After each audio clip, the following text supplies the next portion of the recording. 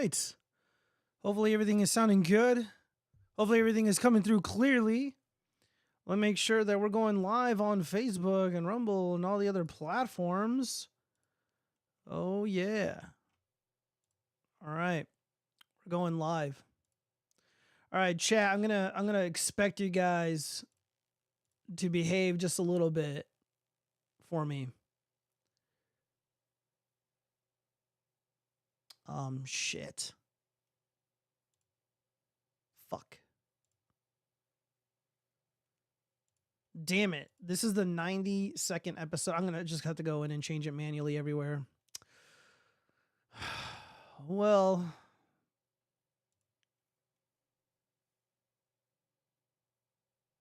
turn on monetization. All right.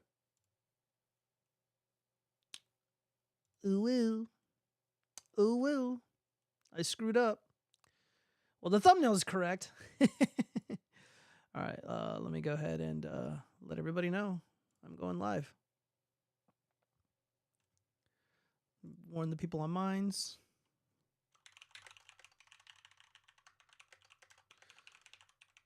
Woo. All right. Let's get this party started.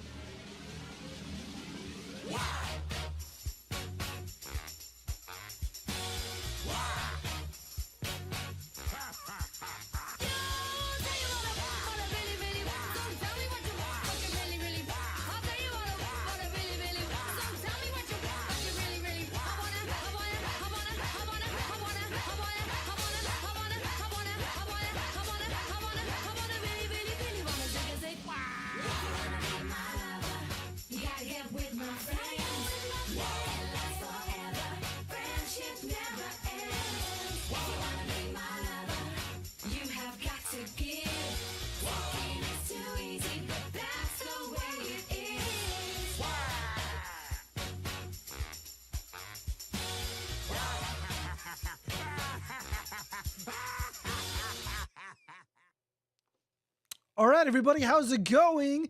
We're live. 1 second, I was getting my little pedal thingy set up. It's right below me. I can feel it. All right, let me see if this is working.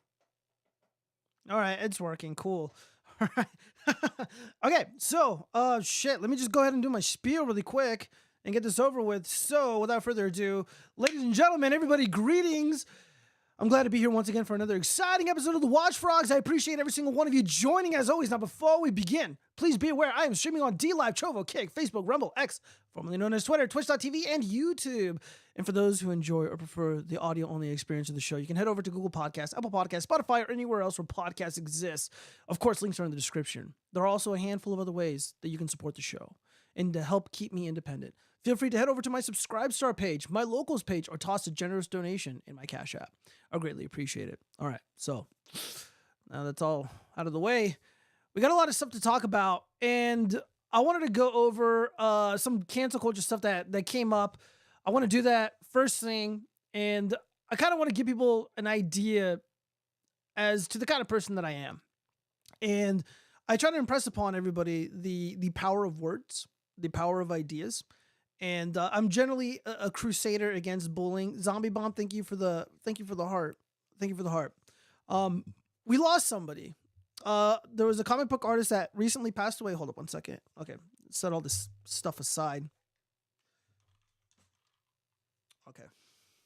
And he ended up taking his own life, and it's really unfortunate. And I'm not gonna go over the entire ending of Themselves note, but I got mocked, probably rightfully so, for making an apology directly to Vito.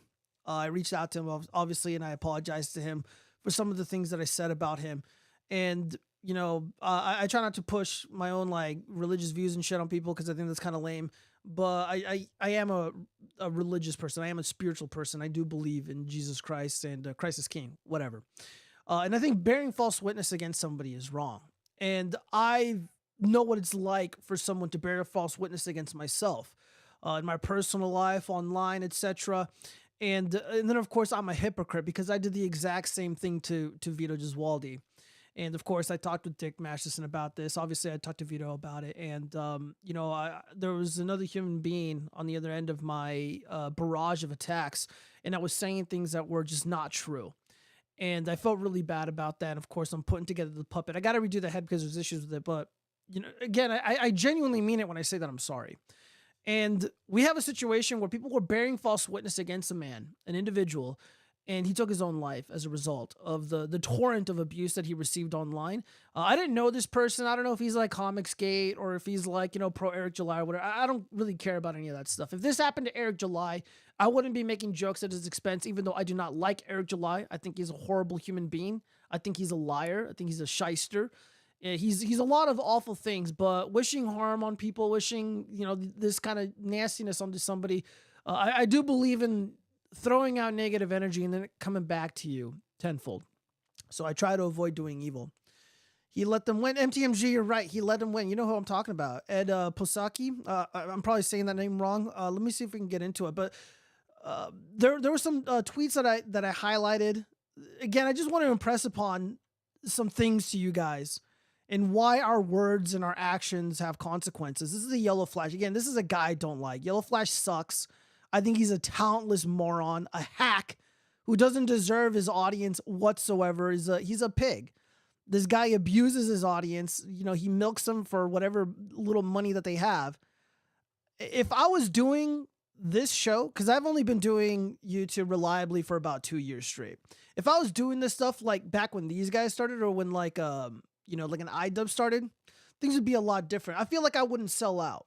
I feel like I wouldn't be, like here's what you're never going to see me do. I'm never going to shill, Blue Chew. I'm never going to shill, Goy Slop. I'm never going to shill, shitty coffee products, dropship coffee products for that. This is not something I would ever do. But again, let's examine the hypocrisy here. The Yellow Flash guy, Ramon Villalobos and Alex DeCampi are the main reason Ed Piskor is gone. So he's holding these individuals accountable for their actions. Yellow Flash.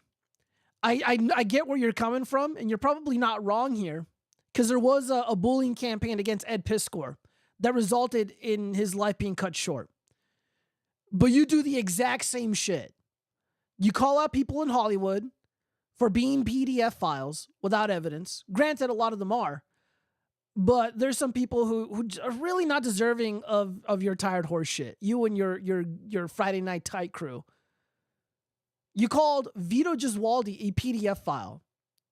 You guys called him all kinds of names reliably, nonstop. Vito's not perfect, man, and he's deserving of a lot of criticism.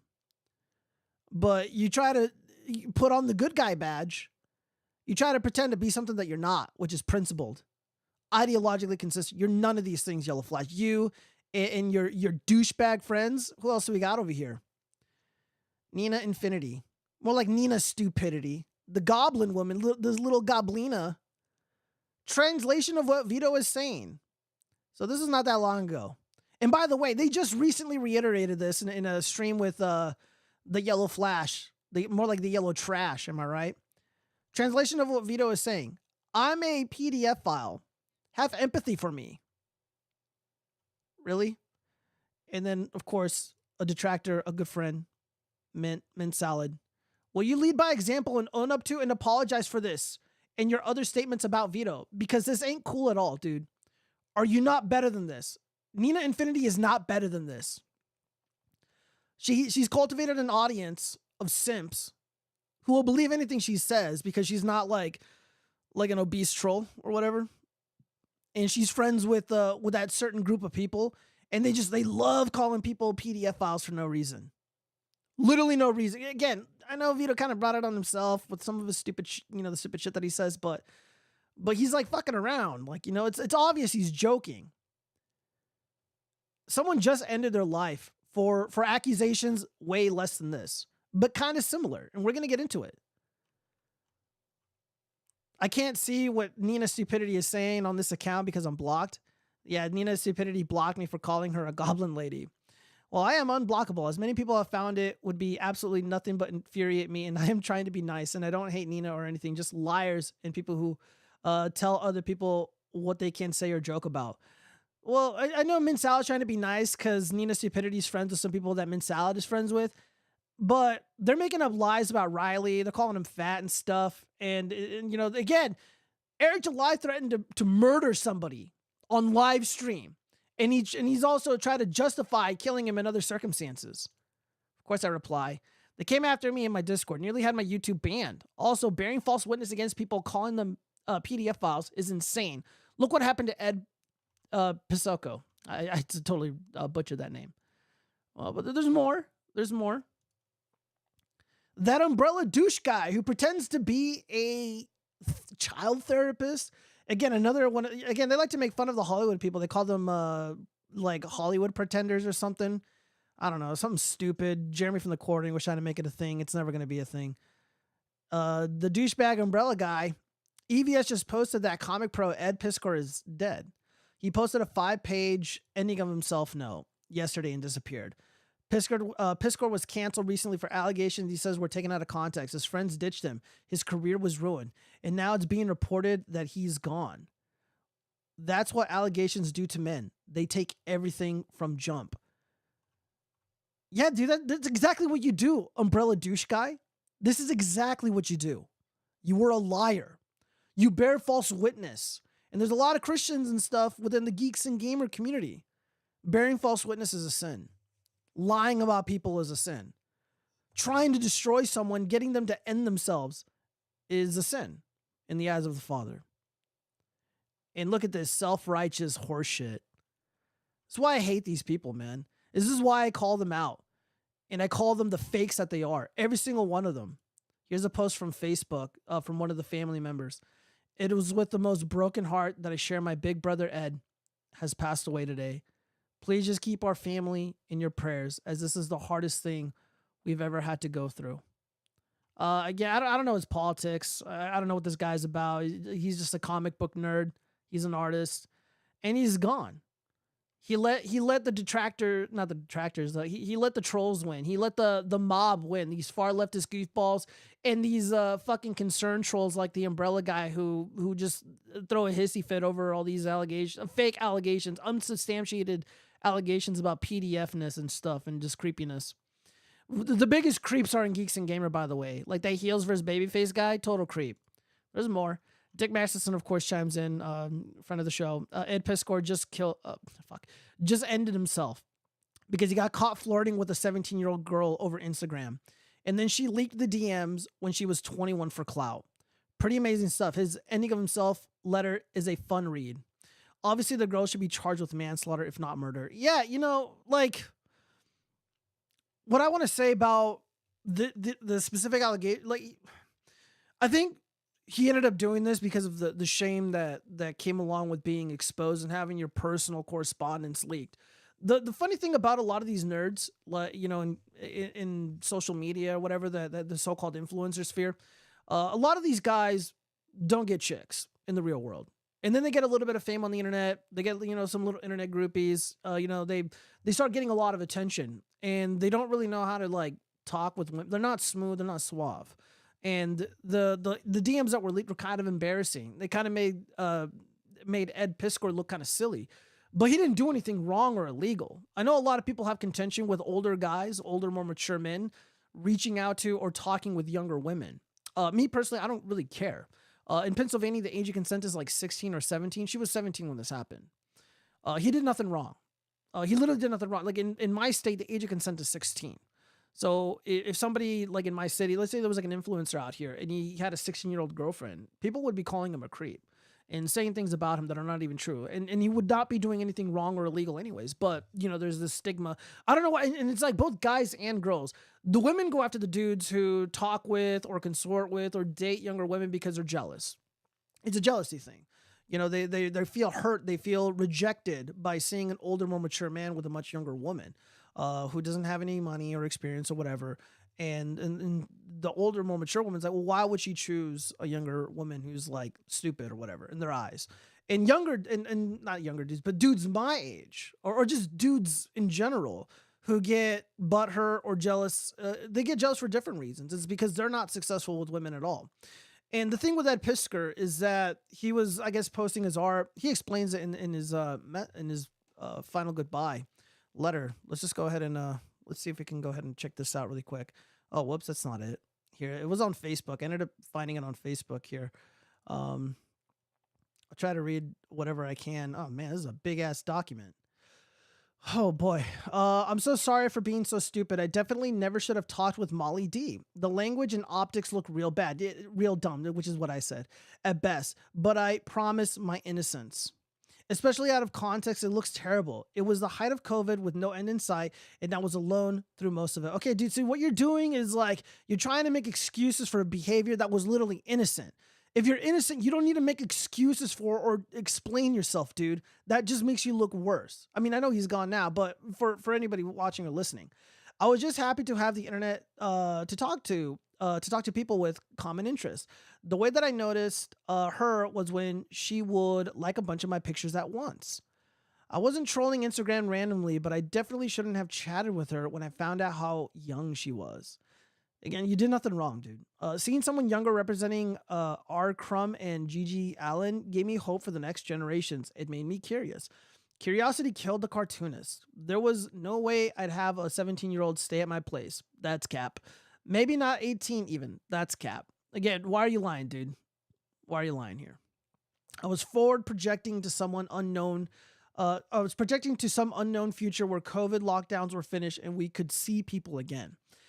And it wasn't even with sex in mind, cap, but simply saying that there's a bed here to crash like the kindness that was given to me a bunch of times when I was starting out. Zine Fair in town? Question mark. Come crash. Ask Liana Fink or anyone else who's come to visit. It doesn't mean sex. When I asked if she could keep a secret, it was because I was sharing some Red Room pages before announcing the book and was just trying to sound cool. Yeah, I can believe that. Tone is missing. It absolutely is. It absolutely is missing, especially, you know, via text. When I said naughty girl, it was sarcastic after she told me some simple crime or infraction she committed. The whole pile of my DMs she collected to show is just awful to look at. I'm sorry. I wasn't trying to offer professional favors to anybody or use my quote unquote position, what a joke, to get into anyone's pants. We're all in the art game, so why not introduce new friends to old friends? When I was bringing up any professional stuff to anybody, it was just common ground conversation. So he goes on. I'm not going to read all this. This is insane. And, oh man. My mom and dad, let's just rant, blah, blah, blah. Okay, yeah, dude. You shouldn't have done this. How I would have handled it? Oh, yeah, so this is at the very end. He writes, I was murdered by internet bullies. Massive amounts of them. Some of you out there absolutely contributed to my death as you were entertaining yourself with gossip. I wasn't AI. I was a real human being. You chipped little bits of my self-esteem away all week until I was vaporized. Maybe I'll be able to haunt you dorks as a ghost. Okay, that's kind of base. I come from gypsy heritage, and I'm definitely cursing a lot of you. All right, well, Ed Piskor, I did nothing wrong to you, man. So bring ghostly fortune my way. This is the calmest I felt all week. It's over for me. I'm sorry for the hurt it'll cause my family and closest buds. Yeah, see, this is where you messed up, dude. Your family's fucking mortified. And they're in a lot of pain. I'm dealing with a little bit of loss myself in my family.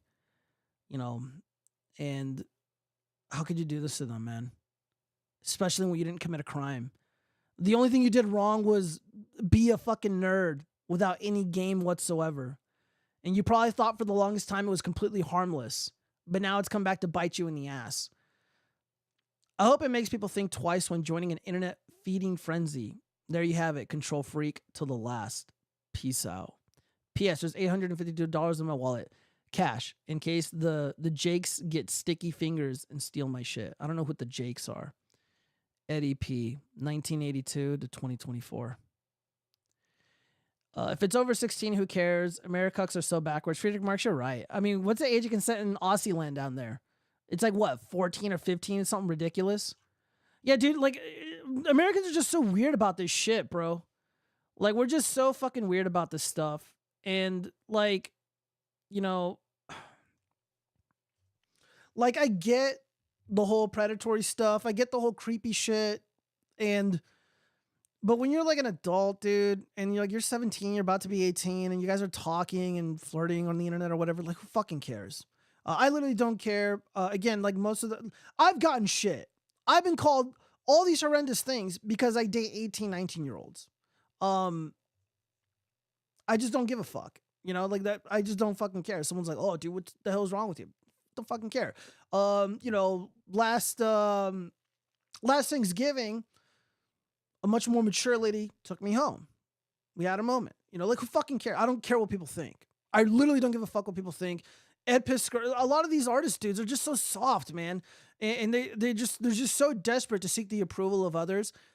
If I was him, I would have just gone out guns blazing, be like, look, I'm a fucking dork. I was kind of flirting. Nothing. I didn't mean anything bad by anything that I said. And I'm going to just leak the entire conversation so everybody can review it. I don't do Snapchat, you guys. I don't do Snapchat. All my shit's on fucking Discord. It's all on Instagram. It's all on Facebook Messenger. And I don't delete my messages because I'm not a fucking creep. I'm not doing anything wrong or illegal, and I got nothing to hide. If someone wants to fucking audit my shit, you're not gonna find anything useful. You can even go through my browser history. You're gonna find me looking up like power tools and shit, and like what animals sound like when they're crying because I get curious and shit about weird stuff in the middle of the night. You're not gonna find like porn or fucking furry shit. I mean, there's even dudes in my space, in our space, who like pretend to be all like manly and shit, but like they're into furry stuff and they're pretending to be things that they're not. Ed Piskor, why he did this? I mean, people think like he's probably hiding some like shit in his computer and that there's other extra stuff going on. It's possible, but I don't really think so. I think what's happening here is a guy was bullied off the internet. He was bullied so horrifically, it destroyed him.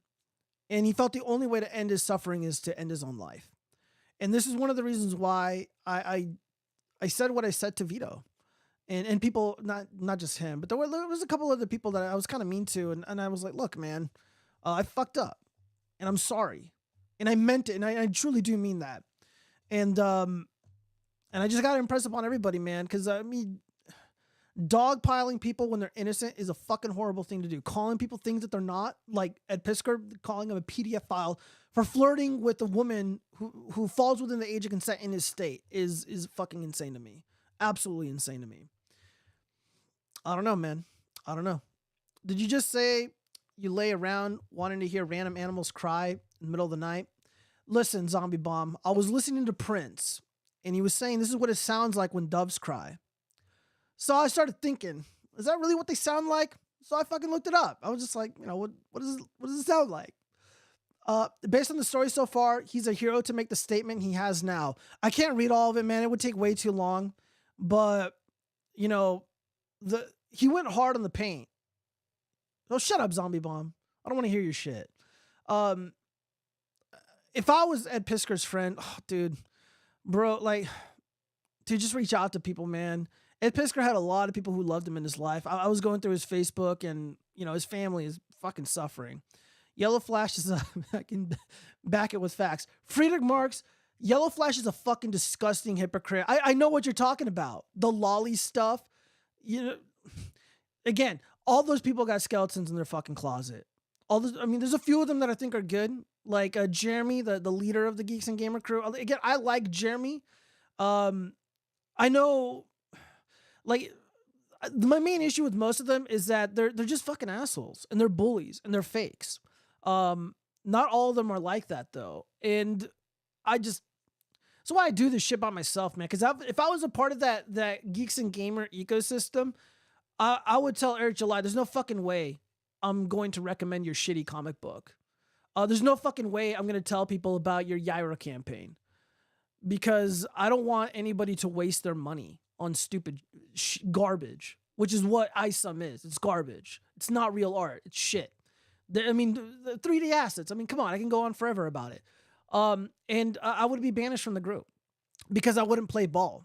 I'm not gonna fucking sell bed sheets like the Daily Wire. I'm not gonna sell fucking dropship coffee like Jeremy from the Quartering, and I'm not gonna do the Black Rifle coffee bullshit like the NRA douchebags. or blue chew, like some of the far lefties. They love the shilling the blue chew. Go figure. A lot of those guys can't get erect. I wonder why. Let's see. Jeremy Vito and Prince apparently. Oh, and your boyfriend Wes Anderson. You know what? First off, which Jeremy? Two, Vito is a dumbass, but he's not a bad person, and he's not all those awful things. And what's wrong with Prince? Dude, Prince music was pretty good. You know what, Zombie Bomb? You're throwing a lot of bombs in the chat. I don't like it. I don't like it at all. So yeah. Yeah, rest in peace, Ed Pisker. Again, I didn't know the guy, but I mean, this is pretty heartbreaking. And yeah, so yeah, just be nice, everybody. Everyone just got to be nice. Just got to chill out. And yeah, just not let the we got to hold those content creators accountable, man. We got to hold those people accountable. The douchebag umbrella guy, the yellow flash watches anime about children graping each, and had a review. Yeah, I know he took it down. I don't really watch any of that shit. I don't really like anime. I know a lot of people do, but and I know most people don't like that stuff. The weird, creepy manga, whatever. I was more, when I was younger, I was into the more wholesome anime stuff. Like Pokemon was pretty good. Obviously, I loved Pokemon when I was a kid. Had the cards and everything. Digimon, I was a huge, wholesome stuff, family stuff. My friends like DBZ, my close IRL friends, they like the Dragon Ball Z and stuff. There's anime about that. What the fuck? Yeah, Zombie Bomb. There's some weird shit out there. There's some really, really weird stuff out there. I don't mess with it, guys. I don't mess with it. I don't promote it. I don't watch it. I want nothing to do with it. Again, motorcycle stuff, gun stuff, politics, tech stuff, nerdy shit. Normal guy stuff. But none of that anime stuff. None of that anime stuff. So let's go ahead and start diving into the stories, man. I just wanted to talk about Ed Pisker before we get started. Do you mean hentai or anime? I don't know. Isn't it exactly the same shit? All right, so let's talk about John Leibowitz. John Leibowitz found to have overvalued a New York home after accusing Trump of lying about property values. So it seems that everybody gets away with doing this. It seems to be a common tactic. I don't know. I've never sold high-profile property that's insanely expensive, and I've certainly never overvalued something like that. Comedian, which is subjective here, unfunny man John Leibowitz is facing online mockery after new reports showed that he overvalued his New York City home during a sale. The revelation comes after John Leibowitz devoted a recent episode of Comedy Central's The Daily Show to ridiculing former President Donald Trump over his New York civil case involving real estate valuations. Of course, Simple bringing a lot of attention to this, so thank you for that. Did Jon Stewart commit fraud when he sold his penthouse for $17.5 million? New York listed its value at $1.8 million and AV at around $800K. Who did he defraud? I am shocked. Oh, but there's more. There's a lot more. He responds, "Oh my God." John Leibowitz says, "I've been caught doing something not remotely similar to Trump." Yeah, it's not exactly it, bro. "I guess all I need to do now is start a fraud college, steal classified docs," which is not true. Those are the people's documents. Those are his documents. He can do whatever the hell he wants with them. "Bankrupt casinos," which isn't a crime. "Pay hush money," which isn't a crime. "Grab pussies" isn't a crime, especially when they let him. "Discriminate in housing," he didn't do that. "Cheat at golf," and I don't even know what cheat at golf means. What are you talking about? What a fucking moron. "And foment insurrection." You'll revere me. Nobody will ever revere you, John Leibowitz. That ship has sailed, bro. You used to be a comedy legend. When I was young and I was thinking about, doing comedy and stuff, like, I did look up to John Leibowitz. His stand-up comedy was pretty damn good. Guy was a natural, but he was even better sitting down. And then he sold out. He turned out to be a total fucking fraud, as Tim Pool has noted, as other people have noted with the sale of his home that was greatly overvalued. And the insurrection thing, yeah, whatever, dude. Yeah, just keep telling yourself that. Let me see. Oh, let me read some of these comments really quick. LOL, they are different. How are they different? They look exactly the same to me. Woke and anti-woke is just a spinning coin, same as each other. It's an anime. Yeah, thank you, Friedrich Marx. I agree. Yeah, so let me see. I don't even know if I can show these documents here. It shows personal information. Cernovich, of course. You didn't pay your fair share of taxes under the smug hypocrite with no values. Jeremy from the Quartering. Hey. Fraud. You got caught. You lied about the value of your property. Will you turn yourself in? Nah, just a hypocrite then. Liberal hive mind. I like this guy's content. He's pretty good, but sometimes he gets some things wrong. You're such a dishonest little rat. I like that. That's how you know he's one of us. A rat. John Leibowitz, the rat.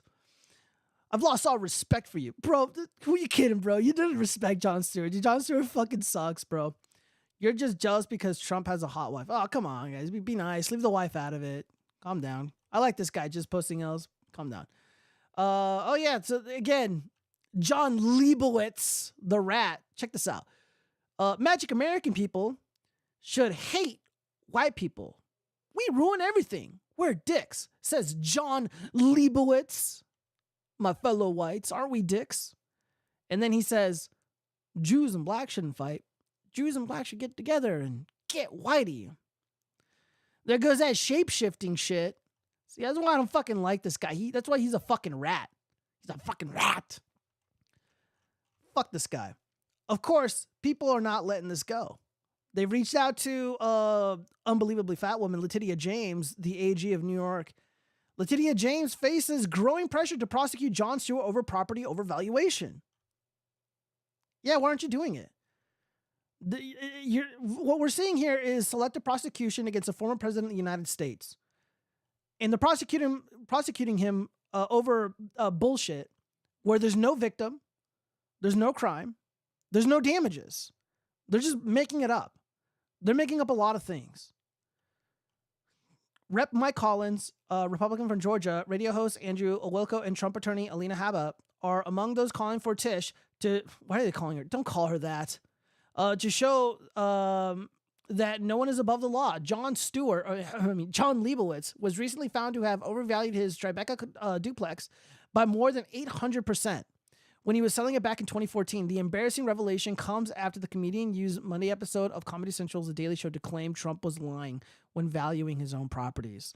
Now, Leibowitz has egg on his face, with pressure building on James to ensure equal application of the law, which is what we're not going to get. And this is why the appeals process is probably going to heavily favor President Trump. They are abusing this guy right before us. And had he not been a billionaire, he'd probably already be in prison. He would be fucked. Everybody would abandon him. But because he's got deep pockets and he's got a lot of love and support, people are willing to prop him up. And I think this is a good thing. People are we're rallying behind the president, and we're like, look, dude, charge ahead. We got your back. We'll push up on you. And it seems to be working. Of course, last week we went over that they were going to charge him, or they expected him to pay almost a $500 million bond, and that was reduced to like $175 million. And of course, he paid that, I think just yesterday or the day before, in cash. Where's the equal application of the law, though? I mean, this is good stuff right here. John Leibowitz, the rat, the hypocrite, unbelievable. Let's move on. Also going on in New York, young widow of slain NYPD detective Jonathan Diller rips elected officials for allowing NYC crime to spiral during devastating eulogy. Yeah, man. John Diller was obviously a hero. He was a good man. He was very much loved by everybody around him in the department, of course. And I'm all for Stephanie Diller, the widow here, to use this tragic event to spread awareness and to let these public officials know that this is on you. We talked, not last show, but maybe the show before, about the biological father of Lakin, the medical student in Georgia.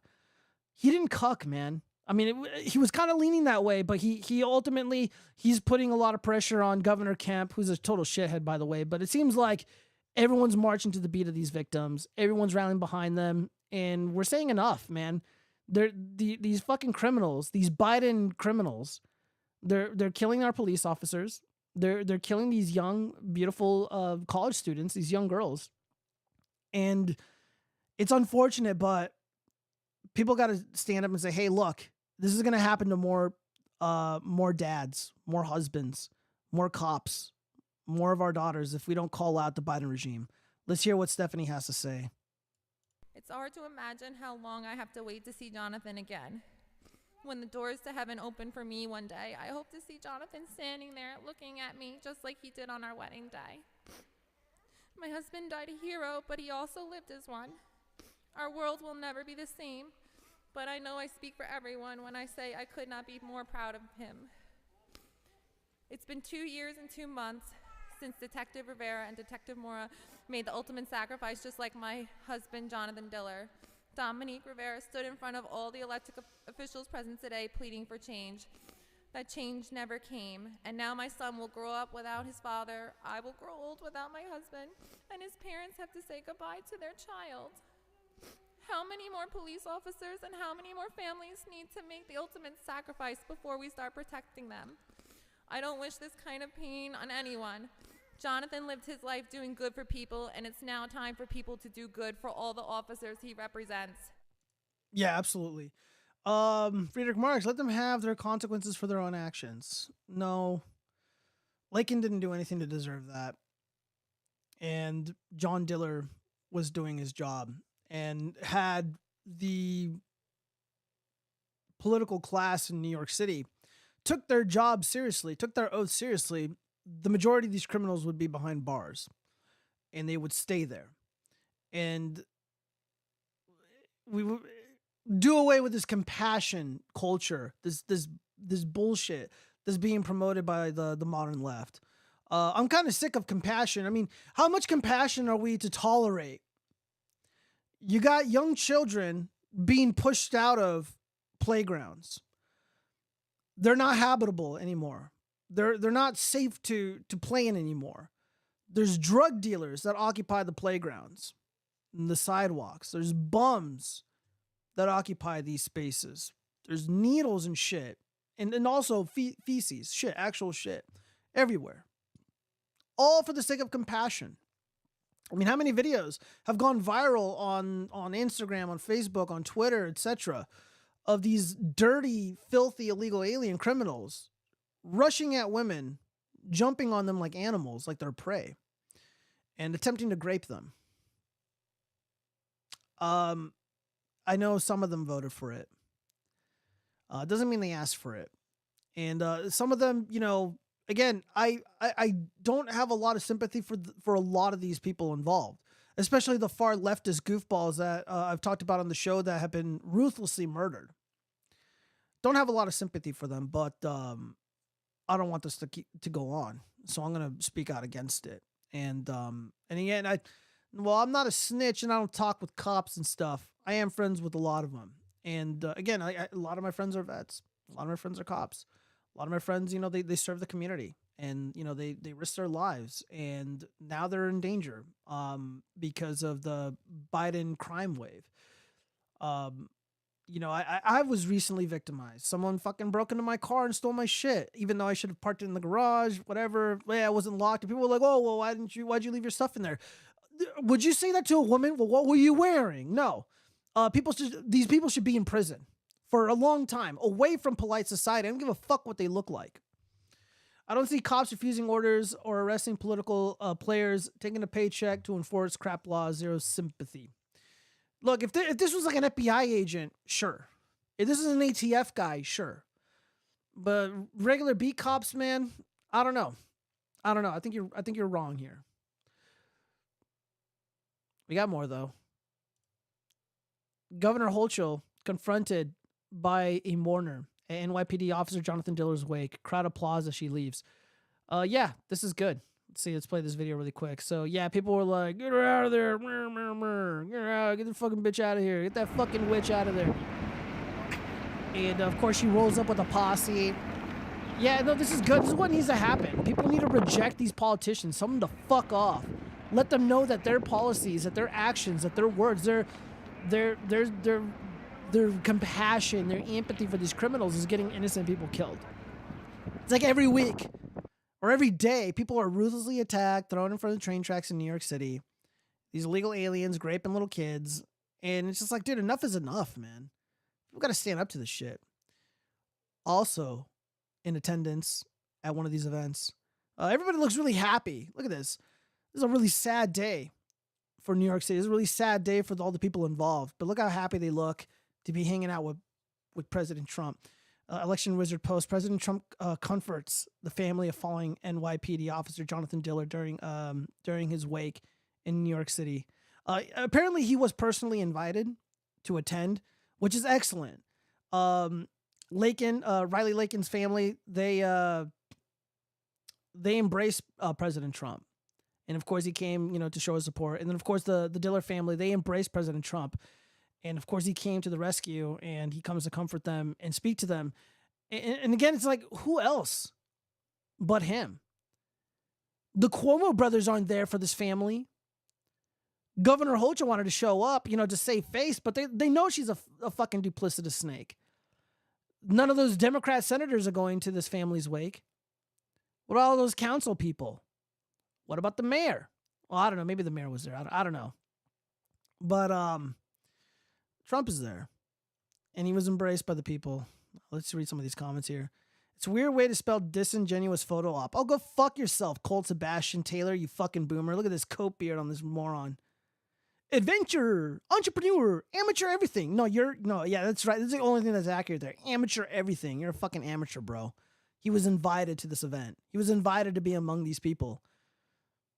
Him being here and spreading awareness hopefully prevents another John Diller passing too soon at the hands of one of these Biden criminals. Fucking sick of this shit, man.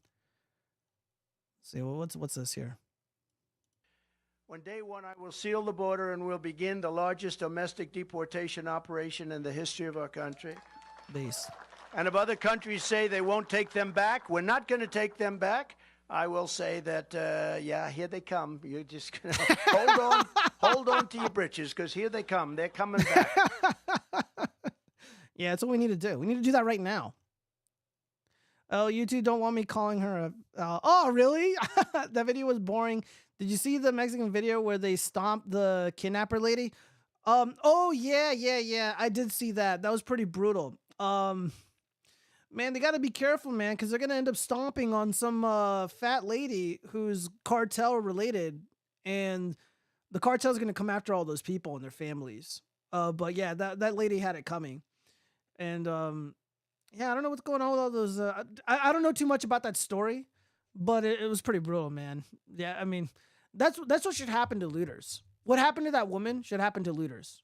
Should happen to people who are like load up carts full of food and like power tools and stuff, and they try to walk out like it's no big deal. No, those people need to get just the worst things happen to them. I'm not even fucking kidding. I have zero sympathy for these thieves. Like the douchebag who stole my Hazard Ford backpack and my lavalier mic, along with my custom mechanical keyboard that was in that backpack.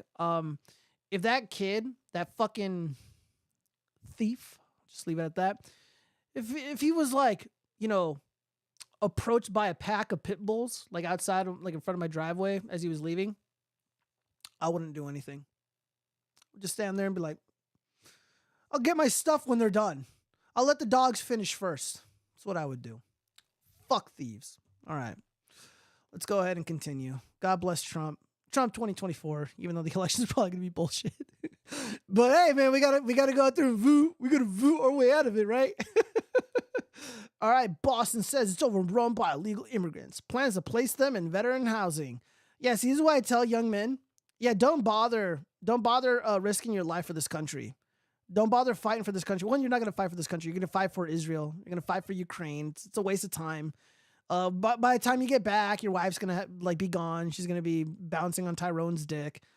She's going to take the kids and the dog and the car, and you're going to lose all your shit. She's going to take half your money. You're going to be out in the streets, and when you're like, yo, what about that veteran housing they promised me? Oh shit, Jose and his 12 kids are there. Fuck me. This is why, dude. Just don't bother. We have said for months now that our system is at capacity, Governor Mauro Haley said. I'm not going to bother reading all this shit. Oh, yeah, I got to join Fox News for access to this content. Kiss my ass. All right, let's move on.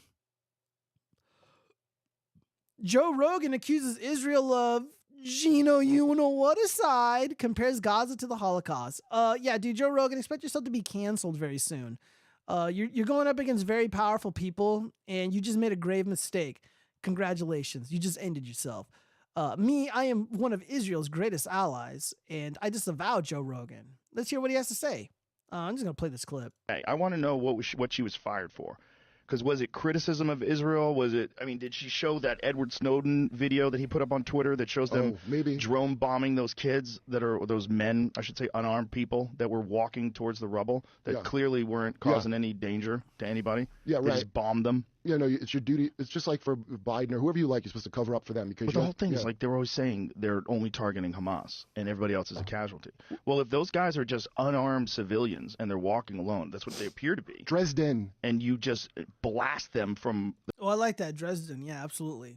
Yeah, dude, we fought the wrong enemy. World War II is a huge mistake. The sky with robots. Dude, say that. Just say World War II is a big mistake, like around a boomer, and they're going to fucking chimp out at you. I don't know how many boomers I've had block me on Twitter or just like generally chimp out on me like on Facebook or whatever just because it said World War II is a giant mistake and that we fought the wrong enemy.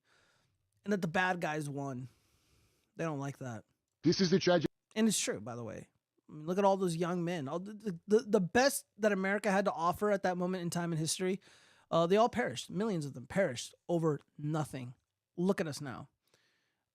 America is controlled by the Mexican cartel, random street gangs, apparently foreign interests that I'm not allowed to name, blackmailers like P. Diddy and Epstein. You think they're the only ones? I'm sure there's more. Tragedy of war. Yeah, this is insane. And no one knows what to think now because if you can't talk about that, if you can't say that's real, then you're saying that genocide is okay as long as we're doing it.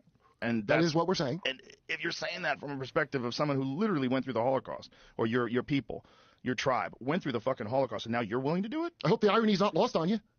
It's so nuts. It's so hard to imagine that someone, where a culture, like a country was... Oh, I can't say it, man.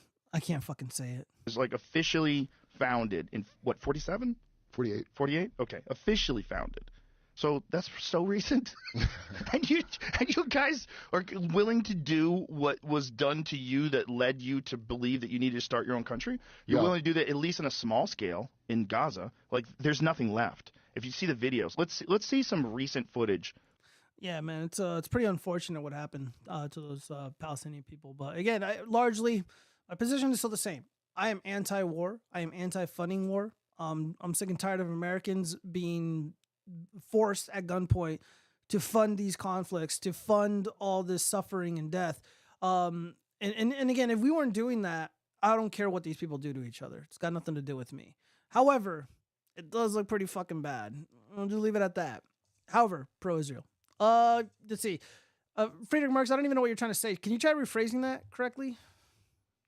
I mean, I feel like I kind of understand it, but I don't want to guess or put words in your mouth. All right, let's continue.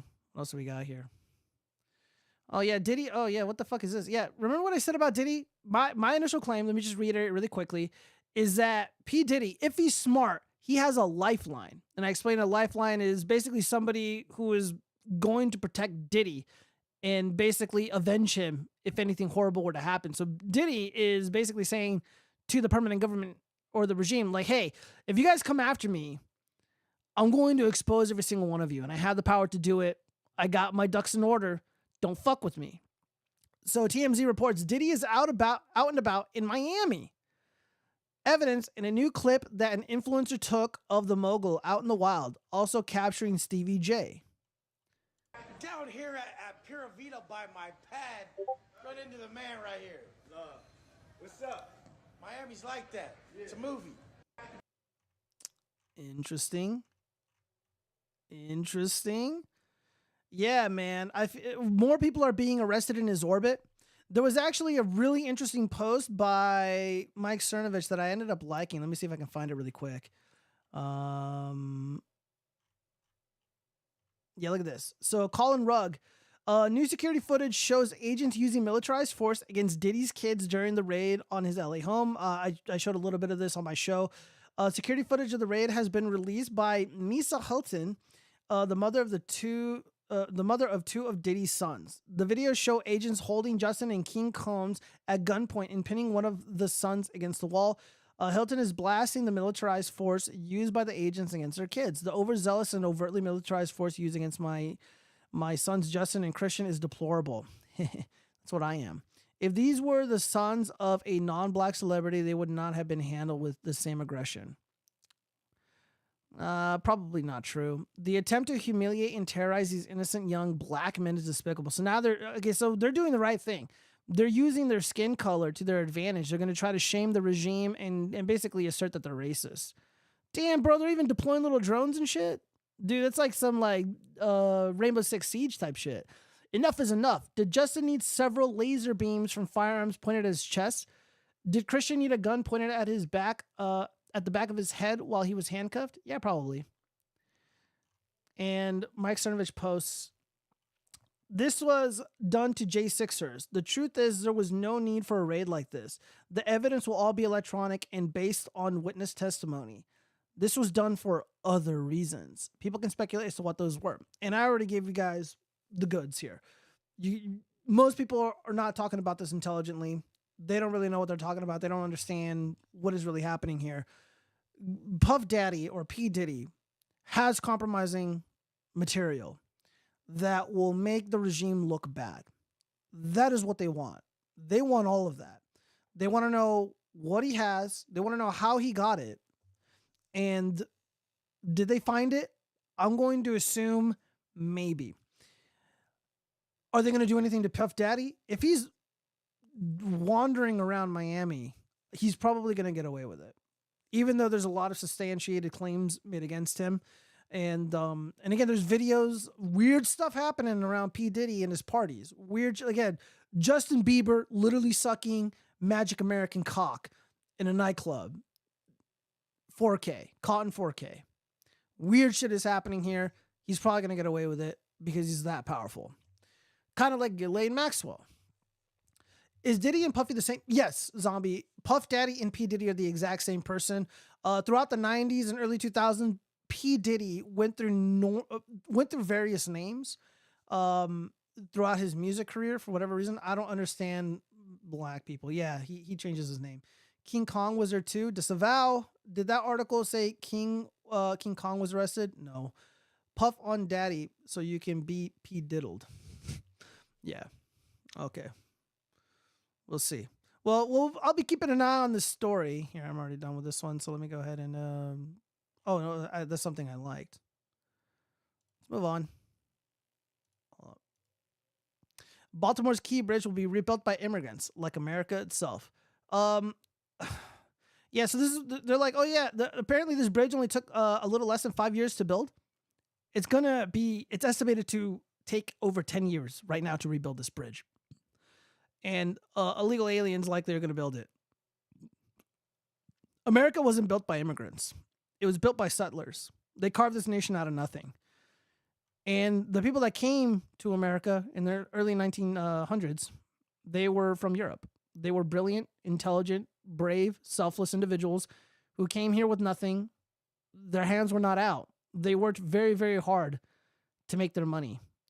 And a lot of them made that money by laying down bricks and erecting very large skyscrapers. The people that are going to build this bridge are overweight.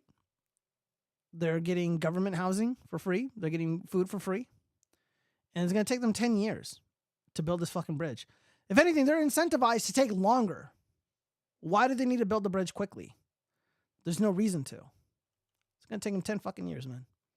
Unbelievable, guys. This is what's happening in America, dude. This is Biden's America, ladies and gentlemen. We're in a lot of trouble. No, I'm sure you read King Kong. I heard it. I did not say King Kong. Settlers. How Israel of you. Fuck you, man. Oh, dude. Okay, chat, you're out of control. You're going to get the stream taken down like the what is this, the 92nd one? The 91st one. Despicable. ATF rules. Oh, yeah, by the way, in regards to those illegal aliens. So there was a video that went viral of a woman saying that her husband owns a firearm shop and that they are allowing illegal aliens to purchase firearms now. I haven't made some phone calls. I'm gonna call some people up that I know out here. I'm familiar with a lot of the high-profile, kind of famous firearm shops. I'm gonna call them up and see what's going on. I haven't done that yet because I've been really busy. But yeah, the ATF rules not updated to allow illegal aliens to purchase firearms. Okay, so claim an update to the Bureau of Alcohol, Tobacco, Firearms, and Explosives background check policy allows people in the U.S. illegally to purchase firearms. That's the claim. AP's assessment, false. No such update has been made. Federal law prohibits people in the country illegally from purchasing or possessing firearms with limited exceptions. What does this mean? What are those exceptions? An ATF spokesperson told the Associated Press the ATF does not have the power to change federal law, only implement it.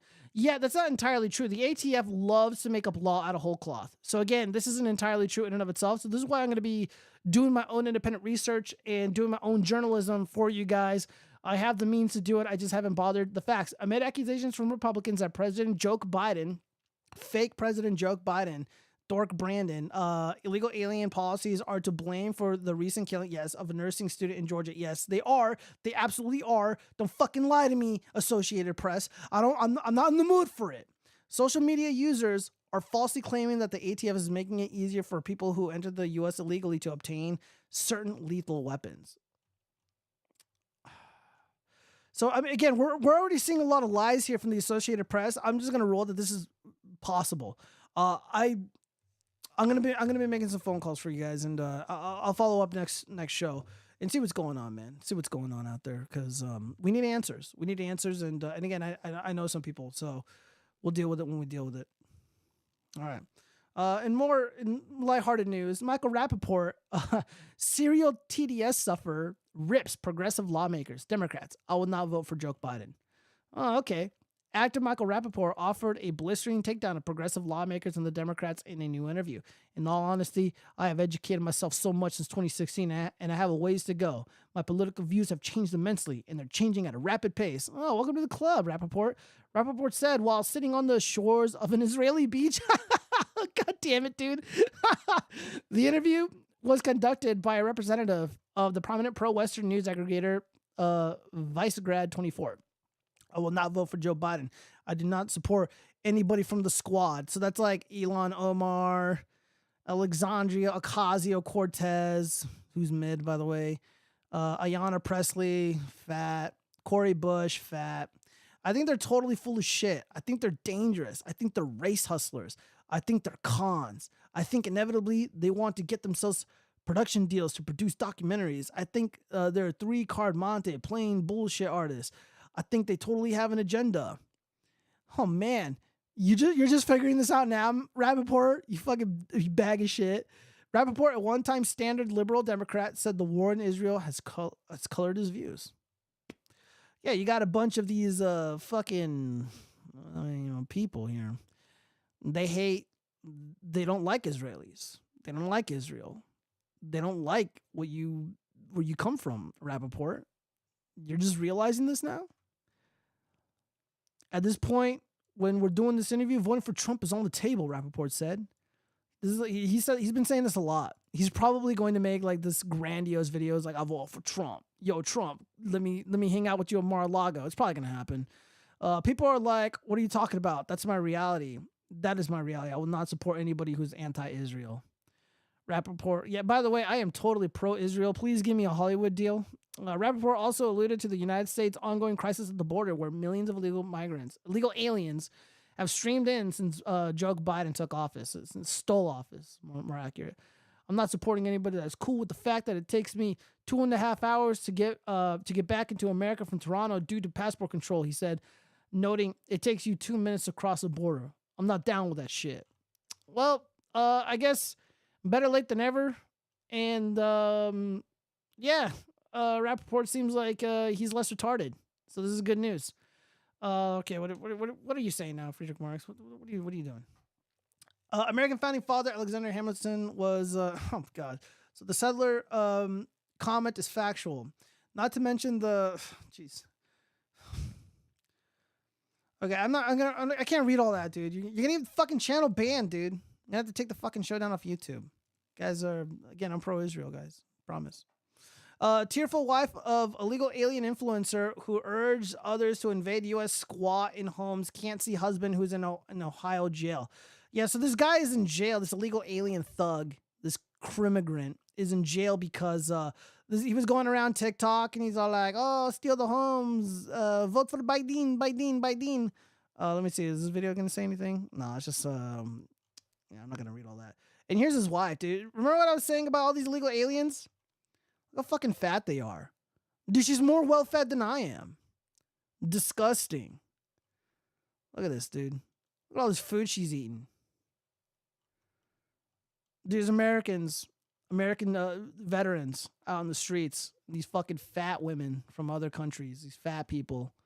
They're coming into this country. They're eating everything. They're getting free housing. Look at all this food here. It's like thousands of dollars worth of food.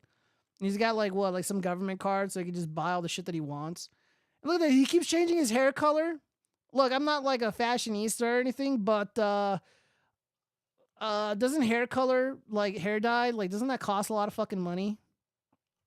Dude, the boy's changing up. He's got money for all this shit. All right, there's a lot of hostility in the chat that I disavow. Zion Dawn sold his... Oh my god, dude. Guys, settle down. Settle down, you. Look, I disavow all that. I am pro-Israel, and I'm pro-Hollywood. I got these Hollywood scripts, these screenplays ready to rock and roll and make a lot of money. Pro-Israel, free the hostages. All right, anyways. All right. Oh, shit. Oh, yeah. So Axios reports exclusive Trump allies plot anti-racism protections for white people. Yeah, what's wrong with that? So the group that is, it's fashionable to be racist and discriminatory against people of European stock or people with white skin. They deserve to be protected, and nobody's protecting them. Trump allies plot anti-racism protections for white people. Yeah, what's the problem there? Where's the controversy? Let's see. Why it matters. Trump's Justice Department would push to eliminate or upend programs in government and corporate America that are designed to counter racism that has favored whites. Wait, what? Doesn't make any sense. Hold on, we got to read this because this doesn't make any sense. If Donald Trump returns to the White House, close allies want to dramatically change the government's interpretation of civil rights era laws to focus on anti-white racism. Yeah, because there's a lot of white racism and it needs to be combated rather than discrimination against people of color. Dude, just because you're going after anti-white racism doesn't mean you stop going after discrimination against so-called people of color. Well, everybody's one color or another, so this doesn't really make any sense. So why it matters, Trump's Justice Department would push to eliminate or upend programs in government or corporate America that are designed to counter racism that has favored whites. Okay, so am I fucking losing my mind here? So they're going to remove programs that are designed to counter racism that favors whites, that has favored whites? Okay. Targets would range from decades-old policies aimed at giving minorities economic opportunities to more recent programs that began in response to the scamdemic and the killing of George Floyd. I don't understand why we need any of these programs. Nobody should be discriminated against because of how they look. I am completely against discrimination against any group of people because of how they look, especially if the characteristics are immutable. So what's the problem? So right now, it is fashionable to be discriminatory against whites. It is literal public policy in the United States in 2024, for those listening at home, and for those who will be listening in the future. It is right now permissible to be racist and bigoted against white people if you're an employer or a local or federal government body. Trump campaign spokesperson Stephen Chong told Axios, as President Trump has said, all staff offices and initiatives connected to Biden's un-American policy will be immediately terminated. Based. Yeah, dude, they're doing some weird stuff with the rules here. They're going to go over some of the rules, some of this other stuff. I'm not going to bother going into it. White light is all colors. Black is absent of color. Patience 101. I don't know what you mean by that. Yeah. So anyways, I can only stay so erect for so long. Goddamn, we need Trump. Everybody's got to vote for Trump like 8 times. Then we got one more political news story. This is kind of a big one. Biden issues White House proclamation declaring Easter to be Transgender Day of Visibility. I don't know about you guys, but I think every day is Transformer Day of Visibility. I mean, they're kind of hard not to notice. This is officially from the White House. At the same time, my administration is working to stop bullying and harassment of transformer children and their families. The Department of Justice has taken action to push back against extreme and un-American state laws targeting transformer youth and their families, and the Department of Justice is partnering with law enforcement and the community groups to combat hate and violence. Now, therefore, I, Joseph R. Biden Jr., President of the United States, debatable, of America, by virtue of the authority vested in me by the Constitution and the laws of the United States, do hereby proclaim March 31st, 2024 as Transgender Day of Visibility. I call upon all Americans to join us in lifting up the lives and voices of transgender people throughout our nation and to work toward eliminating violence and discrimination based on gender identity. Biden, who is Catholic, has also banned religious artwork from the White House Easter egg competition. Now, this is from a reputable source, the Gateway Pundit. However, there were doubts that this was real because it was just so beyond the pale to come from somebody who claims to be a devout Catholic.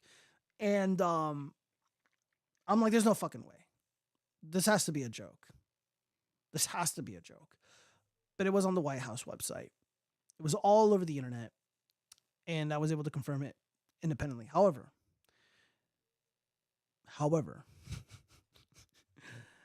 how fucking ever, Biden says he didn't do that.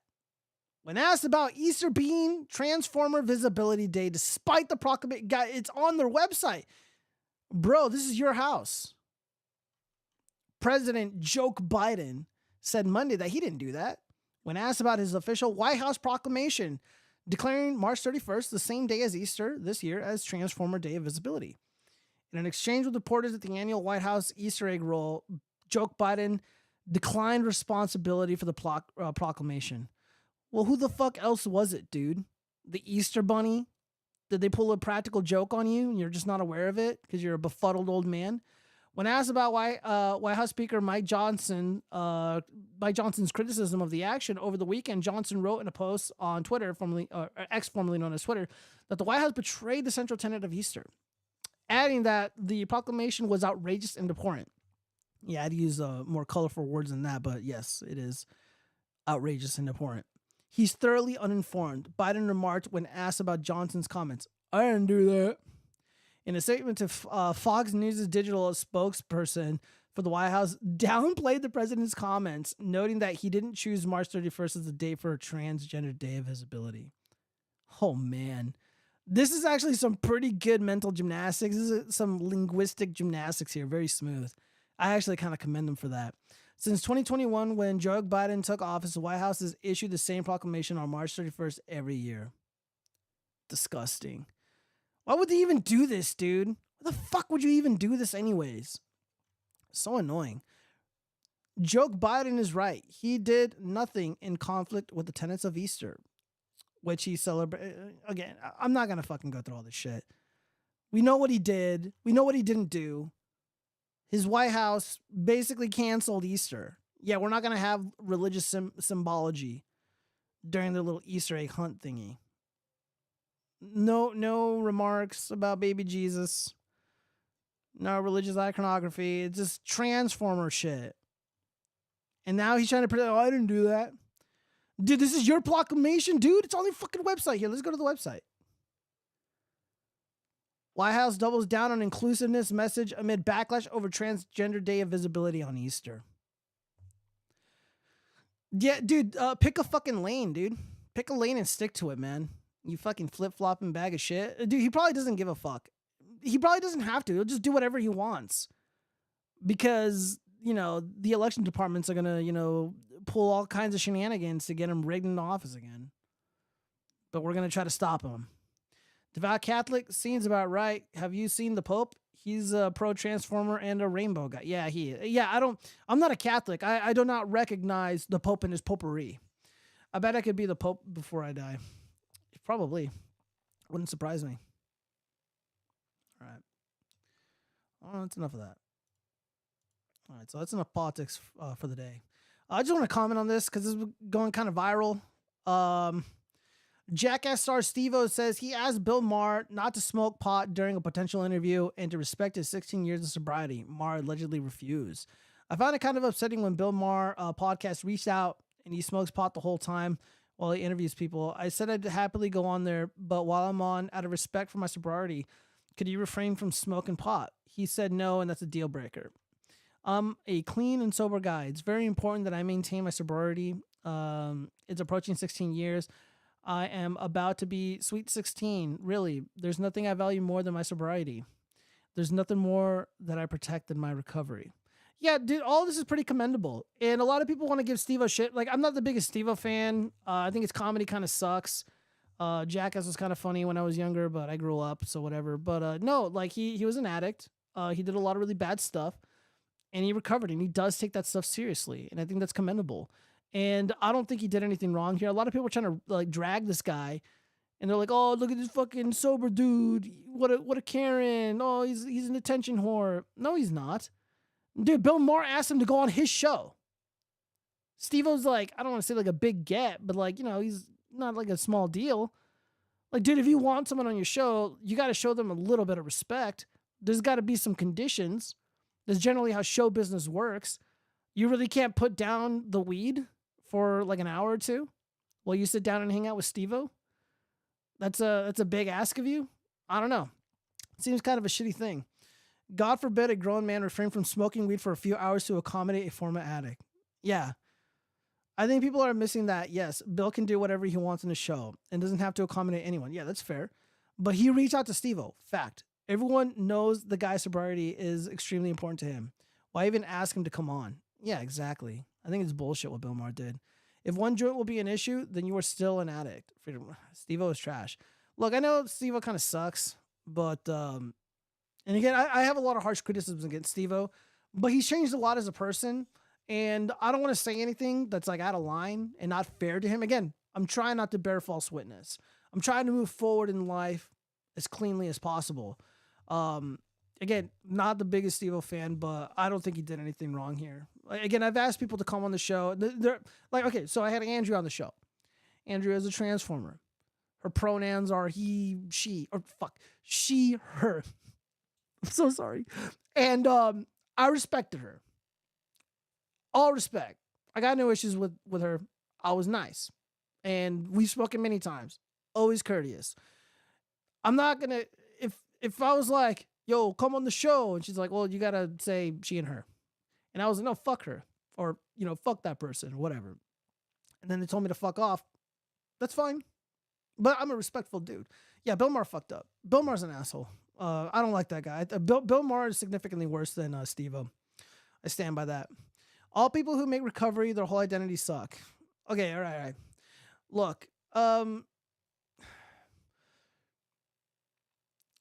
he's got to, man, because you're not wrong, but I think you're not being that fair. Because Steve-O is not just like, oh, my identity, my sobriety. I mean, there's more to him than that.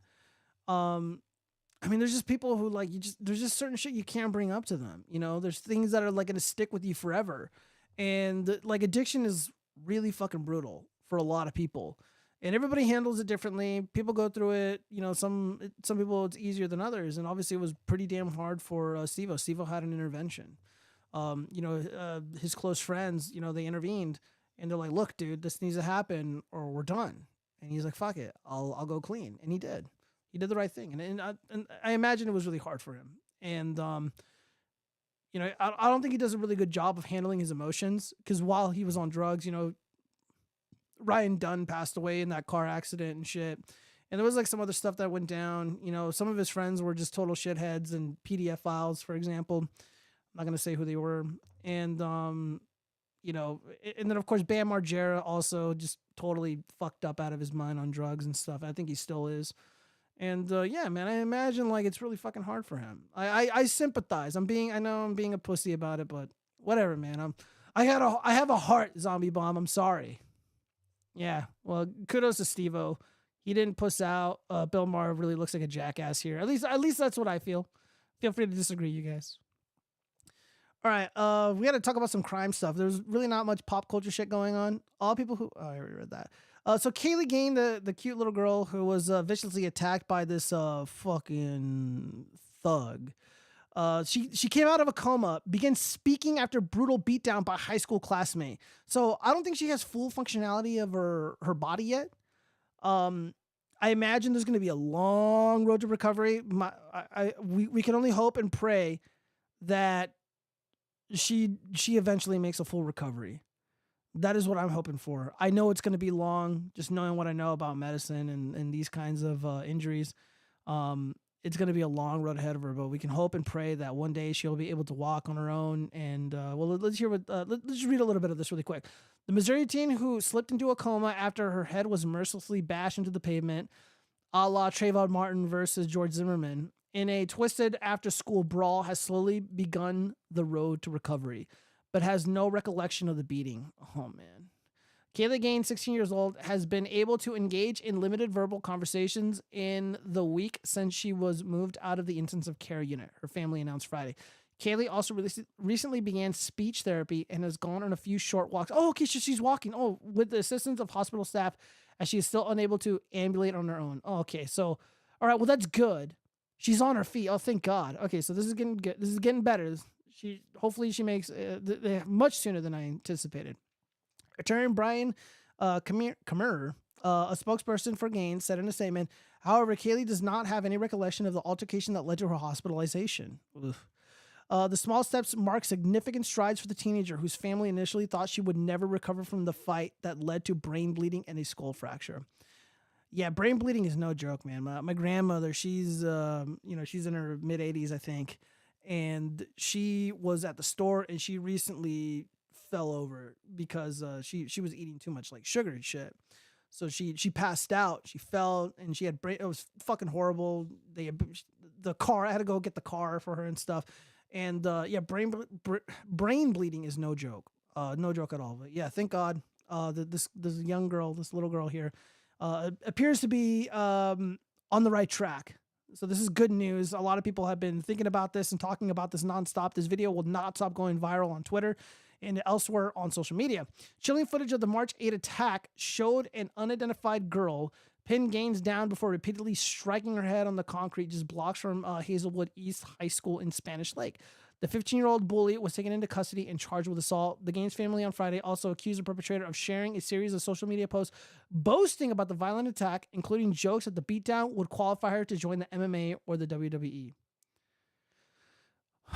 Oh, man. Guys, I'm having an urge. Everyone's thinking it. Everyone's fucking thinking it. The alleged posts have since been taken down. They said, well, hopefully the lawyer, if they're worth the shit, they archived it. Given that Kaylee began visibly convulsing within seconds after the attack, the serious nature of Kaylee's injuries should have been immediately apparent to the accused, Kammerer said. I don't even know how to say this name. Adding that the post indicated a complete disregard for the well-being of a fellow human being and serves as further proof that the accused is an ongoing threat to the community. Yeah, absolutely. I am pro school to prison pipeline. These kids need to go to prison until they're 21. They need to be retried as an adult, and a judge should determine whether or not they are safe to have out in polite society. And if they deem that they're not, they need to do like another 5 to 10 years. We can't have people like this existing among us. I don't know if it's true, but from my understanding, from what I've read, the school that Kaylee Gaines went to was like a predominantly Magic American school. So Kaylee Gaines is literally a minority here. Dude, if you're a parent, you got white kids, you got white babies, man, don't put them in schools like that. You can't put them in schools like that. I wouldn't. Move heaven and earth to get them the fuck away from the people like the girl who attacked her. All people who make read that another recovery or oh my God, shut up. Bad zombie bomb. Bad. Disavow. Gaines family, as well as Missouri Attorney General Andrew Bailey, have been pushing for the unnamed girl to be tried as an adult for the vicious crime. Yes, they should. They absolutely should. The girl's family defended the honor roll student, who they claimed had been harassed and bullied before the beatdown. Yeah, we're going to need to see evidence of this. A detail the Gaines family said points as further proof that she knew the severity of her actions. If anything, the accused reported level of intelligence suggests that she was fully capable of understanding that violence of this nature would lead to the devastating injuries that Keely has sustained, and therefore provides a further reason why it is appropriate for her to be tried as an adult. Yeah, so more prayer warriors, do your thing. Let's hope that the thug here is tried as an adult and they get the book thrown at her so little Kaylee Gain can get some justice. And again, just Scott Adams, something Scott Adams. God gave us blackjacks and batons. If a user gives more often, this would not occur. You're probably right. However, I'm gonna have to disavow nonetheless. Dude, I got this thing for free on Amazon. It's a back scratcher, so useful. God, I needed this. All right, we got a bunch of crime stuff. A lot of really good stuff going on. A high school football player who allegedly beat another teen to death at a party boasted of being too strong. Cops. So there's a little boy here, little Preston Lord, 16, died at a hospital in Arizona on October 30th. Yeah, so these are the perpetrators. I think the main villain here was, I think, Jacob or Talon Renner. Dominic also had something to do with it too. I got in a big group fight, and I accidentally killed a kid. Renner said, yeah, so Renner right here, Talon Renner. So this is the main murderer here. Renner wrote in a Snapchat message, police said, I guess I'm just too strong. Renner also acknowledged the attacks as he frantically fled the party with 3 other suspects, including a 19-year-old Taylor, blah, blah, blah. I'm not going to read all his names. I might have hospitalized that kid, Renner told Sherman as they left. According to the police, I hit him pretty hard. Cops responded to a chaotic scene at the huge Halloween party, packed with an estimated 250 teens and as many as 30 cars parked outside. Someone's going to get hurt. Someone's going to get killed. One witness told police. These kids have weapons on them. Yeah, what the fuck is going on, man? Justin for Preston Lord. Yeah, it's a lot of people. Dude, like, what's going on here, man? What's going on? And all these kids just fighting, acting all ghetto and shit. It's like fucking like, the Warriors or something. Or like some gangs in New York type shit. Really upsetting. It's not what you want to see.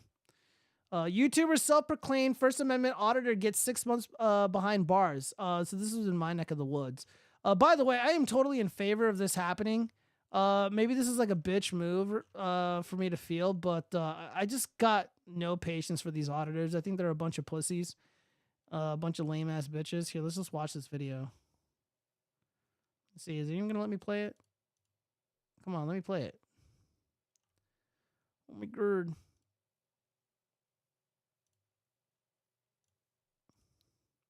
All right, well, I guess I'm just going to have to narrate for you. So this douchebag auditor, I apologize.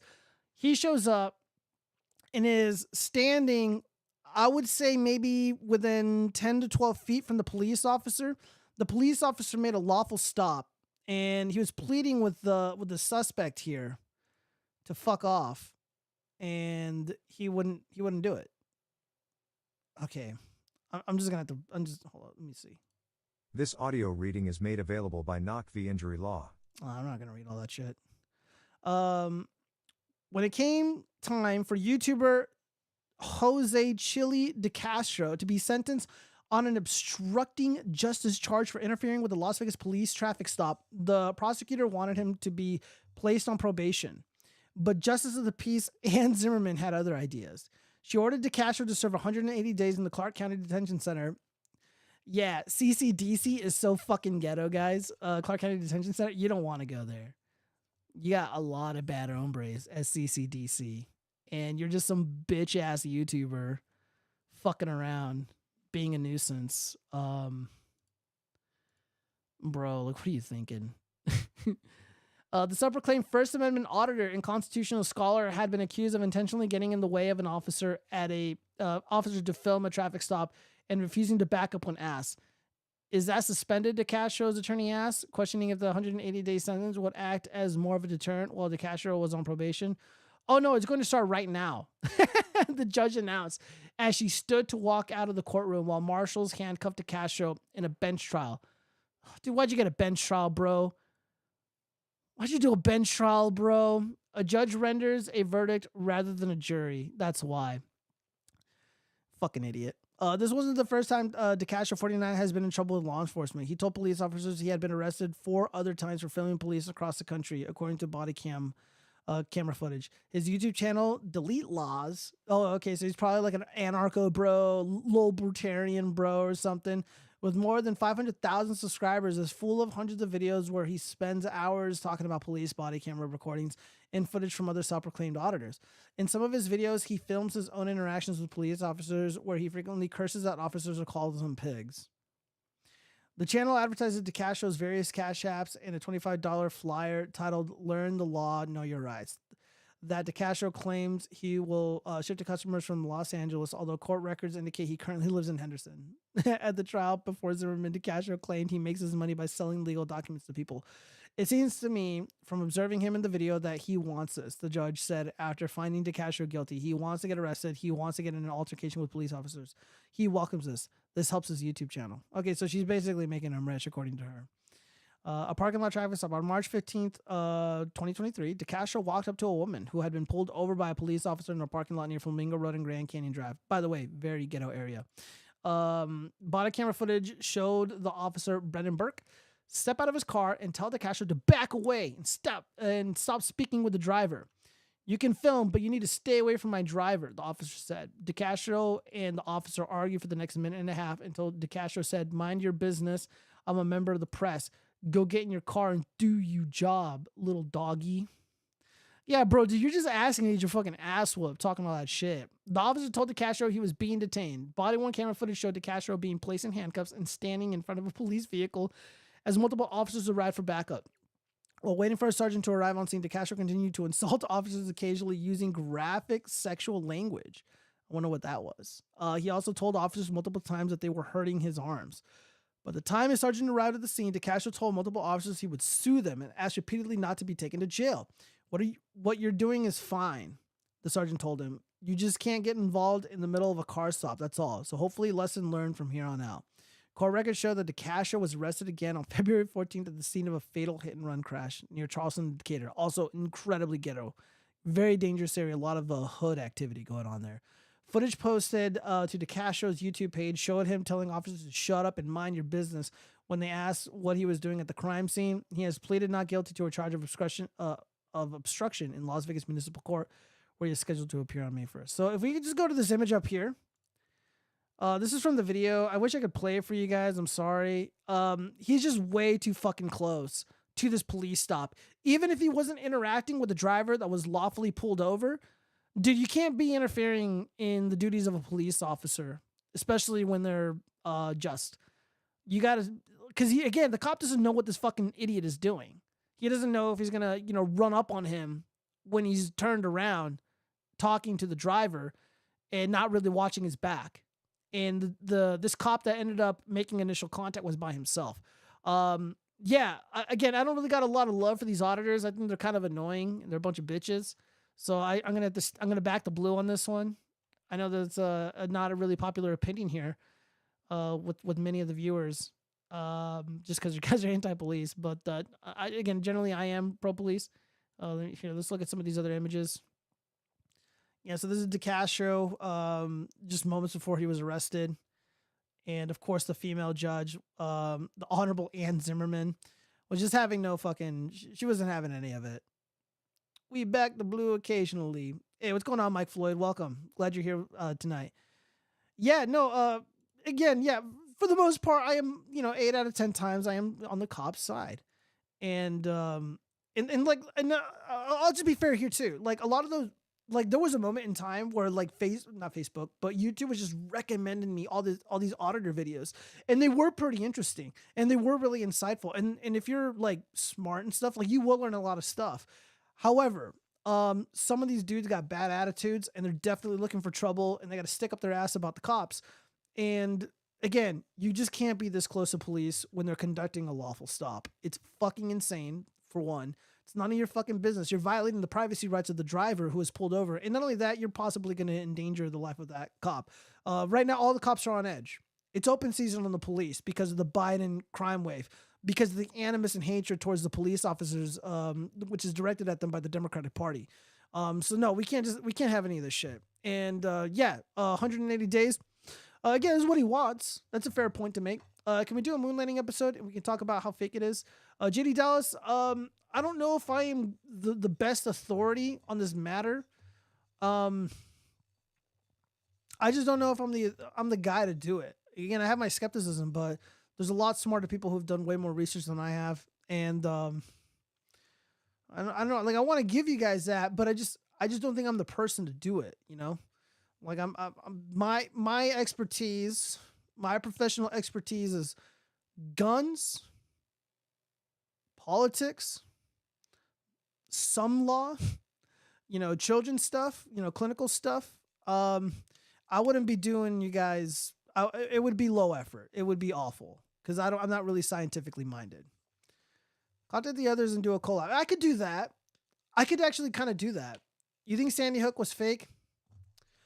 I think Sandy Hook was very suspicious. I think a lot of the things that were going on with the Sandy Hook school, highly suspicious.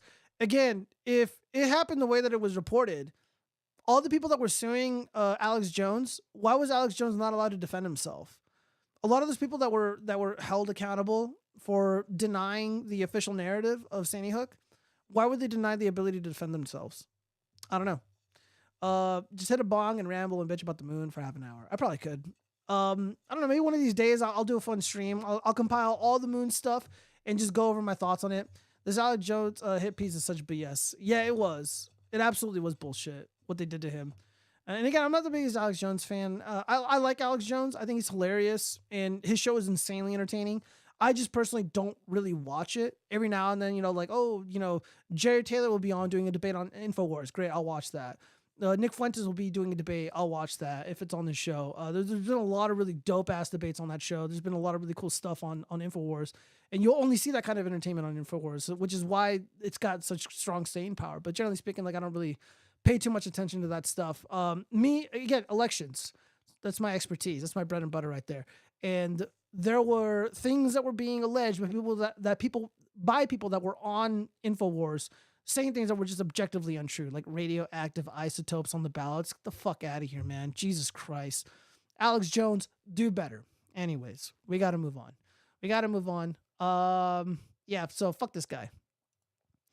Ashton Kutcher reportedly fears being drawn into investigation of longtime friend Diddy.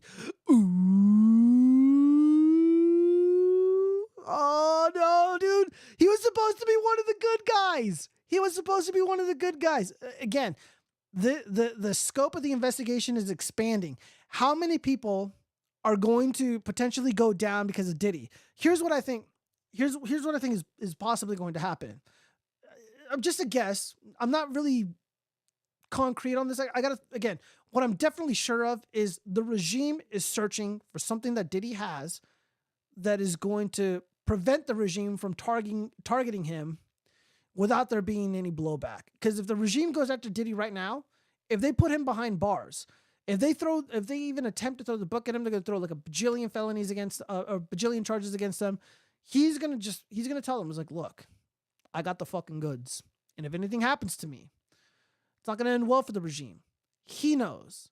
This is why he's walking around freely. The guy's not scared. So whatever they want, I think the regime is going to try. They're going to have to get creative to get to him. They're going to have to get creative, and they're probably going to rope in a lot of people in the music industry. Again, they're nobodies. Again, celebrity worship is kind of waning. All this, butt sniffing with the Hollywood sexuals is kind of waning at this point in time. And the regime is going to get desperate. They're going to start roping people in.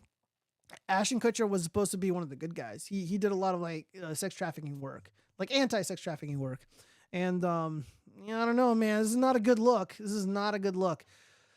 Ooh, we'll see. Rishi Sunak backs J.K. Rowling's right to free speech as Scotland's hate crime laws come into force.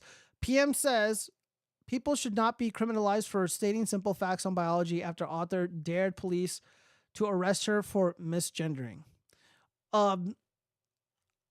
Truth is not hate speech. So yeah, right now, the United Kingdom is having a real moment where they are about to start arresting people for lawful speech in the US, but not in the UK. Look, I don't like J.K. Rowling. I think she's an enemy of the West, and I want her to rot in prison for the rest of her life. So I am against Rishi Sunak. The sooner these people are in prison, the better. Not a popular opinion, but look, I want my enemies in prison. I want my enemies to be unsafe. I want my enemies to suffer gravely for all the harm they've done to my country, to my people. J.K. Rowling is my enemy. And I don't give a fuck about her shitty little book about those stupid little wizards. I want her in prison. I side with the Transformers. I think the Transformers and us should team up to arrest people like J.K. Rowling. This is good. Diddy holds the book of buck breaking. They need that book to make the brother. I can't read all that. No, it seems abundantly clear that that Diddy was buck breaking rappers who were like pretending to be gangster in the streets, buck broken in the sheets for sure. Mike Floyd, base turf rolling. I don't think she's not based at all, man. Dude, she wants to import all of the third world into our countries and to completely destroy our calm, peaceful communities. But they're not allowed to stay at her mansion. They're not allowed to stay at her castles. Dude, J.K. Rowling's like one of the richest women in the world. She's insanely rich and she's insanely powerful. And I want her to rot in prison forever because she's evil. Evil people need to be dealt with. And I don't really think it matters how we do it, so long as we do it. I don't know, maybe not really popular, but I'm just not down with providing safe quarters to my enemies. And I'm certainly not going to defend them either. Again, these hate speech laws, she promoted stuff like that. Just saying. What are the crime stuff of interest that we have here? Okay, so we're done with the crime stuff. Now we got to move. I don't have anything really financial, but this came up, and I thought it was interesting. Try not to be distracted by these dick-sucking lips, which are fake, and this tan. She's looking really orange here. It's like Trump's daughter or something. Gio has swamped positions on J.K. Rowling. You argued against me on jailing her. Good to see you. Wait, when did I ever argue against that? First off, I disagree with that. I don't believe I ever disagreed with arresting J.K. Rowling. I fucking hate J.K. Rowling. I think she sucks, and I want her jailed. I want my enemies jailed.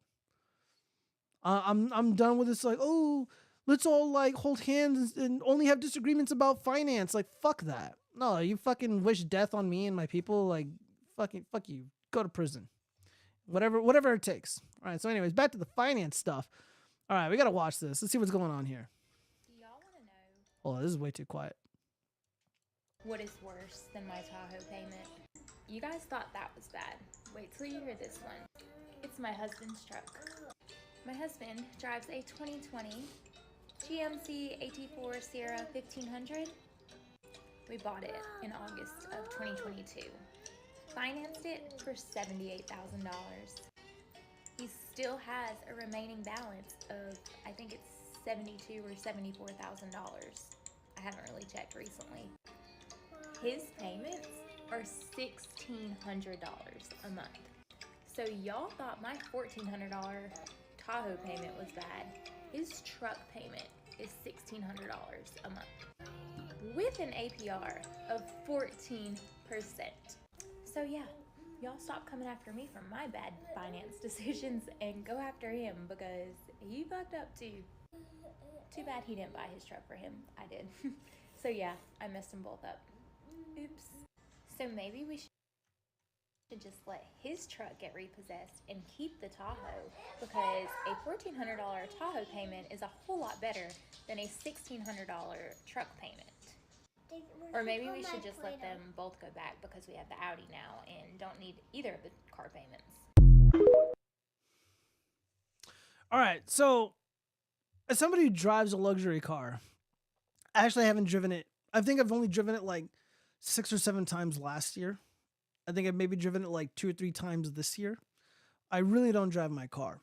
I hate driving my car. Driving a fancy vehicle is not going to get you laid. Driving a big fancy truck with all the features and stuff on it, fully loaded, not going to get you laid. It's not impressive. Nobody gives a shit.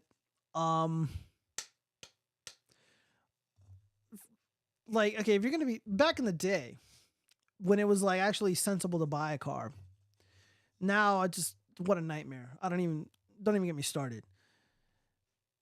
I would walk because I'm all about the art of the deal, right? If the deal sucks, you walk. You're in a bad situation, you walk. Things aren't working out for you, just fucking walk. Figure it out later. Now, I had a rule. If my interest rate was going to be over 3% or more, I walk. Anything more than that is theft. Dude, 14% on a fucking loan for a truck, what, 78,000, what she said? Absolutely insane. Unbelievably crazy. Again, who are you trying to impress? I'm just letting you guys know right now. Nobody, like when I was like 16, 17 years old, 18 years old, and I drove the shittiest car. Didn't have AC, had seats, but didn't really have like interior, like on the sides and stuff, because it was all shitty. I had no problem with chicks. Again, I wasn't judged for the car that I drove. No one fucking cares. Nobody cares. You'll become a slave to the banks. You'll become a slave to usury if you go through with this. And there's plenty of videos of these people like this TikToker who are like, yeah, my car payment is $800 a month, $700 a month, $900 a month. I can't fucking believe it. I mean, I know it's true because I got a couple friends who work at these dealerships, and I'm like, dude, are you serious? Are people really spending that much money a month? And that's just a payment. That doesn't include insurance. And Tahoe is a really large SUV, and obviously the truck that she mentioned is pretty big. And those things guzzle gas like crazy. Like my Jaguar requires premium gasoline only, so it costs between $75 to $80 right now in Biden money to fill it up. During the height of the gas crisis during Biden's bullshit presidency, it cost almost $120 to fill that car up. And that's why I got the motorcycle. It costs less to buy a brand new motorcycle, and just use that than it was to keep filling up my car. That is how crazy it is in America right now. And I honestly, like, I don't know how people do it. I mean, unless you're like a contractor, I guess. But dude, like someone's like, yo, dude, when are you gonna get a new car? Why the fuck do we need a new car? My Jaguar is nice. Like, I know it's the paint on the roof's kind of fading or whatever, and you know, there's like a scratch on it and shit, and it's got to get fixed. I would rather just pay like $8,000 to get the car repainted, new clear coat, replace some trim pieces, and fix the scratch or whatever. I'd rather just pay the $7,000 for that than buy a new vehicle. Unbelievably crazy. People are insane. Cars are transportation. That is all. Yeah, that's it, man. But I mean, out here, vehicles, people believe, the dudes believe that a car will get you laid. Women believe that these fancy cars are like a fashion accessory. And they don't really see it as anything else other than that. When it comes time to pay the bills for that car, they're like, oh my God, why is it so expensive? Because you didn't do your homework. Because you're stupid. You didn't think clearly. Dude, 14% interest? That's fucking crazy. If I were to hear 14, just get up and leave. Get up and leave. You can't afford the car. That is way too damn high. Way too damn high. That's why I'm a bad salesman, because I'd be like, I would let him know. I'm like, bro, this is a really bad deal, man. This is a horrible way to get ahead in life. If you go through with this, like, you're going to be in bad financial shape. I'd be a terrible salesman. And by the way, I did do fucking sales when I worked for, selling solar and shit. And I'm just like, I can't do it. Can't fucking do it anymore. Because I'm basically paid to lie to people and I can't do it. I think that's all the finance news I have. So we got some more fun stuff. All right, we got to get into the 304 stuff. Whoop, whoop. And you know what? Do you want to do consume confession? Yeah, we'll wait. Let's talk about some 304 shit. Longtime teacher stepped down after school officials found her OnlyFans account report. Okay. A teacher has resigned after her district found her OnlyFans and Fansly accounts. Okay.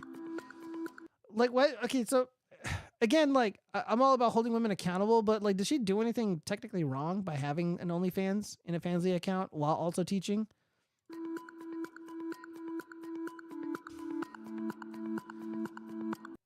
Dude, she looks, again, I'm not trying to be mean or anything, but she looks very, very old and mature. Jennifer Rozaska of the Springfield Local School District in Ohio. This woman has an OnlyFans. Why? Who's paying for this? See, this is why I go after simps. This is why I go hard on the incels. I go hard on the simps. Look at this woman. This fucking bitch has an OnlyFans. What's going on there? Too many actors and rappers forcefully getting their wigs split and cheeks busted in Hollywood. It's getting out of control. Valiant Thor, I know, right? Luxury cars are the same as bags and shoes, wasting resources. You know what? I've had my car for 10 years, Friedrich Marx. I've taken very good care of the car, and there's no reason to replace it. And it does its job. It's never broken down on me. I take really good care of it. It's in the garage on a battery tender. Let's see what this OnlyFans old lady has to say. I was honored to teach 9th grade English at SHS, where my service spanned nearly 3 decades. Look, she was there for 3 decades. Like, I know we're like against OnlyFans here, but I mean, she was there for 3 decades and did her job honorably. Why did you resign? Like, there's no need to fire her or make her quit or whatever. Anyways, and during what is often a thankless job, I was recognized and awarded for my innovation, dedication, and performance. Performance, eh? My reputation was exemplary as one who put her students first, went above and beyond expectations, and created an engaging learning environment where students knew they were valued, motivated, and loved. Understandably, that has led many to theorize why I elected to jeopardize a position I cherish so much while disclosing specific details might offer a reasonable explanation to some. It would come at the cost of ruining the reputation of someone else. Enough damage has been done, and I am not comfortable bringing unwanted attention to anyone else and causing that individual to pay for it. In Harper Lee's novel, To Kill a Mockingbird, Atticus Finch explains to his daughter, Scout, that you'd never really understand a person until you consider things from his point of view, until you climb inside of his skin and walk around in it. As I always have been, one who stands in the shoes of others, I hope others will now stand in mine. If I were to stand in your shoes, my toes would be covered in cum because you're an OnlyFans thought. You're a pornographer. I mean, I don't know if you deserve to be fired or whatever. I mean, who knows? But I don't really think you should be around the kids. I think maybe resigning is probably the right choice.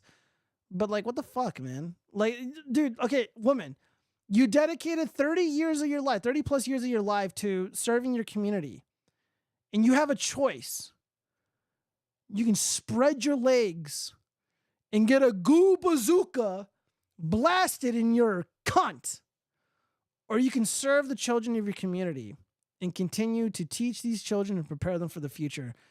And you chose the goo bazooka aimed at your snatch. Disgusting. For the streets. What else do we have here? It's not known if the State Board of Education's Office of Professional Conduct is considering revoking Rosiski's teaching license. I don't know. Now that I think about it, maybe they should. I wouldn't want somebody who really has to think hard about whether or not making adult content is more important than serving your own community. Again, lady, look at this. You look like someone's grandma. What the fuck are you doing on these sites? Oh, man. Oh, man. Let's see. He said to be nice to the things because they're so freaking stupid. What are you referring to? Geotown Square, we need to stop white women. Thoughts going too far. I guess. I've learned 90% of modern women want the power and benefits of the man, the privilege and entitlement of a woman, and the responsibility and accountability of a child. Yeah, that appears to be going on here. I don't know. I'm kind of disgusted. I mean, like, dude, you throw away a pension, you throw away benefits. For fucking what, dude? So fucking stupid. I don't know. Maybe she's gonna make history with her OnlyFans bullshit. Whatever. Modern woman moment. What else have we got here? I spent the night with my son's ex-wife instead of going to his wedding. I don't regret it. All right, so we got to hold a man accountable, guys. We got to be fair here on the channel. A dad says he doesn't feel bad for not going to his son's wedding and spent the evening with his ex-wife. Somebody's not going to be on the will. When it comes to weddings, getting all your RSVPs back can be a nightmare. You might get some who cannot attend, but you would be pretty certain that your dad would be a yes to coming. But one groom was told by his dad that he does not have my blessing and he didn't turn up to his special day. Instead, the dad, who was branded horrible for his actions, hung out with his son's ex-partner. The dad, who posted his story anonymously on a popular Reddit forum, explained that his son had married a woman at the age of 19 despite his dad's worried he was too immature. A year later, they had their first child, and 16 months after, they had their second.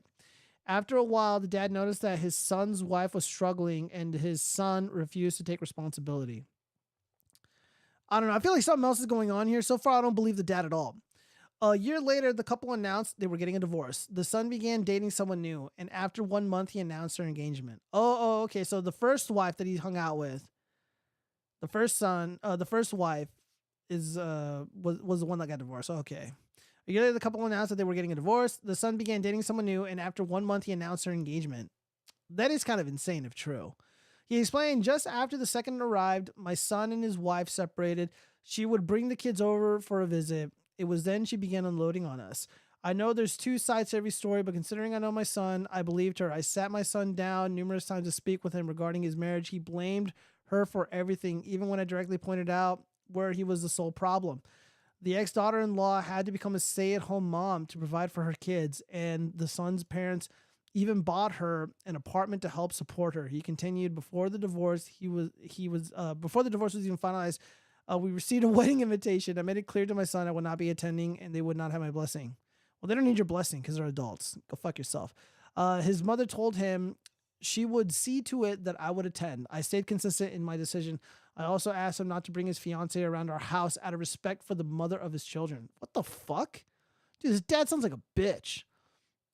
In the end, his dad and sister didn't attend the wedding, but the mom decided to go and take her grandkids with her. The both continued. My daughter and I decided to spend the evening with his ex. I couldn't imagine her sitting alone while her kids attending their father's wedding. The dad said that the daughter, I thought they were going to fuck. The daughter-in-law was taken aback that they had decided to stay with her, but he told her that she'll always be considered family. He ended by saying, the next morning, my son called to tell me how much of a horrible father I am for not attending his wedding. A few days later, he caught wind that I spent the wedding evening with his ex. He said that was the ultimate form of betrayal. That is kind of a form of betrayal. And further, myself and his sister would have to earn a relationship with him on his terms only. Okay, that sounds fair. The comment section was full of support for the dad, with one person saying he sounds like a reasonable parent who acknowledges when your kid is being an idiot. All right, so it doesn't seem like he fucked the ex-wife. So that's good. Oh, I need some water after reading all that. The super old. I've been hearing it for years. I never heard this one before. I never heard this one before at all. If it is true, and if it did play out the way that the dad is reporting, dude, if you have two kids with a woman and you're the one that initiated the divorce, I don't know. Maybe try to figure it out. Dad's a Chad. What the fuck, Gio? The son is a dropkick.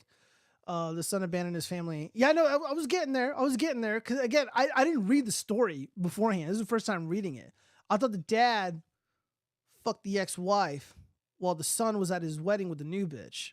But apparently, the son is a retard. From what I read, he's immature. And he kind of abandoned his duties as a man. And I guess there was chaos in the household and he didn't want to deal with it, so he fucked off. Yeah, the dad's doing everything right. Again, you got grandkids, and the mother of the kids is no longer with your son. Treating her the way that he did is the right thing to do. It's exactly what I would do. She would be considered family, especially if the son is like a fuck up and he abandoned the kids. I totally agree with you guys. This is the first time hearing it, and no, I am not on the son's side. Holy shit, he moved on way too quick for one, and yeah, he just gave up too quickly. It seems like this is the kid's fault, the son's fault. So I read this, I'm like, ooh, I thought it was gonna be juicy. I thought there was, it's gonna be sex. It's gonna be, like some drama. I mean, this is just the son being a bitch. And apparently that's what's happening here. All right, well, what do we got here? Hold up. Refresh this. Respect my dad's girlfriend more than her. My mom cheated on my dad 7 years ago with my stepdad. Alan, I was 10 at that time. I knew that my mom had another boyfriend that made them get a divorce. My dad was devastated to say the least. My dad fought hard to get custody from my mom because he did not want to lose me at all. He did end up getting 50-50. Ever since my parents' divorce, I've hated my mom. I hated that she hurt my dad. I remember my dad drinking himself to sleep after the divorce. I was 11 and had to push him out of the couch and clean his vomit. I saw what my mom did to my dad, and my stepdad was also to blame for it. My dad did clean up and started to make changes in his life and became a good father figure for me. But he still suffered from the aftermath of my mom's infidelity. He was finally in a better place now. He has worked enough to build a relationship with me too. Suffice to say, the relationship I had with my mom never recovered. I hated going to her place and watching her play family with some random guy. She never made an effort to keep our family together, yet she happily became the loving wife to him. I hated him too. My mom tried really hard to make me forgive her. She said sorry and apologized. I never missed a chance to remind her that she was the one who broke my family. It will make her cry that her own daughter wants nothing to do with her, but I didn't care. I would lock myself in my room the entire time and not come out. I was always loud and clear that I don't like my stepdad, even though he also tried to make it up to me. Any gift he would give me, I would just give it away. Last year my mom, Alan, and I had a huge fight. I called my mom a cheater who destroyed my family. I also called Alan a homewrecker and said, I hope your own son gets cheated on so that you know what the pain is like. Alan screamed at me that he is tired of my shit. I left their house and went to stay with dad. I thought it was so unfair that my mom lives happily ever after and my dad was left behind to pick the pieces of our broken home. That's when my dad sat me down and told me that I should have never talked to my mom like that. Sure, she made a bad choice, but she is still my mother. And then he told me he forgave her, and it is for the best that I forgive her because it will make me free. My dad went on to explain that in his therapy he realized his marriage had problems. He thought that just because everything was going on a routine and there was silence, he took it as a sign that everything was fine. However, he learned a lot about relationships and himself over the last 7 years and has tried to become someone I could look up to. He tells me he is dating someone else and he is happy with the life he is now, though there are some triggers. I was happy to hear that my dad was doing okay, and it made me realize I was being irrational. I am still mad at mom, but I decided to give her a chance. I said sorry to both my mom and stepdad. I also said sorry to my stepbrother and my half-brother. Things have been calm and cool for a while. I met my dad's girlfriend. She seems awesome. She has 2 kids who are under 10. Though she is much younger than my dad, I didn't care. As long as dad is happy, I'm happy for him. So, a few days ago, I was chatting with my mom. I brought up the fact that I met my dad's girlfriend this week and she seems nice. My mom's expression changes. She went from having a smile to frown. She says,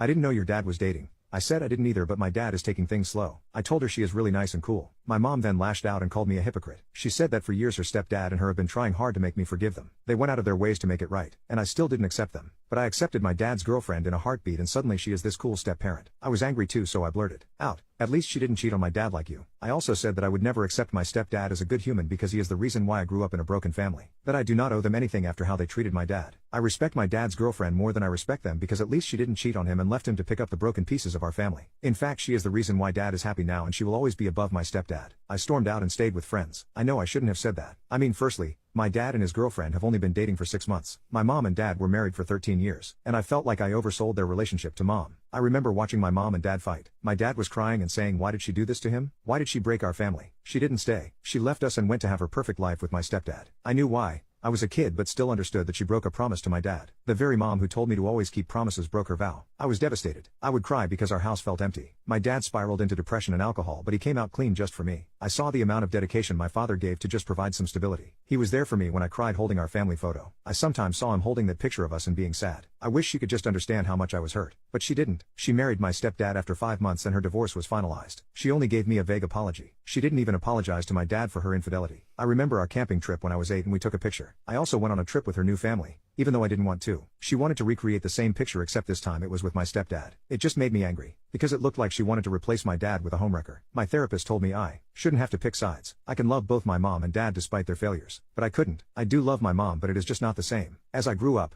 I saw the difference between my mom and dad. My dad was always concerned about my well-being, providing me stability and an open space to show my emotion. Whereas my mom was only concerned that I accept her husband as my family. She kept pushing and trying to get him involved in my life. She even asked me to call him dad. That was the first time I lashed out on her. I talked to my dad and arranged therapy with my old therapist. I also suggested that we need family therapy as well. My dad fully supported me and said he will look into it. Lastly, I called my mom to say sorry, but instead my stepdad picked it up. I asked for my mom and he said that mom has locked herself in their bedroom because she is mad. My mom has this habit that whenever she is mad she locks herself in a room. I asked why. He said that they had a fight about my dad. Basically, my mom had a hint that my dad was dating someone a few weeks ago when he saw him at the local market with his girlfriend. At that time, I knew he had one but didn't. All right, so here's what I see. Here's what I see, you guys. Okay, so douchebag cheating whore mom, jealous and resentful that the ex-husband is moving on. He finally moved on after the family was torn to pieces, after the home was broken down, and it's like the mom reveled in the suffering of this man. And like again, relationships aren't always perfect, marriages aren't always perfect, but the dad was like, oh well, everything's chill, everything's quiet, there's peace in the house, so I guess everything's fine. And then of course he discovers that the wife is cheating, so things were not fine. You know, it's not I don't want to blame the man, because again, communication is a two-way street, and guys can be kind of stupid and oblivious to like issues that a woman is having that would or that would make a woman want to cheat. So it's not really fair for the man here. So, oh man, yeah, the I'm getting vibes that the wife is mad that the man is moving on, and it seemed like she was trying to recreate the memories of the past. She was trying to erase the husband and pretend like none of those things ever happened. All of those things just they're a reminder that she's the villain in the story. That the homewrecker man, the new man, the fake stepdad, he's the villain in the story.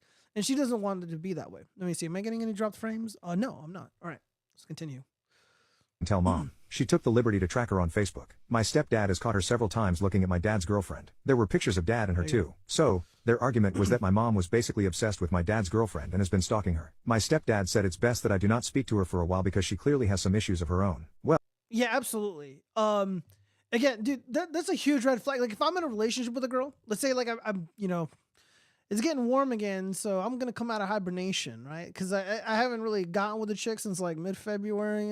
There was some issues with that girl. I'm not, so I deleted the apps. I'm focusing on myself, focusing on things that are going on here in my life, and life is good. However, the weather's getting really nice, and I'm gonna come out of hibernation. And if I'm dating some chick, I'm going steady with a girl, and I see her obsessing over some chick, and I'm like, well, what's up with this girl? Who is she? It's like, oh, my fucking douchebag ex is dating this whore. The fuck do you care? That's a red flag, guys. If you're with someone and she's obsessing over someone else because of who they're dating, because they're dating an ex, red flag, run away. Total red flag. well, I don't know what to say. I told my mom that I respect my dad's girlfriend more than her. So yeah, My mom that was a damn, man. That one really got to me, man. People. I can sympathize with the child, and it's really nice to see the person telling the story here appears to be a young girl, and that's great that she feels that way. She's not down with the betrayal and the destruction of her family, because a lot of times in these situations, like everybody gangs up on the dad, even if the dad did nothing wrong, and it appears that the dad, based on what we're hearing here in the story, didn't do anything wrong. Let's read some of these comments here really quick. Love the hypocrisy of the mom saying you need to keep promises. Yeah, that one's always good. Mom immediately got together with the homewrecker, married that year, apparently didn't try to make things better for the dad. Yeah, you should have tried to make things better before you decide to, hop on another dick. And even tried many things to replace him. The one responsible for breaking up a family by cheating should never get any rights to custody. Yeah, I agree. The court should never, ever favor people who cheat. That should be the law. All right, let's move on. I divorced my husband after 21 days. He embarrassed me on live radio. All right, well, let's hear what happened. Well, let's see. I haven't read this story, by the way, so this is probably going to be hilarious. Who knows? Who knows what she did? A woman shared her shocking experience of finding out about her husband's cheating through a radio show while driving to work one morning. She tuned into her favorite radio station. It was stunned to hear her husband's name mentioned. The radio host had asked listeners to share stories about their best sexual experiences, and her husband had sent in a detailed account of an encounter he'd had the night before their wedding with his best friend's wife. Unable to believe what she was hearing, the woman wrote on Reddit, "My ex-husband didn't think I listened to the same radio show he did on my morning commute. About 3 weeks after we got married, the two male hosts were sharing stories about people wrote in about the best oral sex they'd ever received. The idiot didn't even bother disguising his name, admitted to having just gotten married, and described in detail the best BJ of his life received the night before our wedding by his best friend's wife. They thanked him for sharing his tale after throwing some cheeky insults directed at me while having a good laugh over it," reports the Mirror. As soon as she arrived at the office, she hacked into his email account and checked the sent folder for an email to the radio station. She added, he sent the email to the radio show the morning prior within 10 or so minutes of us having a morning shower together. That kind before parting ways to head to work. I shared the email to Facebook, tagged all relevant parties, and had the papers filed within 24 hours. Well, because it's such a short period of time, I think the marriage would be annulled and the man would be off the hook. However, weddings are pretty expensive, so what a waste. Man, what a fucking idiot. Lame. That's really lame. Disgusted one Reddit user commented, not to make light of a serious situation, but your story is so much more interesting than Dirty John. You need a movie about this.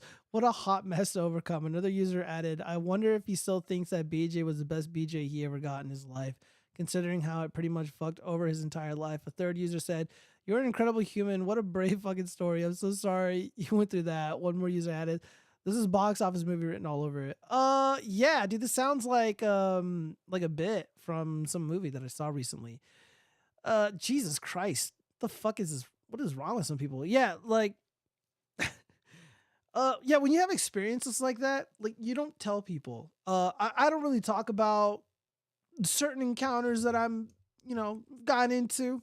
By the way, I haven't had any since mid-February, which isn't really that long ago, now that I think about it. But yeah, no, I keep this stuff private. Real men, keep the sex life, keep that close to you, right? Don't tell people that stuff. The sex stuff, don't talk about that. Money stuff, don't talk about that. And, things that you have, like, just don't talk about it, like people who talk like, oh yeah, I got a yacht, I got a fucking Bugatti and shit. Like, those people are fucking lame. People who brag about that stuff are lame. One, I don't really think anybody cares. And two, it's nobody's fucking business. And three, it's the behavior of trashy, low class individuals. And, not only that, they're probably lying anyway. So I just don't fucking care. It's weird. It's cringe. There's a time and place to talk about these things. I don't talk about money with anybody. Like even my own fucking mother. Like, I don't talk. No, no one needs to know. My long-term girlfriend, I didn't tell her how much money I had. I refused. No one needs to know that. People just fucking use it against you, man. Like, even like someone I know, they're like, oh, well, what about all that money you're making on donations and shit? I'm like, go fuck yourself. Don't worry about it. Don't worry about yourself. You got plenty of problems. Don't fucking worry about me. Worry about your own shit. Don't tell people this stuff. So because this guy decided to brag about a sexual encounter he had, he destroyed his life, and hopefully he's just ostracized from all his friend groups. If this story is true. All right, poor lady. All right, what is this? All right, hold on. Where's my F5 button? Come on. The fuck? Oh my god. All right, well, I lost the story. Whoops. All right, here we go. 10 years ago, and it's something I've never. Homeless woman to my house hoping to make love to her. Here is my confession. I did this almost 10 years ago, and it's something I've never told anyone before. At the time, I was 33 years old, living alone, and very lonely. Not finding any luck in regular dating or even one-night stands, I started using Craigslist and Backpages to find hookups. I connected with a woman named Michelle, who was in a nearby city and claimed to be homeless and looking for help. I'd seen tons of scams like this, and even fallen for a few, but I still decided to play along a little, and we chatted for a day or so. We were connecting, and I began to think she was telling the truth. Or at the very least a very consistent storyteller. We exchanged pictures, and she was reasonably okay looking, older than me by about 7 years, but not some bag lady type person. Honestly, not someone I would have otherwise pursued, but for the fact that I thought if I gave her a place to sleep, she'd be grateful and let me make love to her. So, we made arrangements for me to come meet her downtown one evening, and we had coffee in a diner. She was actually sort of kind of cute in person. She was really short, but very loud and intelligent. She was also crafty, and showed me pictures of a bunch of stuff she'd made by hand like knitting and dollhouse furniture. She loved sending physical letters and cards in the mail. She loved handwriting and calligraphy, and said letters felt more personal than texting or emails. But she was also definitely a bit weird. I remember she had some really strong opinions about mundane food choices, and went off on some bizarre conspiracy theory tangents with next to no prompting. I chalked it up to her living on the streets and thought I could probably manage a little weird if it meant I could get what I wanted. I decided to roll the dice because above all other things, I was pretty desperate. I invited her back to my apartment, saying she could stay with me a few days if she wanted. She didn't hesitate even a second. She only had 2 small bags with her, so we grabbed those and took off back to my apartment. To be absolutely clear again, I was not doing this to be a good guy, or because I cared about her. At no point did I ever genuinely want to help this woman, or improve her life. This was 100% in the hopes of getting her comfortable enough at my place that we'd hook up. Every dollar I spent on gas or coffee was mentally calculated as a cost of getting to that point. Every kindness and word I said that first night was... Yeah, it sounds like everybody dating on Tinder, you know? I mean, it's on the back of everyone's mind. It's like, oh yeah, dude, if I do this one thing for her, then she'll invite me back to her place. But this is kind of weird, though. It's kind of different, you know, because this chick is homeless. I don't know. Was part of a larger design. At the time I think I was even trying to fool myself into thinking I was being a nice guy, but now years later I can see how manipulative it all was. I never intended to physically force her to do anything she didn't want to do, but I was most definitely trying to build a path towards us doing it, and I was definitely exploiting a power dynamic by trying to create a situation where she was, 1, at my place with no convenient means to leave on her own, and, 2, felt obligated to repay my generosity. So we get back to my apartment, and I let her shower, get cleaned up, and have a late night snack. We watch some TV and cuddle up on the couch, and she's just incredibly grateful and also very clingy. She would sit really close, and at one point asked if we could hold hands. Later, she broke down a little and cried because she said she'd not felt safe in probably 8 months or so. She had been either staying on the streets, in shelters, cars, or with someone who was dangerous because she had no other options. She thanked me repeatedly for being kind and giving her... Yeah, so the homeless girl is also manipulating the guy, too. The manipulation is a two-way street here. Man, do I want to tell this story? Fuck, I can't. I can't, guys. I'm sorry, I can't. Chance. Each time, I told her it was no problem. I was happy to do it. I was so glad I could help, etc., but none of that was true. I was still just waiting for the right time to see if I could pivot into something physical. She asked how long she could stay. We'd already discussed this before I agreed to let her come over, and I told her just 3 days. For context, I had partial custody of my kids at this time and could not let her be there while the kids were with me. She seemed to swing wildly back and forth between sadness and gratitude, and not knowing what to do next. I couldn't be sure I would succeed if I made a move, so I left it alone. As the night wore on, I told her I needed to get to bed, because I had to work tomorrow, and she said okay but just sort of sat and waited for me to do or say something else.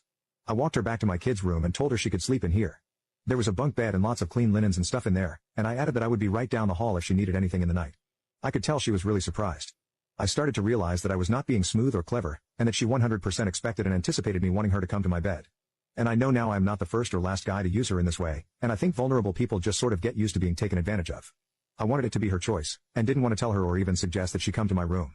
In my screwed up head, I thought that still made me somewhat honorable. So I left her there and she slept in my kid's bedroom all night, and I slept in mine. I waited up about 45 minutes hoping she'd come down the hall. At one point I heard her get up and use the hall toilet, and I got excited and almost immediately bricked up, thinking this is it like it was some kind of adult video intro, but then she went back to the other room. We woke up the next morning, and she was so happy. She said it was the best night's sleep she'd had in a very long time. We had a quick breakfast and coffee that morning before I left for work, and she asked if I could give her some cash for the day. Alarm bells were ringing in my head, but my hormones were still in charge. She claimed she wanted to walk to the nearest store and get some cleaning supplies and clean my apartment as a thank you for letting her stay. I told her she didn't need to do that, or repay me at all, but she really wanted to. So I gave her $50, and left her there in my apartment for the day. In hindsight, it was an insanely stupid thing to do. Yeah, this is an insanely stupid fucking thing to do. Telling me a car's necessary. Lured a homeless woman to my... Oh, fuck that. I mean, I can't research that. God damn it. I can't reseek the place that I left off at. Well, yeah. You guys get the point. So yeah, no, they ended up having sex. And, oh man. So he essentially, you know, they did the dirty dingo for like the next few days before the kids showed up.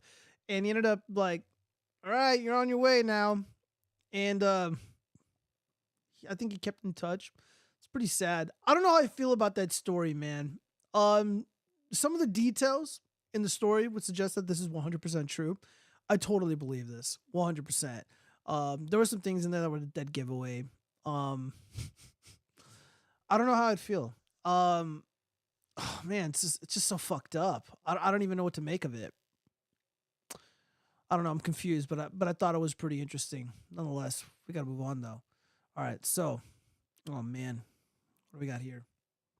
Former Washington high school teacher avoids jail time after having sex with student 17 while husband was on a hunting trip. Bro. Damn, dude, she's kind of cute too. Oh man. Damn it, dude, they don't have like a news person talking about this. Yeah, dude, she needs prison time. These teachers need to go to prison for doing this. This is unacceptable. I know we talked about like a 17-year-old earlier, But when you're a teacher and you kind of like you literally have authority over the student, there's something odd going on there. Well, let's read a little bit about this. A former married high school teacher convicted of having sex with an underage student won't face any jail time despite her victim's mother claiming the educator's predatory action stripped the student of his dreams. McKenna Kindred, 25. Oh, God, McKenna. Dude, every McKenna that I've met, literally for the streets. McKenna Kindred, 25, who taught at Central Valley High School in Spokane Valley, Washington. Dude, Spokane is so trashy, by the way. Pleaded guilty Thursday to amended charges of second-degree sexual misconduct with a minor and communication with a minor for immoral purposes. The teacher's inappropriate relationship with a 17-year-old student began in June of 2022 when the minor discovered Kindred's Instagram account and the two began messaging each other, according to the Spokane Review. Sometime in November of that year, Kindred and the student had sex inside her home while Kindred's husband was on a hunting trip. The teen's friends shared screenshots of the messages with school officials in December 2022. What a fucking narc.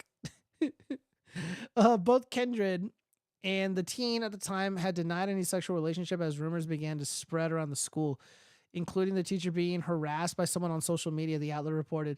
An investigation was launched into Kindred's behavior, leading to detectives to speak with the teen, who admitted to messaging the teacher and even exchanging inappropriate videos with each other. Oh, so I guess she's distributing child pornography, right? Pornography to a teenager, a minor. And this person got no prison time. Well, must be nice. Must be nice to be a public education teacher, public educator. It's like they're a different class of people. They're just instantly protected by the regime. And they're not to be held accountable for their actions under any circumstance, even when they prey on children. The teen admitted to contacting Kindred over Instagram and having sex with the teacher at her home. The investigation found Kindred sent several sexually alluding messages to the teen. I wanted you to be in my room. When other girls talk about you in my class, I could feel myself getting mad. I really like being touched by you, says the teacher. Detectives seized the teen's phone and found selfie-styled photos of both Kindred and the student, but did not find any photos that appeared overtly sexual in nature, according to the outlet. The school district placed Kindred on administrative leave on December 2022. Before she resigned in 2023, the victim's mother claimed Kindred began to groom her son when he was 16, and her actions were an abuse of power. I barely slept for several weeks in fear of the physical retaliation my son might be victim to, as McKenna involved him in her adult marital affairs, Ashley Beckley said during her impact statement to the court. Beckley also claimed Kindred's actions made her son unable to finish school on campus, affecting his social, emotional, and academic well-being. Bro, you should have just gone back to school and be like, yeah, fuck the teacher. A light he used to carry has been dimmed, she said. Kindred apologized to the teen and his family, acknowledging the pain she caused. I know this past year has been incredibly difficult for all involved as a result of my actions. I've lost my career, valuable friendships, freedoms, and have let down countless people who placed their trust in me, she said to the court in a prepared statement. My mental health has also significantly been affected by this event. I am deeply ashamed of the pain I have caused. I'm really tired of this mental health bullshit. I am so fucking sick of reading mental health. Shut the fuck up, you criminal cunt. Kindred, who has been free on bond since her arrest in 2022, was sentenced to 2 years of probation, handed $700 in fines for fucking a kid and fees in order to register as a sex offender for 10 years. Oh, that's it? Only 10 years? Only 10 years. Usually, they have to register as a sex offender for life in the United States. Like, fuck, she did in my life, bruv. Yes, you read that right. Let me read this again. This was her sentence. 2 years of probation for preying on a minor, an adult teacher preying on a minor, fucking a kid, $700 in fines, in fees in order to register as a sex offender for 10 years. Bro, I've had traffic tickets cost more than $700. Fucking hate teachers, man. Since her arrest, Kindred voluntarily began seeing a counselor for her mental health. Oh, my mental health. According to the Spokane Review, Kindred's counselor said the teacher's mental health, depression, anxiety, and marital issues weren't an excuse for her crimes, but had contributed to them. Oh, go fuck yourself. She suffered severe collateral consequences, he added. I don't give a damn, dude. Yo, the victims here are McKenna's husband and the little boy in the family. I don't give a fuck about McKenna, dude. She's for the streets. Look at her. She can have any dude she wants. She's fucking kids. Damn. You know, I try to find this tweet, really, really well-worded tweet from Razorfist. Something along the lines of, like, for whatever reason, teachers or, like, female teachers, well, really any teacher for that matter, but mostly women teachers, they're, like, stuck in this, like, they're, like, coping and, like, they're trying to relive their youth or something, which is why they engage in these inappropriate relationships or situationships with these kids. Yeah, something fucking weird is going on here, man. Something really fucking weird is going on here. You know, with the sexual revolution, with the hypersexualization of children, and also just adding all this degeneracy to the curriculum, to the state curriculum, is probably feeding into the desire for these teachers to engage in this type of behavior with these students. It's unbelievable. It's unbelievable. And no, she needs to do like 25 years in prison. These fines need to be like, I don't know, a few tens of thousands of dollars in restitution, not just to the state, but to the family. And also the husband needs to divorce her, and he needs to take like half her shit, whatever she has. Friedrich Marx, saying sorry won't molest a child. Yeah, exactly. All right, what else do we got here? Oh shit, this is actually kind of funny. I actually watched this one, so let's get into it. Verbally beat me down in public. So I told her I'm not buying her spoiled self a car. Now my wife is saying it's my fault. Last week my wife, our 2 kids, and I went to the zoo for my daughter's 23rd birthday. We were having a great time, and while leaving an enclosure, some woman sort of cut us off and pushed in front of us to get out first. She didn't actually touch us and it wasn't that big of a deal, but it was a little obnoxious. I said, "There's no need to push ahead, lady." She responded with something like, "How did I push ahead? It's not like there's a queue." I just tutted and thought, whatever, not worth it. But then some giant guy who was apparently her son, said to her, "What, does someone have a problem, Mom?" I didn't realize this because they looked very different. She was white, he was mixed. Not that it matters. She pointed me out and her son then turned around and started aggressively antagonizing me for no reason. He told me to keep my comments to myself, called me the equivalent of a female dog, a Karen, and kept referring to me as tiny, saying I had little man syndrome. It was just really off the wall stuff for what I thought was a benign comment. Then for some reason my daughter felt the need to take up for this guy and started saying stuff like, "Why are you like this? Why do you feel the need to say something?" She then started apologizing to the guy and agreed with him that I'm Karen. I was really taken aback by this. The guy asks how old she is, and she tells him. He then asks for her number and she gives it to him. He hands his phone over to her and she types in her number. The entire time, this guy is staring at me with a crap-eating grin on his face. When my daughter comes back over to us, I ask her, "What the hell was that?" And she just says, "What? He's cute and you need to be put in your place every once in a while?" I said since that's what she thinks, she can buy her own car for her birthday. He's probably not cute, but when you got one of these BIPOCs and the girl doesn't respect the dad, she's probably just spiting the father. It's probably what's happening here. She clearly thought I wasn't serious because when she asked if we could look at cars, I told her she can look by herself because I'm still not paying for it. This has divided my house, with my son taking my side saying she was out of line, and my wife saying it's not worth ruining my relationship with her over. I feel like if not getting her a car as punishment is enough to ruin her relationship with me, then I probably spoiled her too much. Anyway, she already has a car that I bought her 2 years ago, which works fine, so yeah, she doesn't need a car if she already has one. Like, don't waste your fucking money. It's really stupid. And you are spoiling her. it's not like I'm exactly depriving her. Was I really out of line? Edit: I am at work on my lunch break right now and I have skimmed the comments and will address a few things I feel are irrelevant. The car I bought her 2 years ago had a runaround fee of $500. Second-hand, it is in fine shape, but not exactly the nicest car. I had I'm so upset. Imagine the uproar if that was a girl and they charged her teacher $700. I know, right? Yeah, exactly.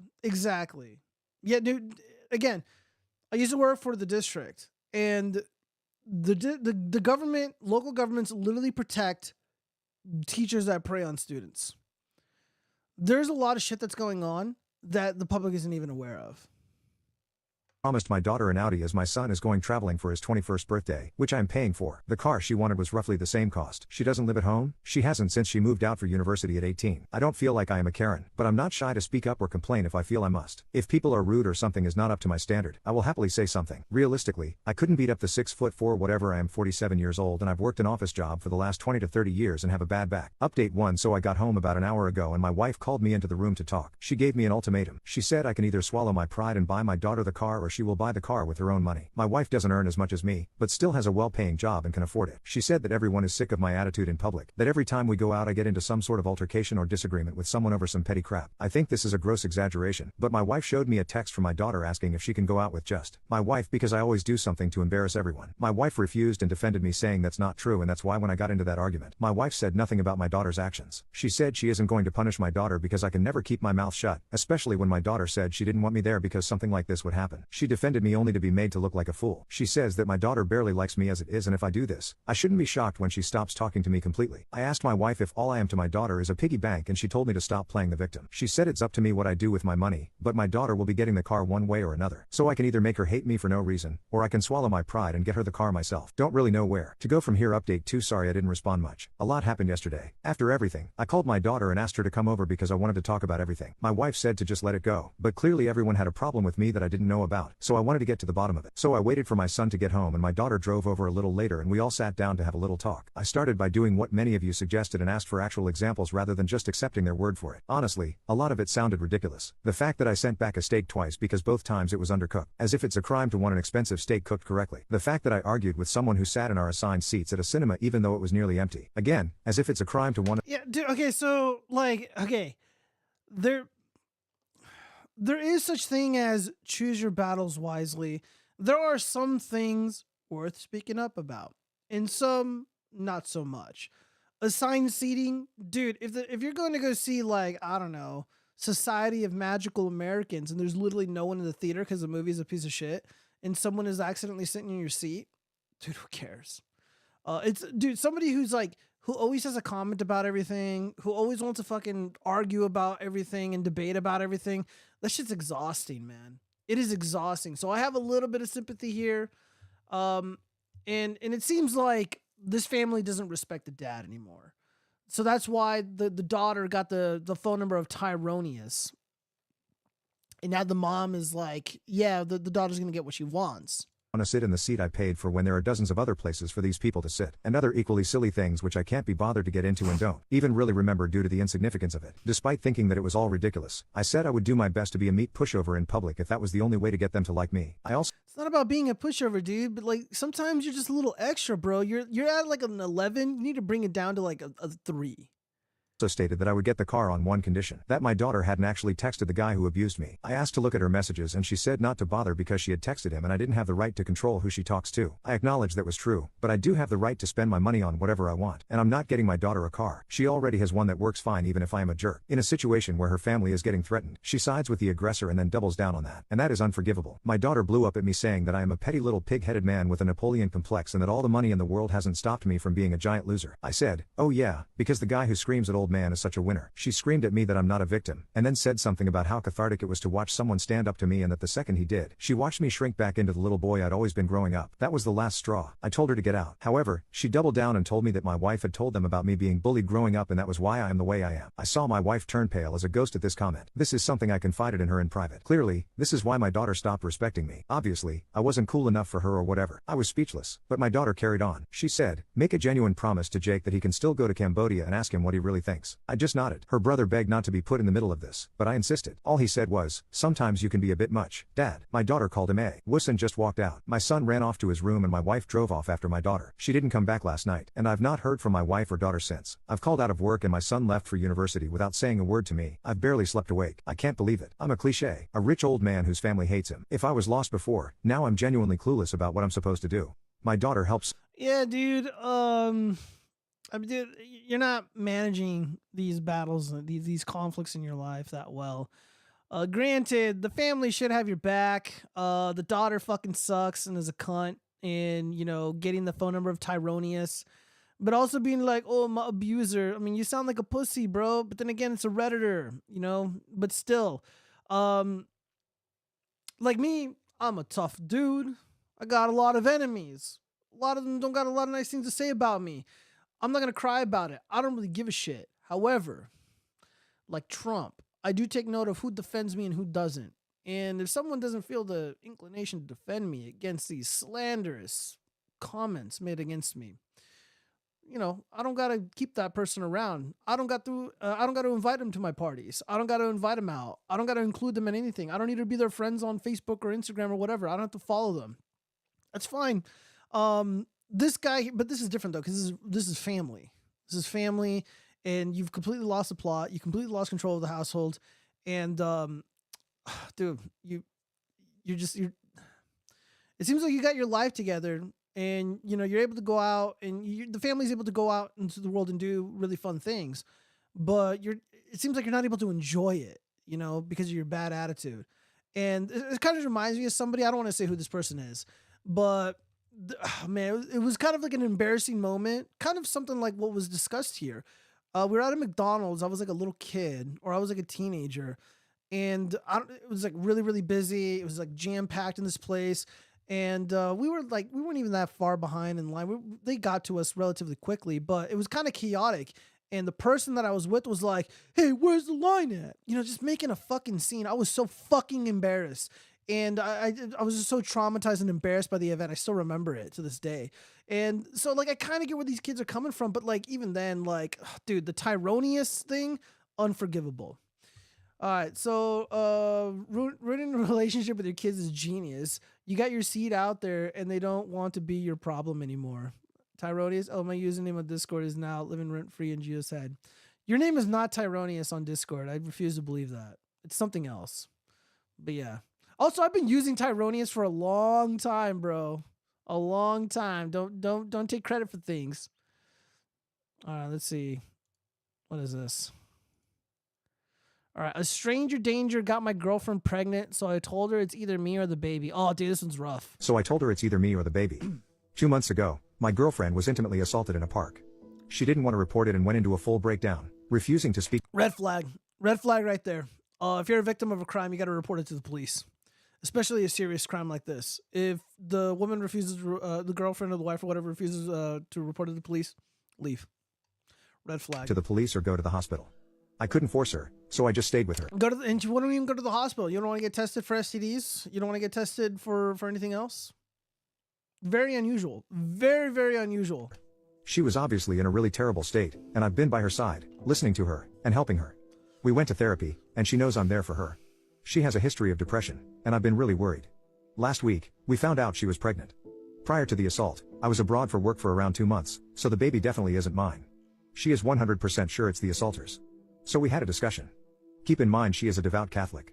Initially, we decided to uninstall the baby, but after she spoke to her mother, she has decided to keep the baby, saying that it isn't the baby's fault. I flat out told her that I would not help raise the baby of a guy who intimately assaulted her. She cried and begged me not to leave. I told her she is the one making the choice. Either she keeps the baby and I leave, or she uninstalls the baby and I stay. I would. Yeah, absolutely. Bro, I mean, again, if this was me, I'd be like, we're going to the hospital. You're getting your fucking shit checked. We're dealing with this right away. We're going to the police. She says no to those things. Do not believe her. I'm sorry, guys. I can't. Maybe this makes me a bad guy, but this sounds like bullshit to me. I mean, dude, we talked about, dude, there are girls out there saying that they were assaulted, that they're victims because some comic book artist was sending them cringe pickup lines on Instagram.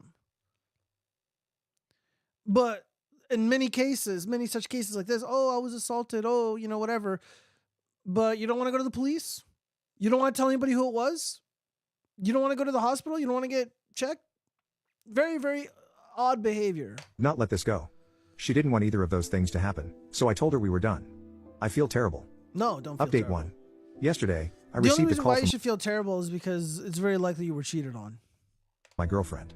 She was crying, and she begged me to listen to her. I told her that I still care for her and that I'll obviously listen to what she has to say. She told me that a few days after I told her we were done, she called up her mother to talk about this.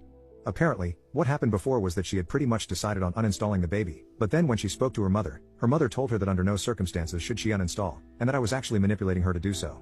Her mother went on to say that if she uninstalled the child, she would no longer consider my girlfriend as her daughter.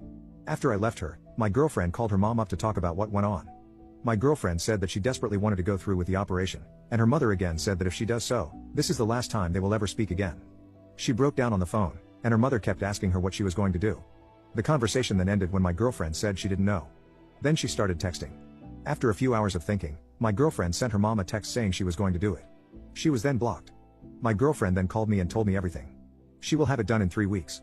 I discussed this with my girlfriend, and we both completely agreed that I had not manipulated her in any way, and that she appreciated that I put my foot down because had I not, she would have had a baby who would remind her of the worst time of her life, her words, not mine. She further went on to say that I am the best thing that has ever happened to her, and that the worst time of her life. That's a really weird way to describe the situation of crime. You know, when I think of the worst time of my life, I'm just like, yo, I'm at the DMV for fucking 10 hours. It was the worst time of my life. When I think about the worst time of my life, I think about, you know, I don't know. There's been moments in my life where there's a lot of uncertainty, a lot of sadness, a lot of darkness. Grape is such a horrible thing. Oh, it's a bad time. It just seems like it seems so weird to say. It just doesn't sound accurate. That she knew that even if she no longer had a mom, if she had me, she could get through this. I broke down at this point. I love her so much. In truth, I probably would have gone back to her and raised the baby with her, even though I knew I'd resent it. I made the original thread to get some backing rather than anything, to see if I had made the right decision. I'm so relieved things have turned out the way they have. Also, screw any mother who places religion over their own child. Friggin' lunatics. Update 2. I was hoping to post here again after the operation, but I thought I should provide an update on some recent events from a mother from the pits of Satan's rectum. On Saturday, I answered my door and stood face to face with 2 police officers. They asked me if I was who I was, and I replied I was. They then said they were looking for my girlfriend. I called her over, and the police officer said that he needs to have a word with her. The officers then split, one taking my girlfriend to the living room and the other took me into my bedroom. The officer who took me started asking me questions about how long my girlfriend had been here, if she had any contact with anyone else, if she had left the house at all, and a few other questions. I answered, and then asked what this was about, but the officer just said they received a report to check in on my girlfriend. I asked who reported, but the officer said he couldn't say. After a while, the other officer was done, and they both left. The moment they left, my girlfriend told me that she was outrightly asked if she was in danger, and if I had been hurting her. She was also asked if she was being held against her will. She said no to everything, of course. She said that the police received a call from her mother saying she might be in danger, and that I could be abusive to her. I was beyond livid. I immediately said I was going to press charges against her. For what? I don't know, harassment probably? My girlfriend begged me not to, saying that it would all just blow over and that her mom just needs time to calm down. I don't really think you can make a claim against the mom. If there's like, you know, criminal harassment, the cops would be well aware of it and they would deal with the mom. They would threaten her first. There would be a warning to the mom first. So the boyfriend or the husband here is just way out of line. Excuse me? She sent the police to my house to get me arrested. How is that sane thinking? I could lose my job if I were arrested and charged. What the hell is she thinking? I told my girlfriend that if her mother does anything like this again, I will definitely press charges. So, my girlfriend decided on Sunday to talk to her mom to prevent anything like this from happening again. They had a conversation for about 2 minutes, then I started hearing sobs. Immediately, I walked into the room, saw my girlfriend was crying, still holding the phone against her ear. I plucked the phone from her hand and held her for a bit as I heard, "Hello?" from the phone. Then I put it on me and said, "You are a disgrace of a mother," and hung up. I held my girlfriend for what felt like an hour before we started talking. Apparently, the mother was telling my girlfriend that if she continues with the operation she will never see the mother again, or her brother, or her deceased father, who is supposedly in heaven, even though he died a violent alcoholic who abused my girlfriend, because my girlfriend would be going to hell. I told my girlfriend that if she was going to hell, then she should save me a seat, and we'd be nice and toasty together. I love her smile. Update 3. A few days ago, the operation was successfully carried out. My girlfriend said it was pretty painless, and she was able to return home after just a few hours. When she came home, she cried and cried and cried. She says she feels like a huge weight has been lifted, and she can finally look to move on with her life. We took the whole week off work, and yesterday we went camping and it started raining.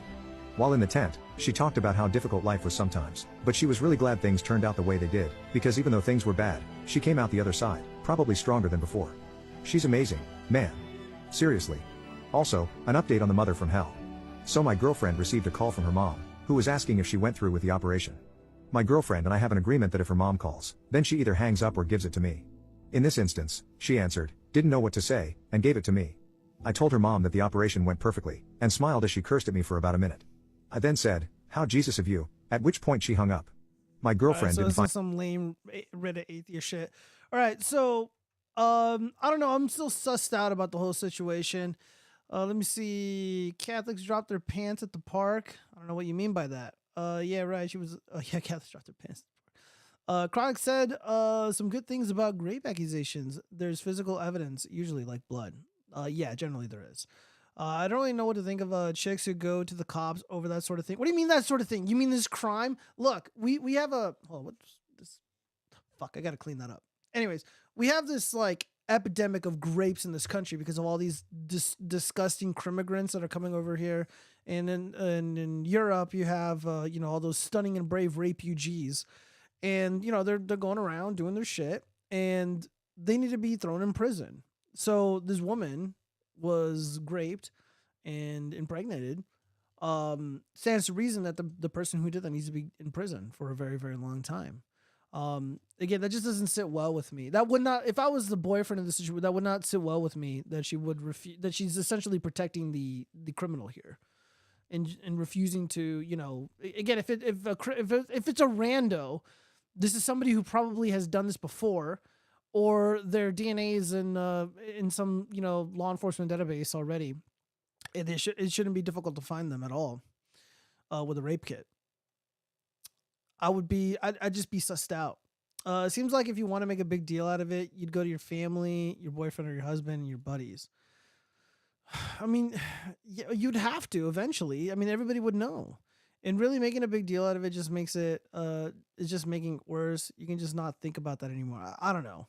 Everybody's different. Everybody handles this kind of thing differently. I'm just saying how I would deal with it as a man from the perspective of me.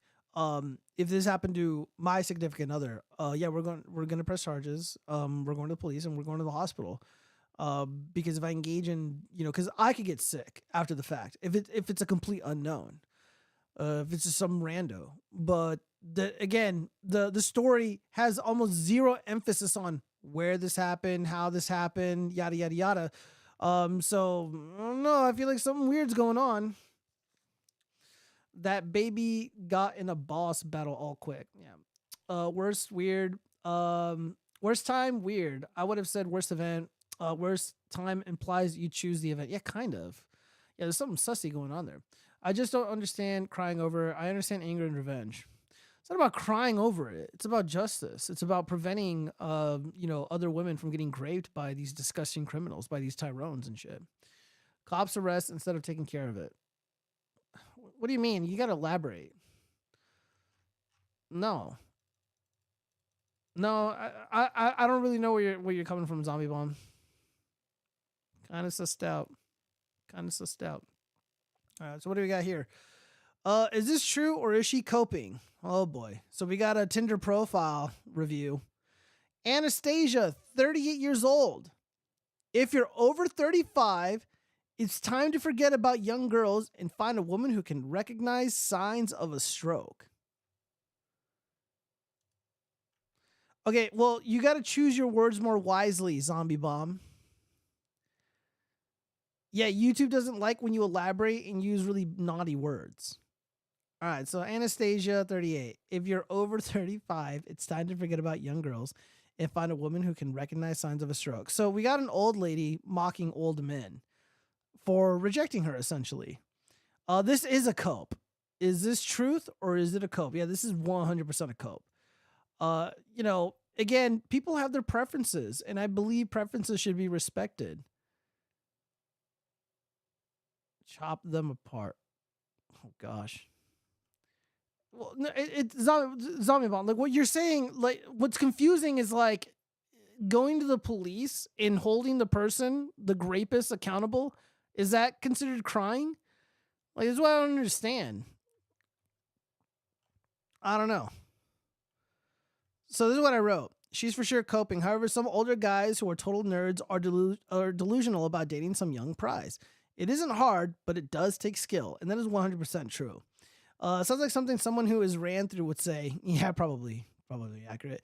Making lemonade out of lemons isn't really coping. Plus, she recognizes she's not a spring chicken anymore and isn't making any ridiculous demands from potential mates. She looks like fun too. Overall, I'd say this leans W. I don't know about W. We're not worried about strokes until we're like well into our 60s. Well, if you're in your 20s and took a certain pharmaceutical product of significance, then you're kind of screwed. It cost me money, but what I said about the crying was because the dude talked about her crying. She's probably crying because you cheated. She's probably crying because she's lying. Lying takes a massive toll on the soul. That's just the reality of it. I don't believe the woman's account of the story. I don't even necessarily believe the guy's account of the story. I feel like there are a lot of things omitted, and there's lies by omission essentially at play here. That's the dead giveaway. If you are, no, she cried because she couldn't have Chadlet. Probably. I mean, that might be a part of it too. I mean, that's probably an element of it. She can't have little Chadlet, little baby Chad. She can't admit to the boyfriend, who's a dumbass, essentially. In my opinion, they're a dumbass for believing what I believe is obviously a scam. Well, that's why you find the perp and follow him till he does it again. You always catch them in the... No, you hold them accountable. You have somebody making a credible accusation. There will be physical evidence of it. If they say that this was not consensual, well, then so be it. It needs to go to trial. And if the guy was, the guy who did it was like, well, the girlfriend said, we were talking for a while. That changes everything, right? That if they had previous correspondence, we don't know anything about the person who did this. Again, it's a mystery on purpose. It's a mystery on purpose. Look, in life, in the real world, for many of us, when somebody claims to be a victim or when they claim to have been wronged, and you offer up immediate solutions, tangible, concrete solutions to the problem, and they're not interested in it, there's something else going on. For example, this girl, she says she was raped. She says it was horrible. It was the worst time ever. She had such a horrible time. Oh, wow. That sounds very serious. And you basically admitted that a crime occurred. Let's go to the police. Let's take it to the hospital. Because, again, we're not worried about the health of just this young lady. But we're also worried about the health of the boyfriend. The boyfriend now is at risk. But she didn't want to do any of that. Again, sus.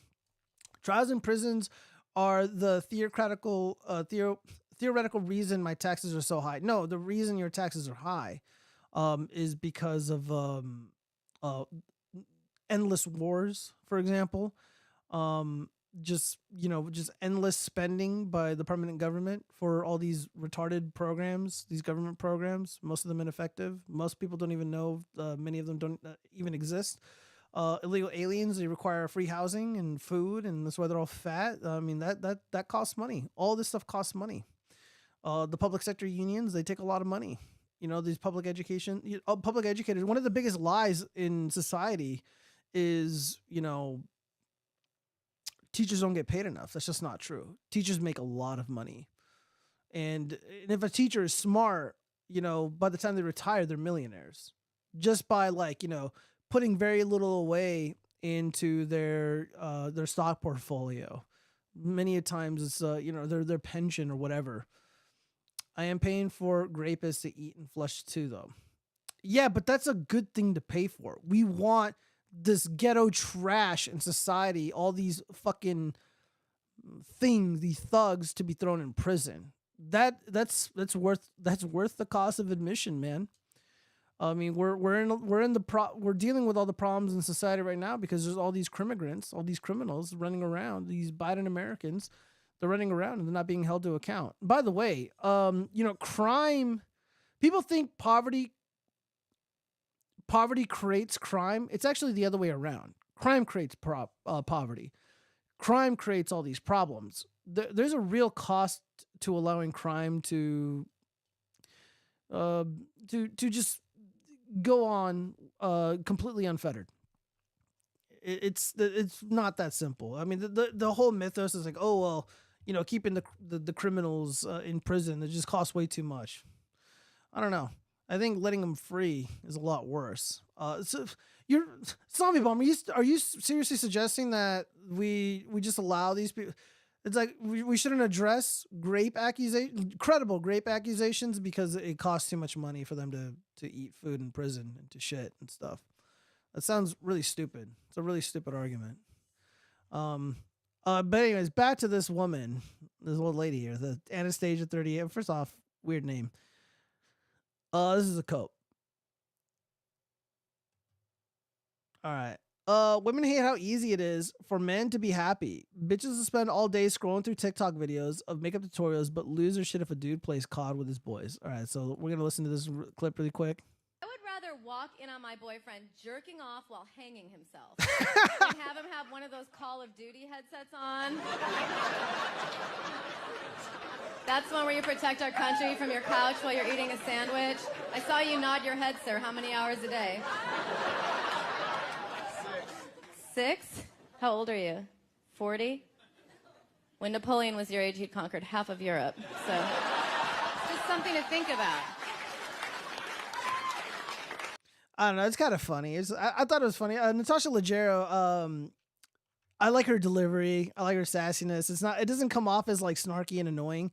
It's a good joke, good delivery, good setup. But you know, there are women who do bitch about guys playing video games, and at least for me, video gaming is not like a loner activity. Like, you know, sometimes I get home from work, I'm a little tired.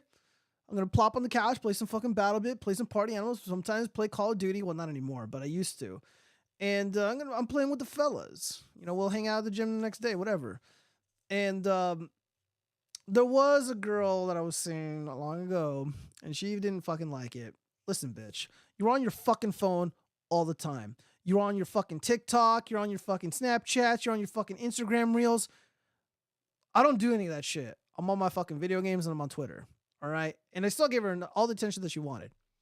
Quit your fucking bitching. Granted, this is a joke. Natasha Leggero is a comedian. She's just joking. But here, let's read some of the comments because people are like, okay, first off, Royce Lopez, dude, chill out, bro. Why are you chimping out over this? You're a comedian. You should know that she's just fucking around.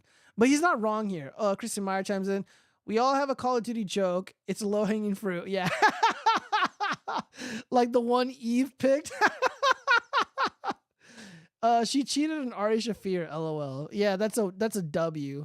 Guess she was a Kobe fan based. I love Natasha Leggero. She's great. You said she and great in the same sentence without using not. Do better. Whatever. I don't know. People are being kind of hateful. I don't know. I like her. I think she's kind of funny. Let me see. Let me read this apart. Chop them apart. Different from freedom. Okay. Poverty creates crime. Crime creates poverty. It's a two-way feed. No, it isn't. No, it isn't. Absolutely not. Poverty does not create crime. There's nothing about being poor that forces you to go and grape people.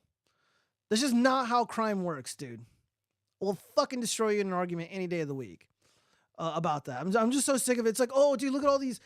This one group of people, they're always committing crimes. They're more likely to commit crimes because they're poor. Dude, I was fucking poor. I made $7.50 a fucking hour. That was like barely $200. It was like $150 a week when I worked retail. Again, I grew up without a father. You know, it's the bad shit. I didn't go out there and grape women. I didn't fucking deal drugs. I didn't steal people's shit. Dude, this is all a choice. Crime creates poverty. You know, you got crime in an area, it drives out businesses so people aren't able to work. It does it devastates communities. It forces kids into a life of crime. You know, you got all these, you know, the gangs, you know, you got little kids, they'll never have a chance. Dad's not around, uncle's not around. There's no father figure. There's no mentor to steer them in the right direction. I mean, crime creates poverty. If, you know, when you're a criminal, you're virtually unemployable in many instances. Well, maybe not now in Biden's America because they love criminals so much, but you know, I mean, how long is this sustainable? Yeah, don't wear my headset. If it was original, I would have given her the points. Single moms create crime. Yeah, they can. I don't dispute that at all. All right, what do we got here? This is actually kind of funny. A lot of people have theories about this. So cuck Redditor, some neckbeard douchebag Redditor cuck simp. He writes, "Am I wrong for canceling my order at this coffee shop? I was at this coffee shop and the cashier was really pretty. She had a cool anime tattoo also. I was going to get some coffee and a donut. And I said, 'Hey, I like your tattoo. What's your favorite character from the anime?' She kept a straight face and she said, 'How can I help you?' I then said, 'I really like anime too. And I just wanted to see what shows and characters you liked.' She still showed no emotions and was like, Sir, do you want anything? Question mark. I just said, actually, I did, but you made me change my mind. Bye. And I walked away. I didn't want coffee anymore after that. I was trying to be nice and get to know her. She was acting like that.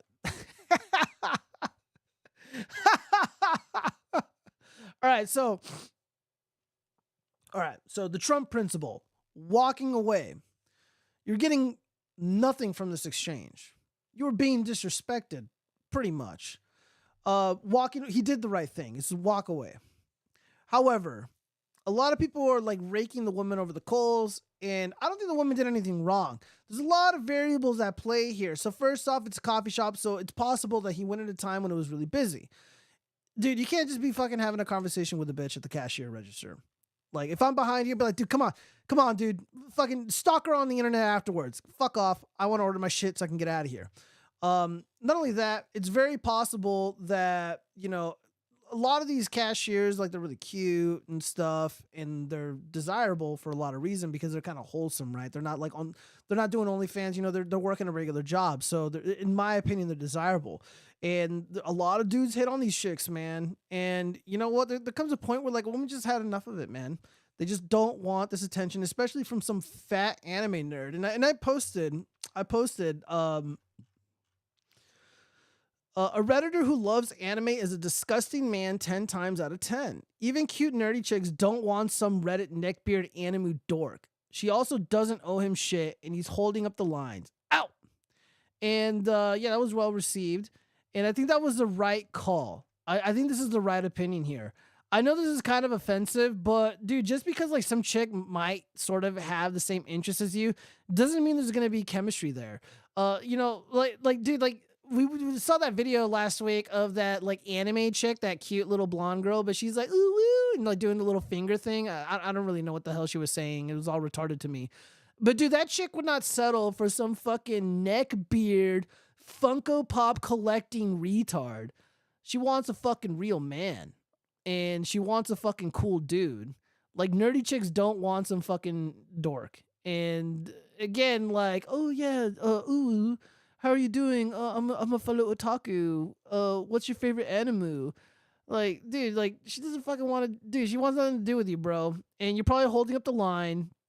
And it's not, and again, it's probably not professional. It's not professional either. You know, like, she doesn't owe you anything. I don't know. Like, I'm biased, obviously. I don't like Reddit. I don't like Redditors. And I feel like he's in the wrong. Let's read some of the, hold on, I got to read this. Nadia, she got the tattoo and doesn't cover it up. If she's been getting that attention, then she keeps showing it. Then she keeps it showing. Well, you know, she probably does want attention, but you got to remember, the dorky neckbeard Reddit simp, like, nobody wants that guy. He can be an ally all he wants. He can try as hard as he wants, but nobody wants that dude. Like, the guy's lame. Like, Redditors are lame. Reddit men are lame. They're fucking these bug men. And even nerdy anime chicks, cute nerdy anime chicks fucking know it. Again, like I'm gonna be fucking 100 with you guys.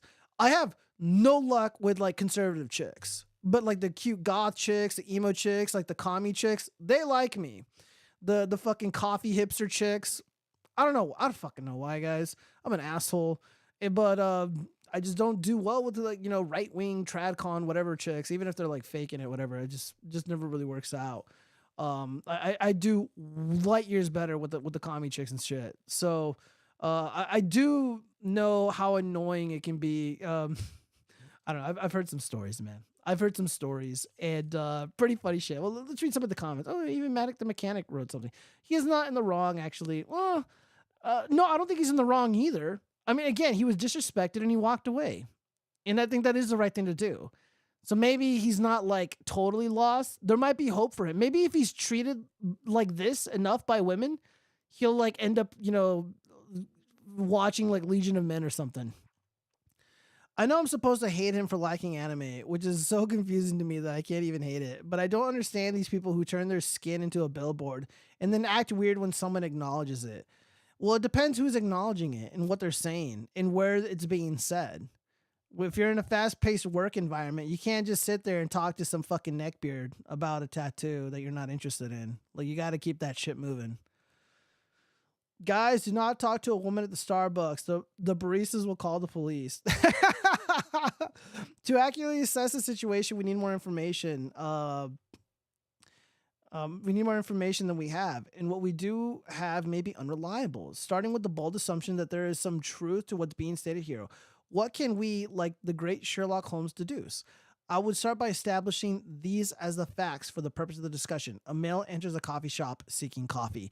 He notices the female service worker has a tattoo of an anime he likes. Before ordering his coffee, he attempts to engage in a discussion of that tattoo. She does not wish to discuss the tattoo and focuses on the necessary conversation for her job. He decides not to order and leaves as a result. He posts about it on Reddit later using a throwaway account. With these 6 facts established, we can begin deduction. All right, here we go. First, I would assert that the man was trying at least to some degree to flirt more than simply make small talk. My reasoning for this is the use of the phrase get to know her. Facts. Yes, that's exactly what I was saying. The level of focus and depth applied to the discussion of the tattoo and the reaction of leaving. Had he simply been making small talk and genuinely been more interested in the coffee, he would have persisted in ordering it and shrugged her off. Instead, he felt awkward and dejected enough to forget his desire for coffee. Fucking fact. Next, I would say the girl could have better customer service skills. While being a service worker doesn't mean she has to put up with awkward flirting. There are better ways to decline romantic interest while still being personable. And having worked in service myself, as well as knowing those who have, leaning into the flirting can often result in significantly better tips. Case in point, her failure to communicate costs her employer business and thus her any shot at a tip. No, she wouldn't.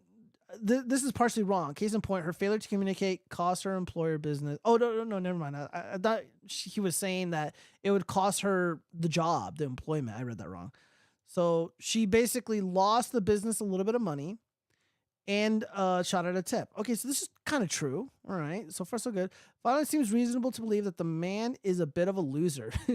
For one, he posts on Reddit, based. Second, he must post on Reddit a lot because he felt the need to do this on a throwaway account and not his actual account. That tells me he's either revealed significant personal information that could identify him on his account, or he's so invested in being whatever kind of person his main account reflects, whether it's genuine or not, that he wants to avoid this admission of awkwardness jeopardizing his Reddit persona. Fucking A, yes. Dude, this guy needs to be a watch frog. Oh, he is a green skin. Tired meme clown. Yeah, so this is the first time reading this, you guys. So yeah, this is basically what I was asserting. Yeah, how the woman should have handled it, I would have been a little bit, okay, so you got to rebut. Okay, so this is my girlfriend. I would want her to reject these advances, to put an end to, shut that shit down immediately. So what I would have said, or what if I had, like, you know, she's my girlfriend, I had control over her and shit, and, you know, we talked about this, we strategized about this, I would ever say something along the lines of, yeah, I'm not really interested in talking about this right now because I'm working. So just let me know what you want. You know, let me know what you need. And, you know, something along those lines. I had to clean that up. I had to think about that for a second, but she should have handled it a little bit better because, again, you want the tips, especially if you're a barista. You definitely want those tips coming in. You definitely don't want to lose, the company any business. So, that does make sense. And yes, the whole Reddit loser guy thing, he said it way better than I ever could. Let's see. Let me read some of this. That's like me dressing up like a vampire and getting mad at a goth chicks that come up to me. No, bro, no. MTMG disavow. I think the guy is weird. That whole, oh, you made me change my mind about coffee is a retarded guilt trip. It is a retarded guilt trip. If it's wrong for me to get mad at homeless for asking for money, then this chick is 4 times as wrong for a wagey to be dismissive with the customer. It's not, okay, dude, it's not about... Okay, the cashier is a captive audience. She has to be there, right? If she wants to make money and if she wants to earn tips, she has to be there. And her objective is to make money, make tips, and then get the hell out of there. She didn't sign up to be hit on by these fucking otaku anime nerds, these Funko Pop collectors, these fucking bugmen. So I have sympathy for her.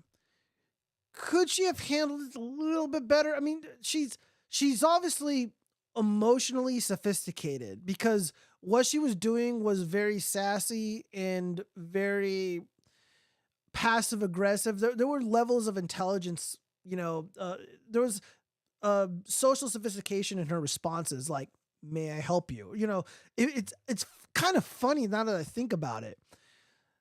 And I just don't think I don't think this is on her. I think it's mostly on him, on this Redditor dork. Like this, like the meme guy, like the fellow greenskin down here. Tired meme clown? Dude, that's 100% correct. Especially the last part. This guy is fronting, and he's already displayed manipulative behavior. Sorry, I have a boyfriend is way better. Yeah, but okay, see, the problem with sorry I have a boyfriend, because then the douchebag Redditor can be like, well, I was just trying to be a nice guy. I was just trying to get to know you and be friendly. Like, I'm just a fellow anime nerd. I didn't mean nothing by that. And then he would guilt her again. He would just engage in more manipulative behavior. So what the girl was doing was keeping all personal information close to the chest and not revealing anything at all to this loser, which is probably the better thing to do. The guy's a loser, but I don't know these bitches, Gio. I got kicked out by her twin for not wearing a mask once. He's a loser, but she needs to hate too. Wait, what? You gotta explain that. You gotta explain that a little bit. It's kind of confusing. All right. So yeah, I don't know. I just thought this was hilarious. I thought this was a really, really fucking funny post. Let me see if I can find another good one. I don't think anything is gonna top this one though. Tired meme clown, 100%. Look, man, I'm just a sucker for the babes. So let's go back to this. Oh God, fucking A.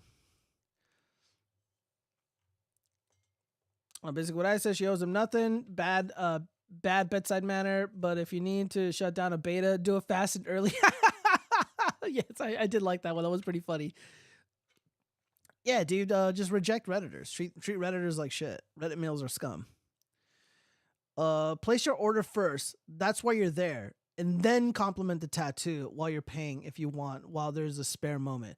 But she's under no obligation to discuss her interest with a random customer, likely with others in line, especially without ordering.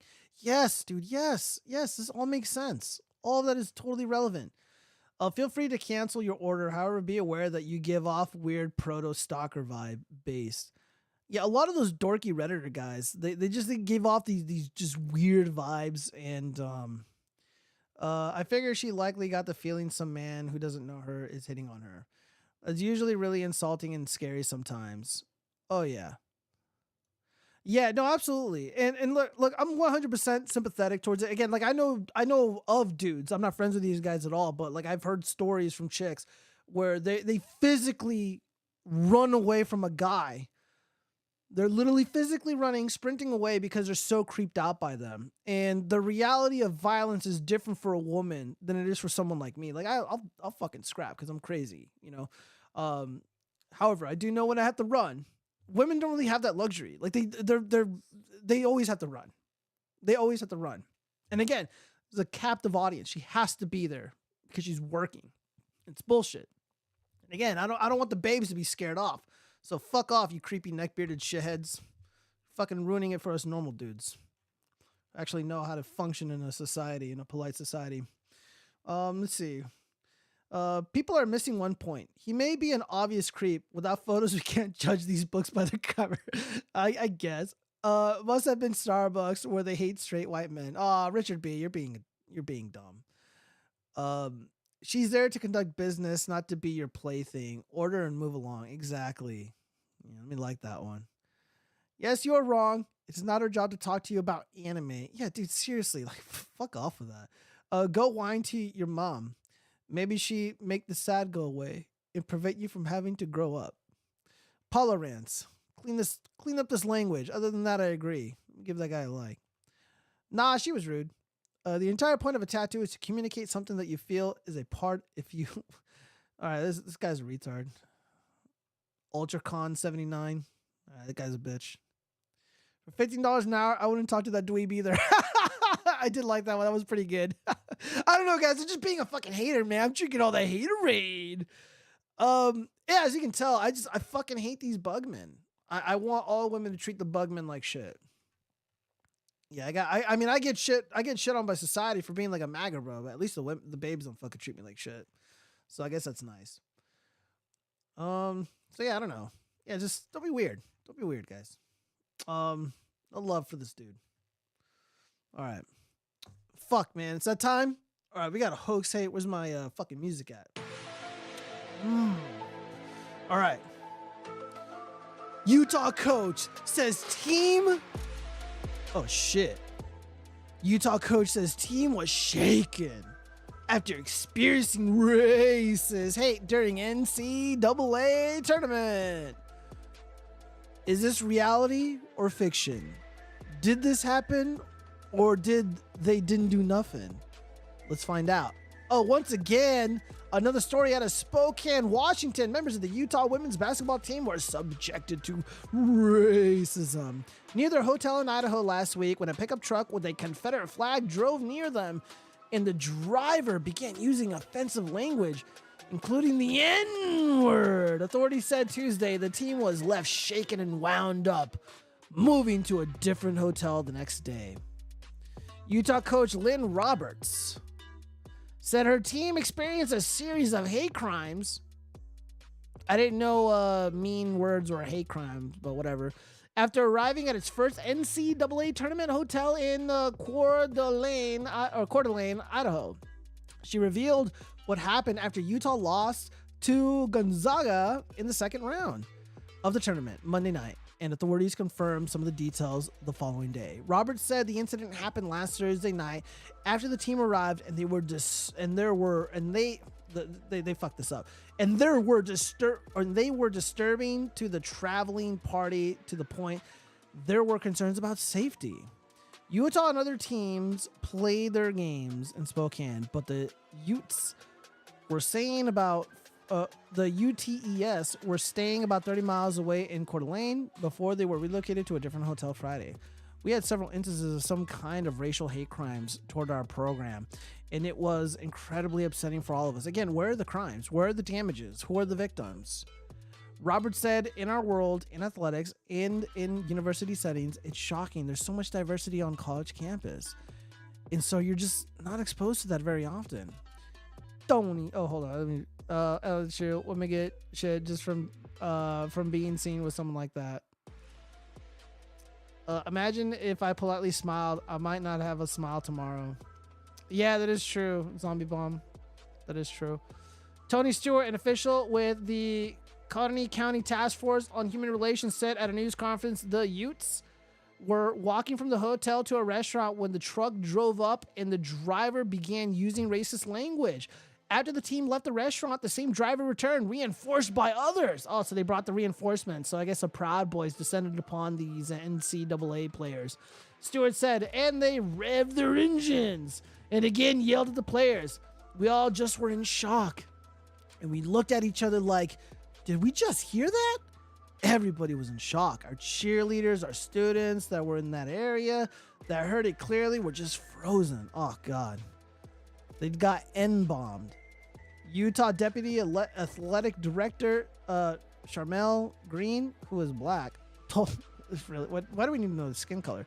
Told KSL.com. Utah said it filed a police report the night of the incidents. Coeur d'Alene Police Chief Lee White said Tuesday about 100 people were around the area that night, but investigators need to interview those affected. He said there are 2 state charges that could be enforced: malicious harassment and disorderly conduct.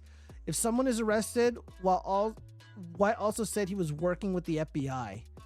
Unfucking believable. So driving around in a truck and I guess hurling N-bombs, the FBI is going to contact you? Malicious harassment? Really? Yelling at people from a car? Disorderly conduct? Maybe. 100 people were present? And they did this twice? No video, no audio recording, no description of the drivers, no description of the vehicles.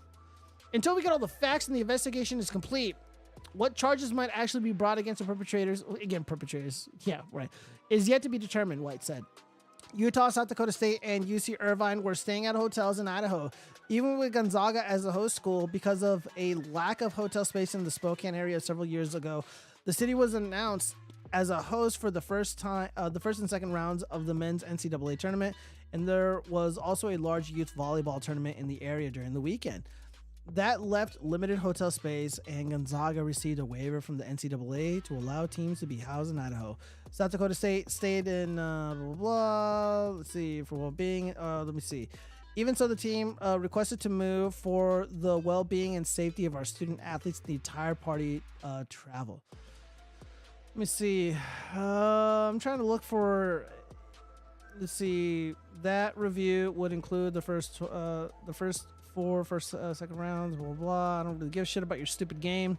We are devastated about the Utah team's experience while traveling to compete on what should have been a weekend, competing on the brightest stage and creating some of the fondest memories of their lives. Okay. As we continue to hear, we remain very disappointed in the decision to assign our team to hotel such a great distance from the competition site in another state. He said in a statement co-signed by... Okay, so this seems like people were bitching about staying at this hotel away from the state that the game was actually going to be held in.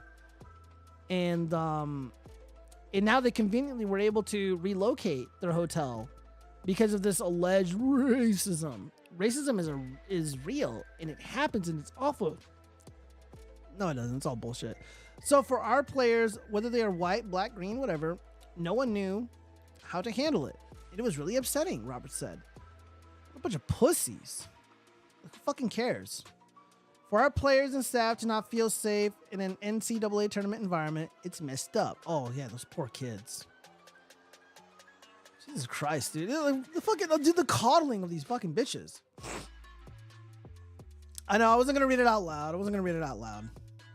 Yeah, so I got doubts, ladies and gentlemen. I got doubts. So on one hand, if this truly happened, 100% disavow. Don't yell at these fucking kids. Disgusting. Totally disavow. However, I think they're lying. I think this is bullshit. The place that this took, the environment, the street that this happened in, this is like in a downtown area. This is in a downtown area, and again, where are the cameras? Where are the street cameras? I don't believe this happened at all. This is fake. Far-right extremists have maintained a presence in the region for years. In 2018, at least 9 hate groups operated in the region of Spokane in northern Idaho, according to the Southern Poverty Law Center. Idaho Governor Brad Little issued a statement that read in part, "There's no place for racism, hate, or bigotry in the great state of Idaho. We condemn bullies who seek to harass and silence others." Dude, who's harassing who, bro? Who's silencing who, bro? The only people that are going to be silenced are the drivers of these trucks. The FBI is gonna fucking silence their speech for, I guess, saying mean words to these kids. I don't know. I just don't believe it, you guys. I don't believe it. This sounds like bullshit to me. Let me see. Where was that part? Let's see. Hold on. I'm gonna type in Control F. Type in truck.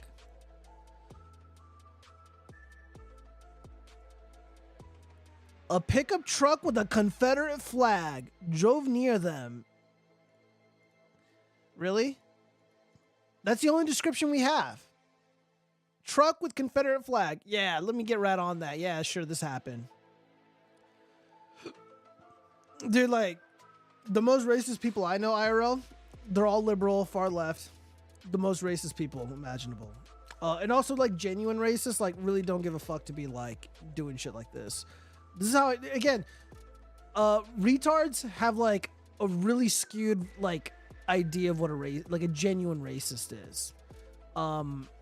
Yeah, like, a genuine racist would not be driving around in a truck hurling insults at kids with a Confederate flag mounted on their truck. That's fucking stupid. Yeah, in a Netflix movie, sure. In a Netflix show, yeah. Some cuck programming, some, you know, nonsense like that, but... On that, I will be keeping an eye on the story, and we will see if this happened or not. I am voting no. This didn't happen at all. This is totally fake news. All right. Before we get into the cringe, you guys, we need to come together and we need to do our confessions. All right? Gather around, children. Gather around. It was just Easter Sunday. Right now, the Lord is not too happy. The illegitimate regime has decided to make Easter Sunday the trans day of visibility. Disgusting. So we need to pray a little bit harder, and we need to confess a little bit harder too. Guys, confess your consumed confessions now. I'll go first. I got some cheddar ruffles today. Got some goy slop. Shouldn't have done it. But you know what? I was just extra hungry, extra cranky, and I'm like, you know what? Bag of delicious, crunchy cheddar ruffles that would have done it for me. I consumed the product and I have sinned, and for that I ask for forgiveness, my Lord. Everybody else in the comments, in the chats, let me know what you have consumed lately. What have you done?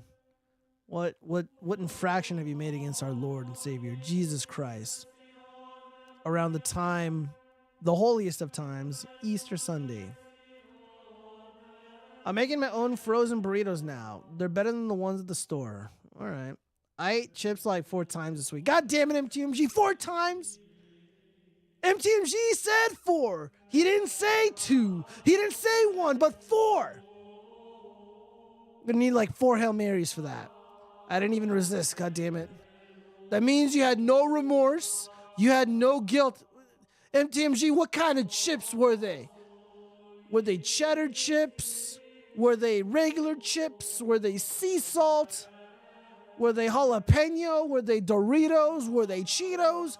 What kind of, were they tortilla chips? What was it? Amen. A lot of lost souls out there. A lot of lost souls consuming product. Guys, you can't consume product, man. You gotta abandon the goy slop. I gotta abandon the goy slop myself. This is why I'm on my knees right now. You can't see me, but I'm on my knees, metaphorically, and I'm begging God for forgiveness. And I'm also asking the Lord for strength. Kettle vinegar, I had to be a hipster as possible. You know what? I'm gonna allow it. It's got very little sugar. It's a little bit, it's baked. It's not that bad. Vinegar's not that bad for you. MTMG, the Lord might just allow it. I have chips for breakfast every day. I don't care. I run 10 miles after. Zombie bomb, disavow. Disavow. Get on your knees and pray. You're going to have to beg for that forgiveness. But again, I need to do better. It's not just about confessing my sins, but it's also asking the Lord for the strength to not consume product. Have I significantly decreased my consumption? The answer to that is yes. I am moving in the right direction. Every day I get closer to the light. Every day I feel the warmth of the Lord and Savior Jesus Christ. However, I am not fully there yet. It's hard to say no. We talked about addiction earlier. I have an addictive personality just like Steve-O. Sometimes, it's election night and I want to be like my boy Trump and I want to eat the fucking goy slop. I can't help but scarf down McDonald's, those delicious golden fries. I don't give a fuck if Friedrich Marx is like, who's that chomp and all that. Fucking pig. Shut the fuck up. Look, I begged for that forgiveness, though. After the fact, of course. But I am guilty. At least you can run from Pokemon losers trying to stalk you. Can't be worse than the cheesy hash browns I'd be making if I didn't have the chips. Well, if you're cooking the hash browns yourself, I guess it's not really a problem, is it? Hopefully you guys enjoy this new Gregorian chant. I didn't really like the Christian music beforehand. I really loved the chanting from before. but I got copyright stricken. So now this is royalty free. I got it from a library. And this is more fitting, all right, for the consume confession. So we're going to need these consume sins. I know there's a lot more people in the chat on. Oh my God. Hold up. What the fuck? I've been neglecting my Rumble peeps. All right. The Crips. Mayor didn't have a choice. It's not like he could stop smoking. All right. I just read that. Yes, there is a choice, bro. There is absolutely a choice. I don't want to hear that bullshit. Come on, guys. Don't make excuses for these fucking cucks. For these fucking bitches. All right. So we got nothing on. So we had a little bit on Rumble. We got nothing on Facebook. Man, I really got to grow my presence on Facebook. You know what? The Lord. Can the Lord forgive me if I consume ad space on Facebook? Because apparently the ad space on Facebook is actually kind of effective. But it would be in, I would be doing, the Lord's work. Gregorian chants, base and green pilled. Yes, absolutely. Can't be worse. Yeah, I had to do the chants because the other Christian music just wasn't really doing it for me. I needed proper Catholic music, even though I'm not really a Catholic, but I should be because, I come from that side of the world. My heritage, my people, they were all Catholics. But I can't get down with the Pope and the Popery. I've been too Americanized. I don't really make any, it's really about the Father. As long as I respect the Father, as long as I confess my consumed sins, I think that's what matters the most. It's all about the relationship with the Lord.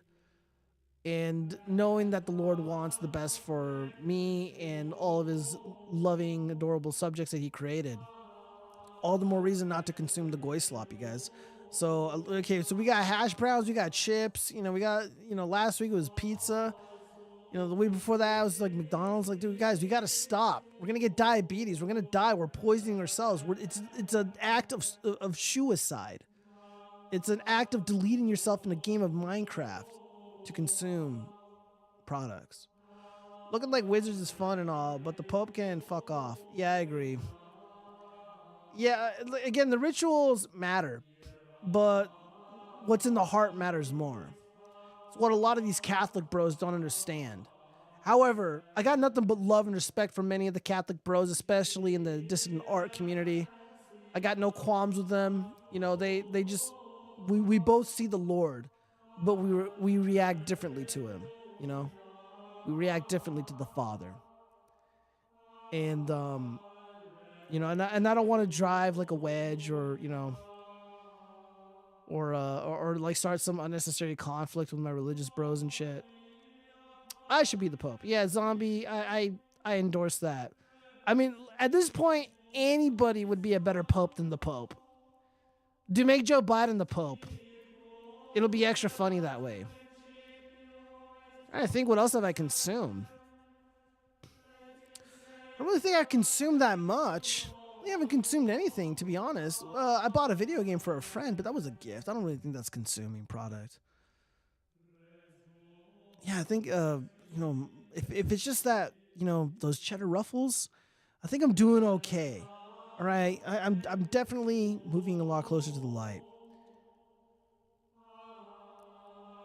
If someone were to ask me, would God be proud of you? I think he would. I think he'd be very proud of me. I'm trying to help people, steer them away from a horrible existence where all you have is a litter box with shit in it, Funko Pops on dusty shelves. You got a Nintendo Switch that was gifted to you by your girlfriend's boyfriend. And scattered all over your living room are bags of McDonald's and Chick-fil-A or Sonic or something. Is that what you want? Is that the life you want for yourself? I don't think so. Amen. I would be the most brutal Pope in history, says Zombie. Disavow. Joe Biden would have the highest body count of any pope. Yeah, figuratively and literally. Blood would stain the fancy ceilings. Okay, you know what, zombie? That's offensive. All right, we ask for forgiveness again. We're gonna need to ask for that forgiveness one more time. Can't just desecrate the Lord's home. You can't just desecrate a house of God. You know my stance on this. I shit on Melanie Mack for celebrating the burning down of a church. Granted, the guys who were running that church were a bunch of fruitcakes. But that doesn't mean it's okay for that house to burn down or to celebrate the destruction of one of God's homes. It would not be glorious, zombie. Disavow. I disavow right now before the Lord. Amen. I don't plan to consume much in the future. I really don't. Gonna be really well behaved the next few days. Next few weeks. Fuck, the rest of the year, really. Who can afford it? Oh, man. I am not burning. I am repainting. You know what? I know what that means. I can read between the lines. Disavow. Disavow, you heathen. Oh, God. I can feel the Lord's love right now. I can feel him. I'm standing right now making the devil mad, making him angry. I am wrestling away the Funko Pops out of the hairy paws of those Redditors. Get away, you devil. Get away right now. No longer will you tempt these simps, these bugmen, with your cheap plastic Chinese-made toys. No longer will you poison their bodies with the goy slop. Amen.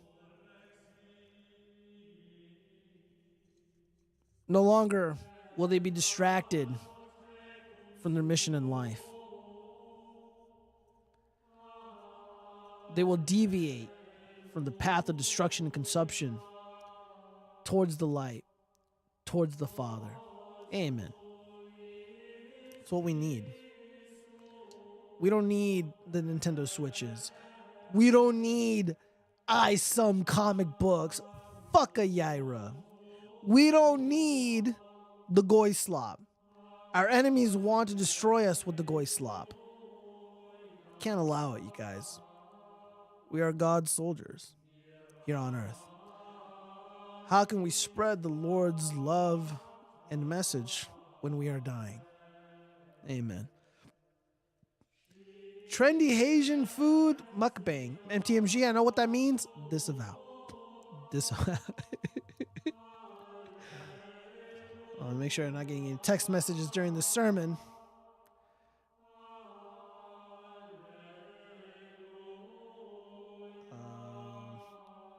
For $5 extra, I'll deliver.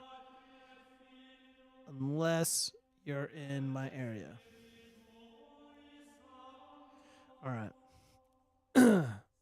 Zombie Bomb, I don't know what you just did a laughing emoji? Oh, God. What are you laughing at, Zombie Bomb?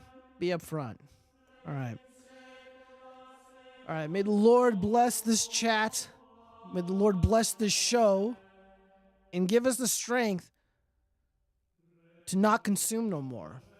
So we can be more effective boyfriends and girlfriends and better employees, better employers. So we can be better to our children. So we can be better to our parents. So we can be better for our community. So we can be better for God when he receives us when we are departed. Amen.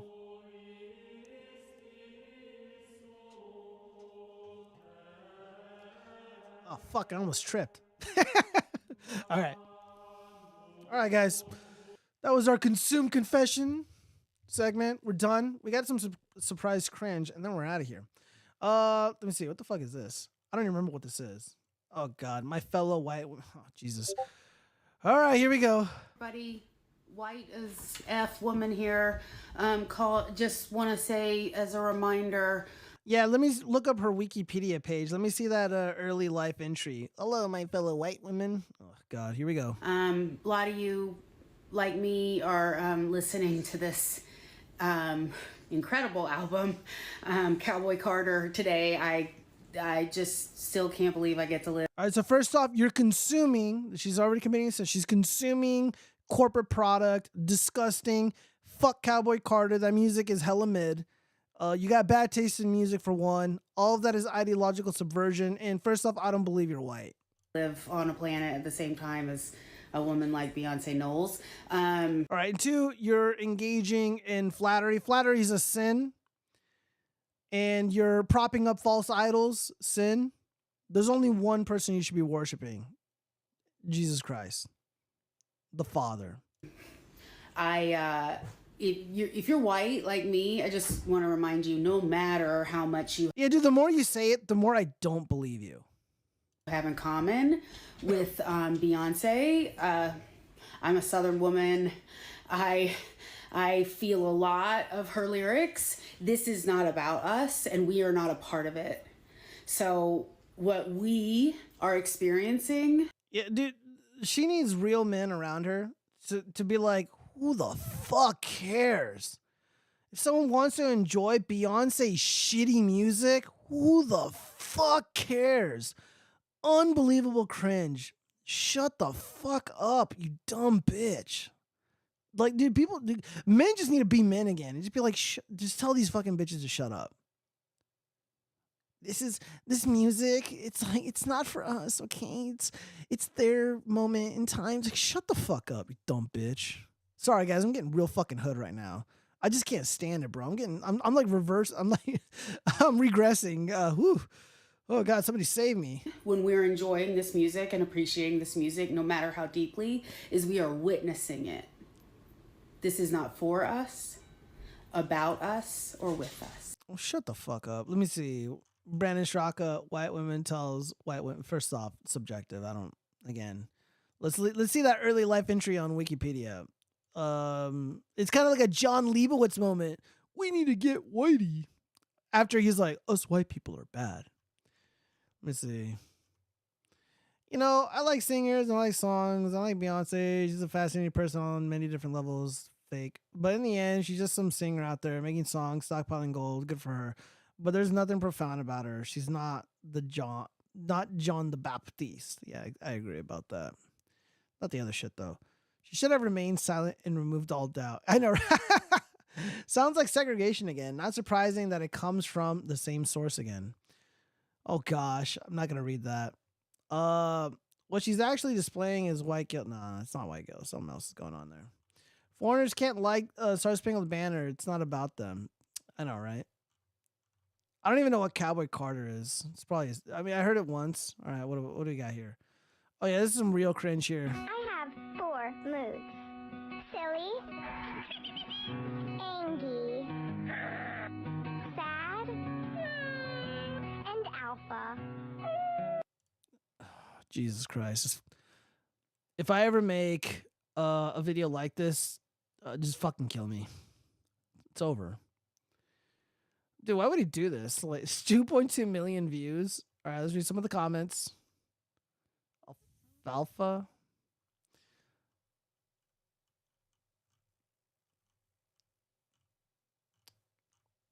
Bro is shaped like a peanut.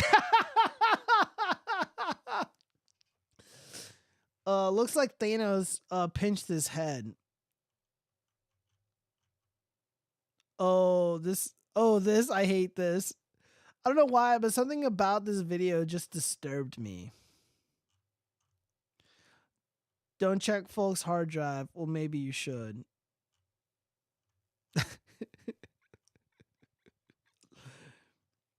Alpha. Oh God, let's just watch that again, so we can all hate it. Dude, like, people are like, oh, dude, you've been radicalized by Putin. You've been radicalized by Alex Jones. You've been radicalized by Trump. Nah, dude, this is what radicalized me. People are like, why are you so violent and shit? Like, this is why. I have 4 moods.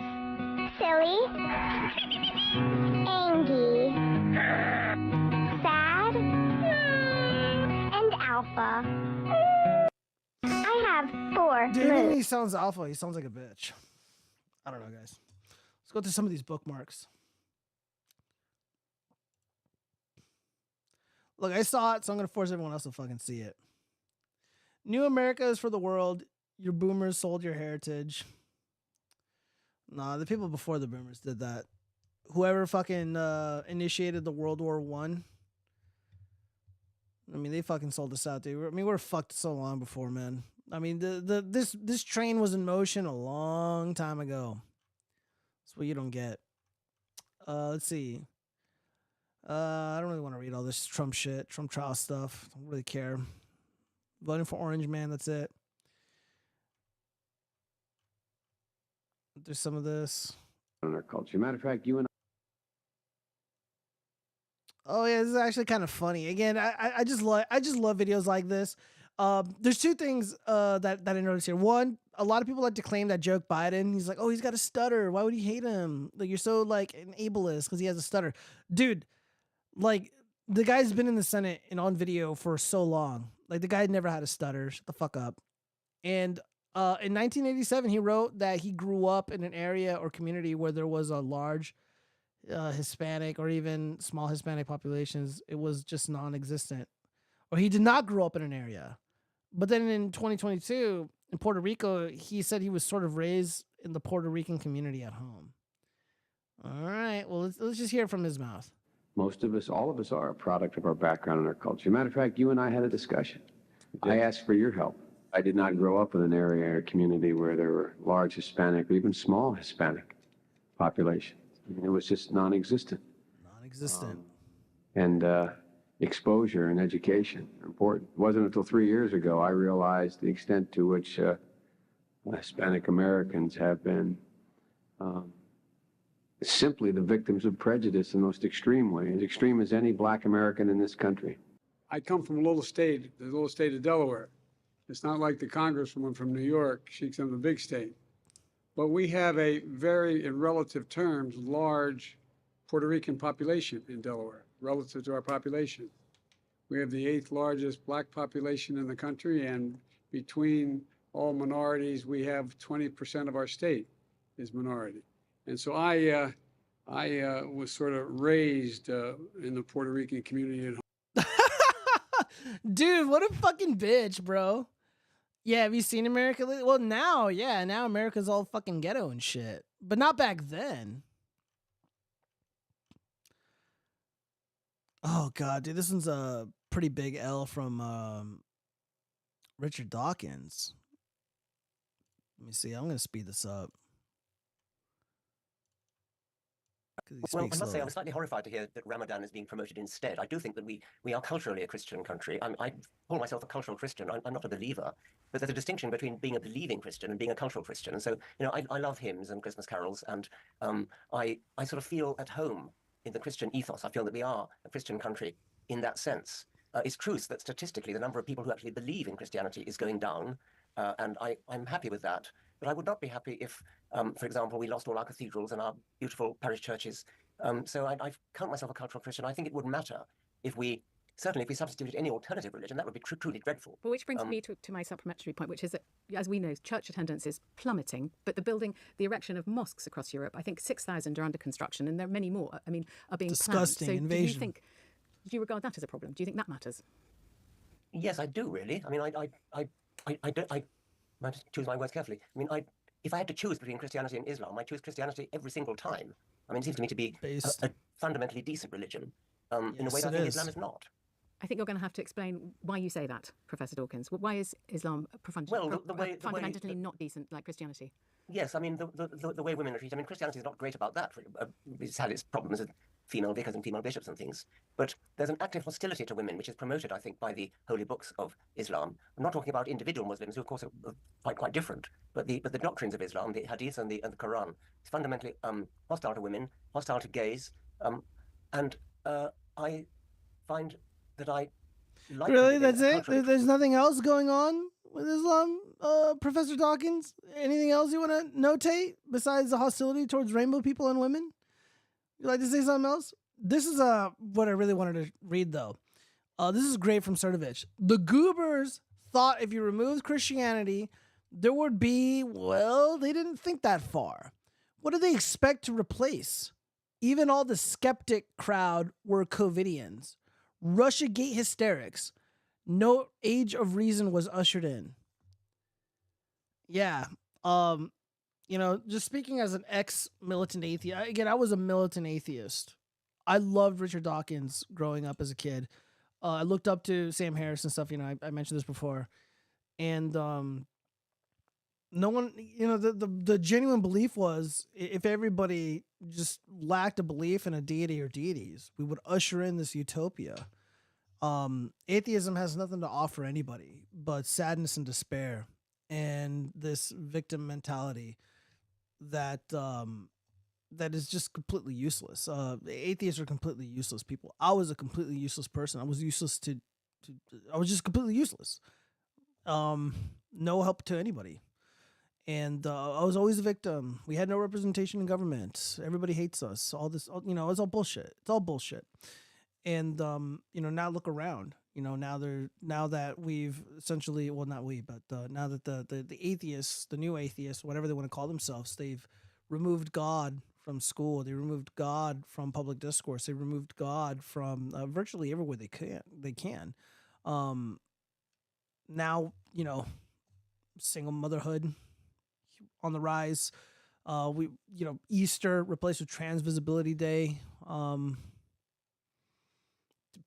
All these people, all these parents, all these teachers, all these educators, all these government employees are all on fucking OnlyFans creating pornography and shit.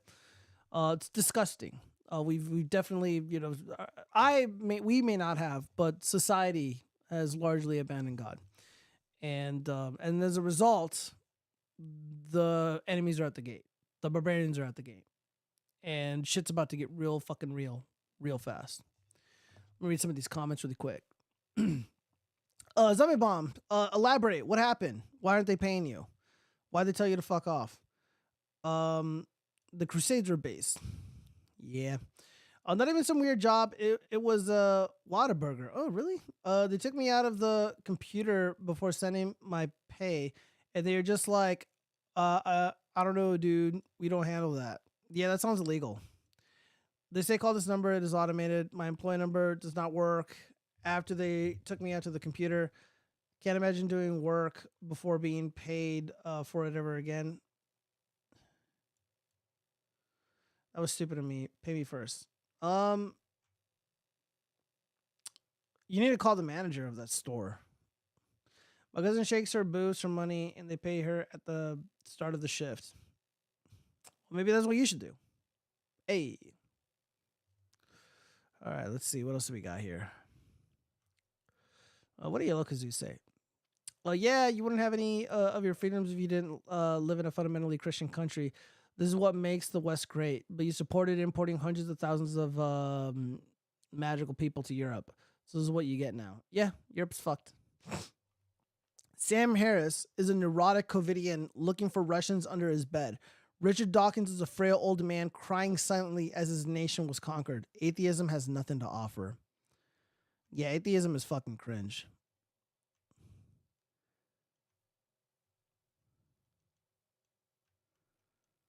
Oh, this is actually kind of a funny video. Let's watch it. This is a queer fat club. I'm queer and fat. Okay, thank you for joining. We're just introducing ourselves at the moment. Okay. Do you want to go ahead and introduce yourself, Joe? Yeah, my name's Joe. I go by he, they, and I identify as 275 pounds. Okay. I feel like Jay's kind of making fun of me, though. I know it's kind of a shock. I know. Kind of a new thing. I'm just, Do what? I said I apologize. Oh, no, you're good. Are you comfortable leaving the group at the moment? Why? I'm not understanding why you're joining the group. This is the queer and fat group now. Yeah. Yeah. That's what I came here for. Okay. And you said you identify as fat? Yeah. Okay. This is just for fat-bodied people. Yeah, I understand. I identify as a fat-bodied person. I'm not understanding where you're coming from. Are you guys comfortable with me here? I mean, I'm pretty chill on my end. I'm not comfortable, no. Can we take like a vote? Oh, these kids are unbelievably based. You make a good frog. What is this? This 1 minute video sums up the predicament of young white men better than anything I've heard. All right, let's listen. adult Damn, dude, she's got a rack on her. Wood. white males between the ages of, say, 18 and 25 to... The economy sucks. You're probably never going to buy a house. Your degree is useless and left you in mountains of debt. You're nowhere near capable of providing for a wife and kids, and you can't imagine yourself settling down with any of the women in your age bracket anyway, because Disney princess programming and feminism has left them fundamentally unwifeable. You've grown up in a culture which has celebrated every other form of identity besides you, and in exact proportion to how much they're not you, to the point that now schools and companies can hire based on that metric, all the while being told you can't complain or notice any of it because of how privileged you are, and if you don't know how privileged you are, it's because of your privilege. Even though you're basically a debt slave with minimal hope of a financial and familial future because your economy and culture has abandoned you. So a lot of dudes just checked out and started like smoking weed and playing video games. Some of the other ones went to countries where they like white people and men, like Thailand, I guess. And some of them were like, you know what, this is a good challenge. None of it makes sense. It's all going to shit. But fuck it, I want a big house, and if you come on my land, I'm going to shoot you with guns. I want a bunch of kids and a wife churning butter. I'm going to make it happen, you fucks. Tell me. Yeah, all that is fundamentally true, and I feel like dude, this video went viral. Oh wait, well, the original one went viral. This one only had 72,000 views. The original one had way more. Who originally posted this? Does it say? No, can't read it on this fucking monitor. God damn it. Gio wants that chess yogurt. What's wrong with that chess yogurt? Dude, what's wrong with that? Here, let's look at it. Look at that. What's wrong with that? Let's see. Washington Post reporter Taylor Lorenz dances wearing a medical mask at a Pornhub Awards event, I guess. The controversial reporter wore a total of 2 masks while attending the ceremony. She has double masks for 4 years despite the pandemic being long over. Fuck, I'm not even allowed to say that. Oh, I can't play this music. I'm gonna get banned. God, Taylor Lorenz fucking sucks. Nobody wants to dance with her. She goes to the fat guy, the fat coomner, the coom beard. Disgusting. Fucking lonely cat lady. Oh yeah, Boogie2988 might delete himself, kind of like Ed Piskor. Boogie writes, I'm getting off Twitter for a while, and in case this is the last thing I ever post here, I'm sorry. I think I meant to say, I never stopped loving you. I never stopped trying. I am just immensely ducking stupid. Look, as soon as you're gone, Boogie, I'm going to squat in your fucking house. I'm going to claim it as my own. And no one's going to stop me. Cool Hand James, friend of the show. It seems Boogie's toddler girlfriend has left him. Now he's back to suicide, baiting for sympathy again. Anyway.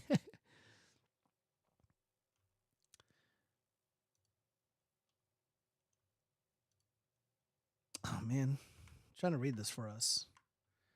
All right. This Razorface post. When Biden's cognitive collapse, whatever the source, is at last made public long after this Girl Scout sniffing status is put out to pasture, know this.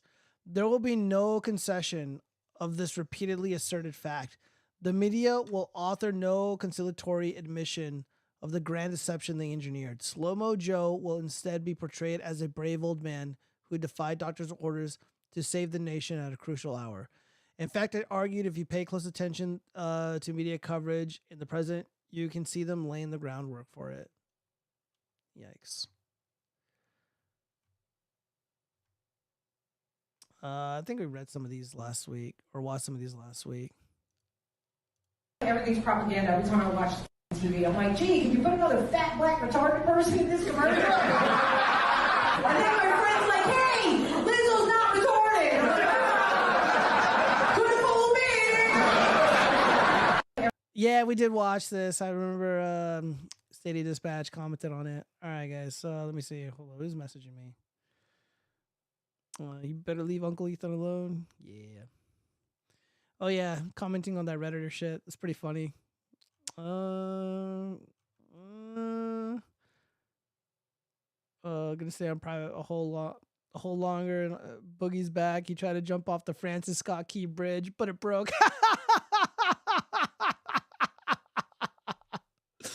Oh, go fuck yourself, Boogie. As soon as you're gone, bitch, taking your fucking house. Me and my fucking boys, me and the Greenskins, we're moving in rent-free, motherfucker.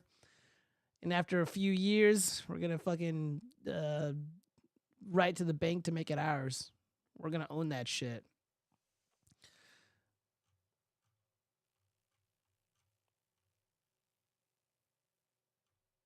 Based. I can't read that. Based. No, what's going on there? An enormous procession of Italian men chants, "Where are the anti-fascists?" Is it? Oh shit. Whoa.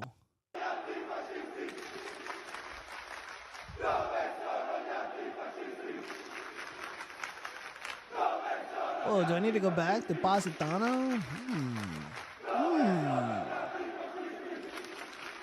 My ears are perking up. You can't see because I'm wearing this headset.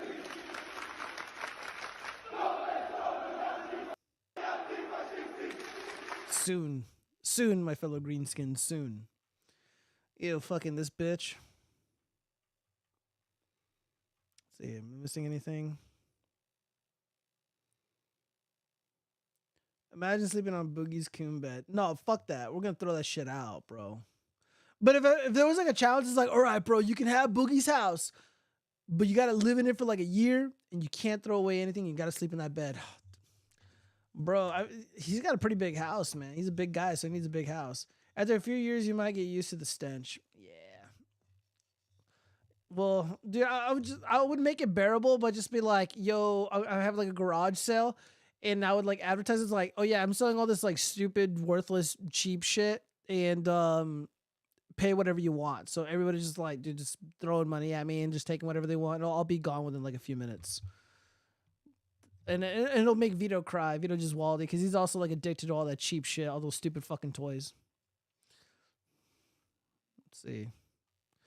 Yeah. Again, I try not to like judge people because of, like age disparity in relationships, but Boogie is so fucking gross and disgusting.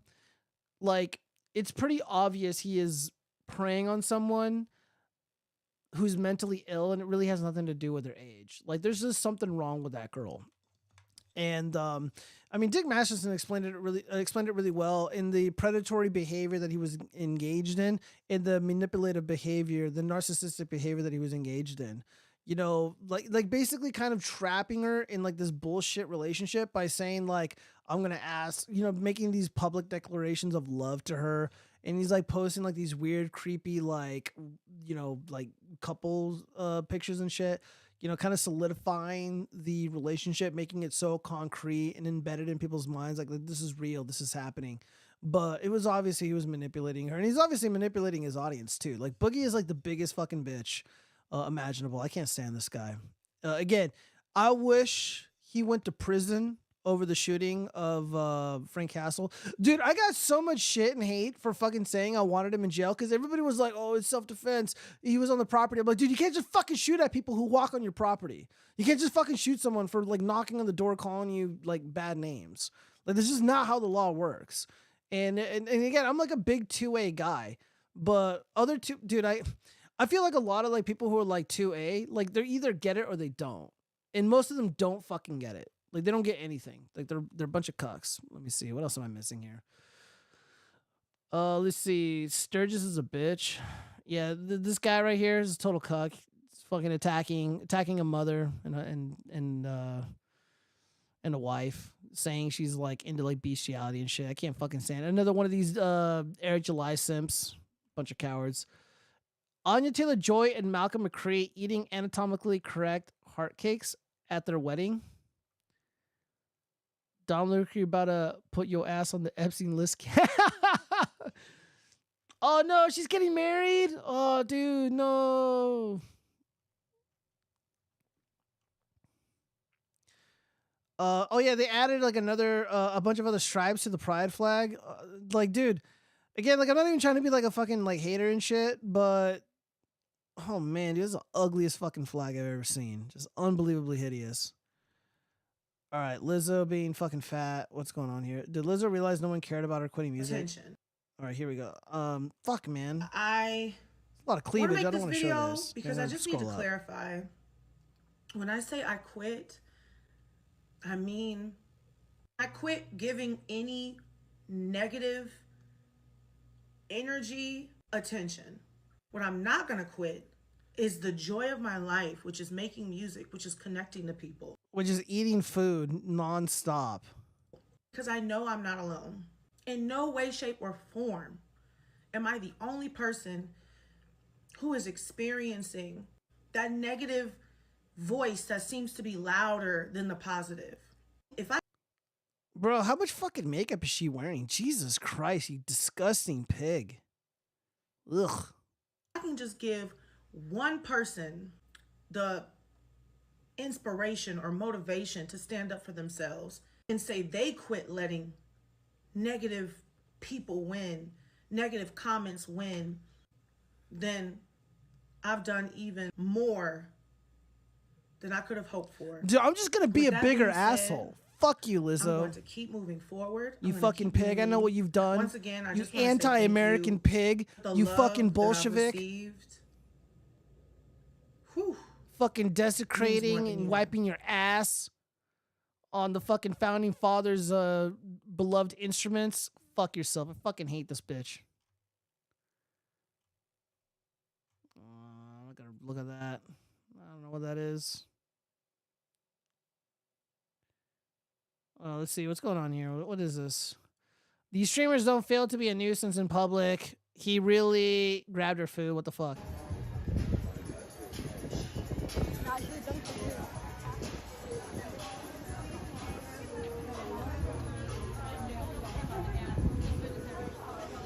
Yeah, they need to get their asses beat. These streamers need to get their asses beat. They're making us look bad. Put your hand in my food again, and I'm throwing all of your phones. Yeah, beat their asses. Beat their asses. I'm all for this. Hey, you're not touching our phone. Don't put your hand in my food again. Do not do that. You don't do that to people. Who do you think you are? Who do you think you are? Stop filming me. You're a nobody. It's a live stream. You can't stop it. Who the fuck are you? Who the fuck are you?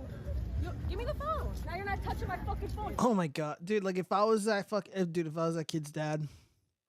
Again, I'm against violence against children, but they'd be getting dadded up so fucking hard. I'd have to be creative because like you can't just like punish them with like hitting him because it just doesn't work. Because then they're just gonna like call CPS on you and shit.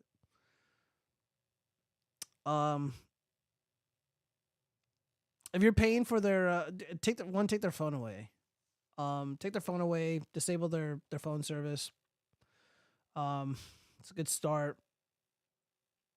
I don't know. I would need to think. That's like the bare minimum. But I'm sure there's other creative ways to punish these kids. Oh shit, dude. Touch my phone, I'm gonna actually do something. I wonder if you're a parent, you can like message these social media companies like, hey, can you ban my son because he's like terrorizing people on your platform and doing illegal shit? You beat me up? Back the fuck up. Back the fuck. I will. How old are you? 5? I give a flying fuck. Do you think I give a flying fuck? Do you? All right, hold up. Do you? Don't do that again. Hold up. Yeah, shut the fuck up. Bro, what the hell, man? Oh, man. Oh, man. I was the problem with taking somebody's camera from them when they are doing this to you. And if they are using a phone, it's not your fault. They didn't buy a different camera. Yeah, I mean, if the woman took their phones and their cameras and shit and they broke them and smashed them on the street and I was a cop, I would let her go. I wouldn't do anything. But yeah, this is not a big deal. Oh man, these kids are fucking shitters. You know, and again, they're always doing this to like, you know, women and like little girls and shit. They'll never do this to someone like me. Or like a big black dude or something. They don't fuck around, bro. Disgusting. Oh, we get some polling news.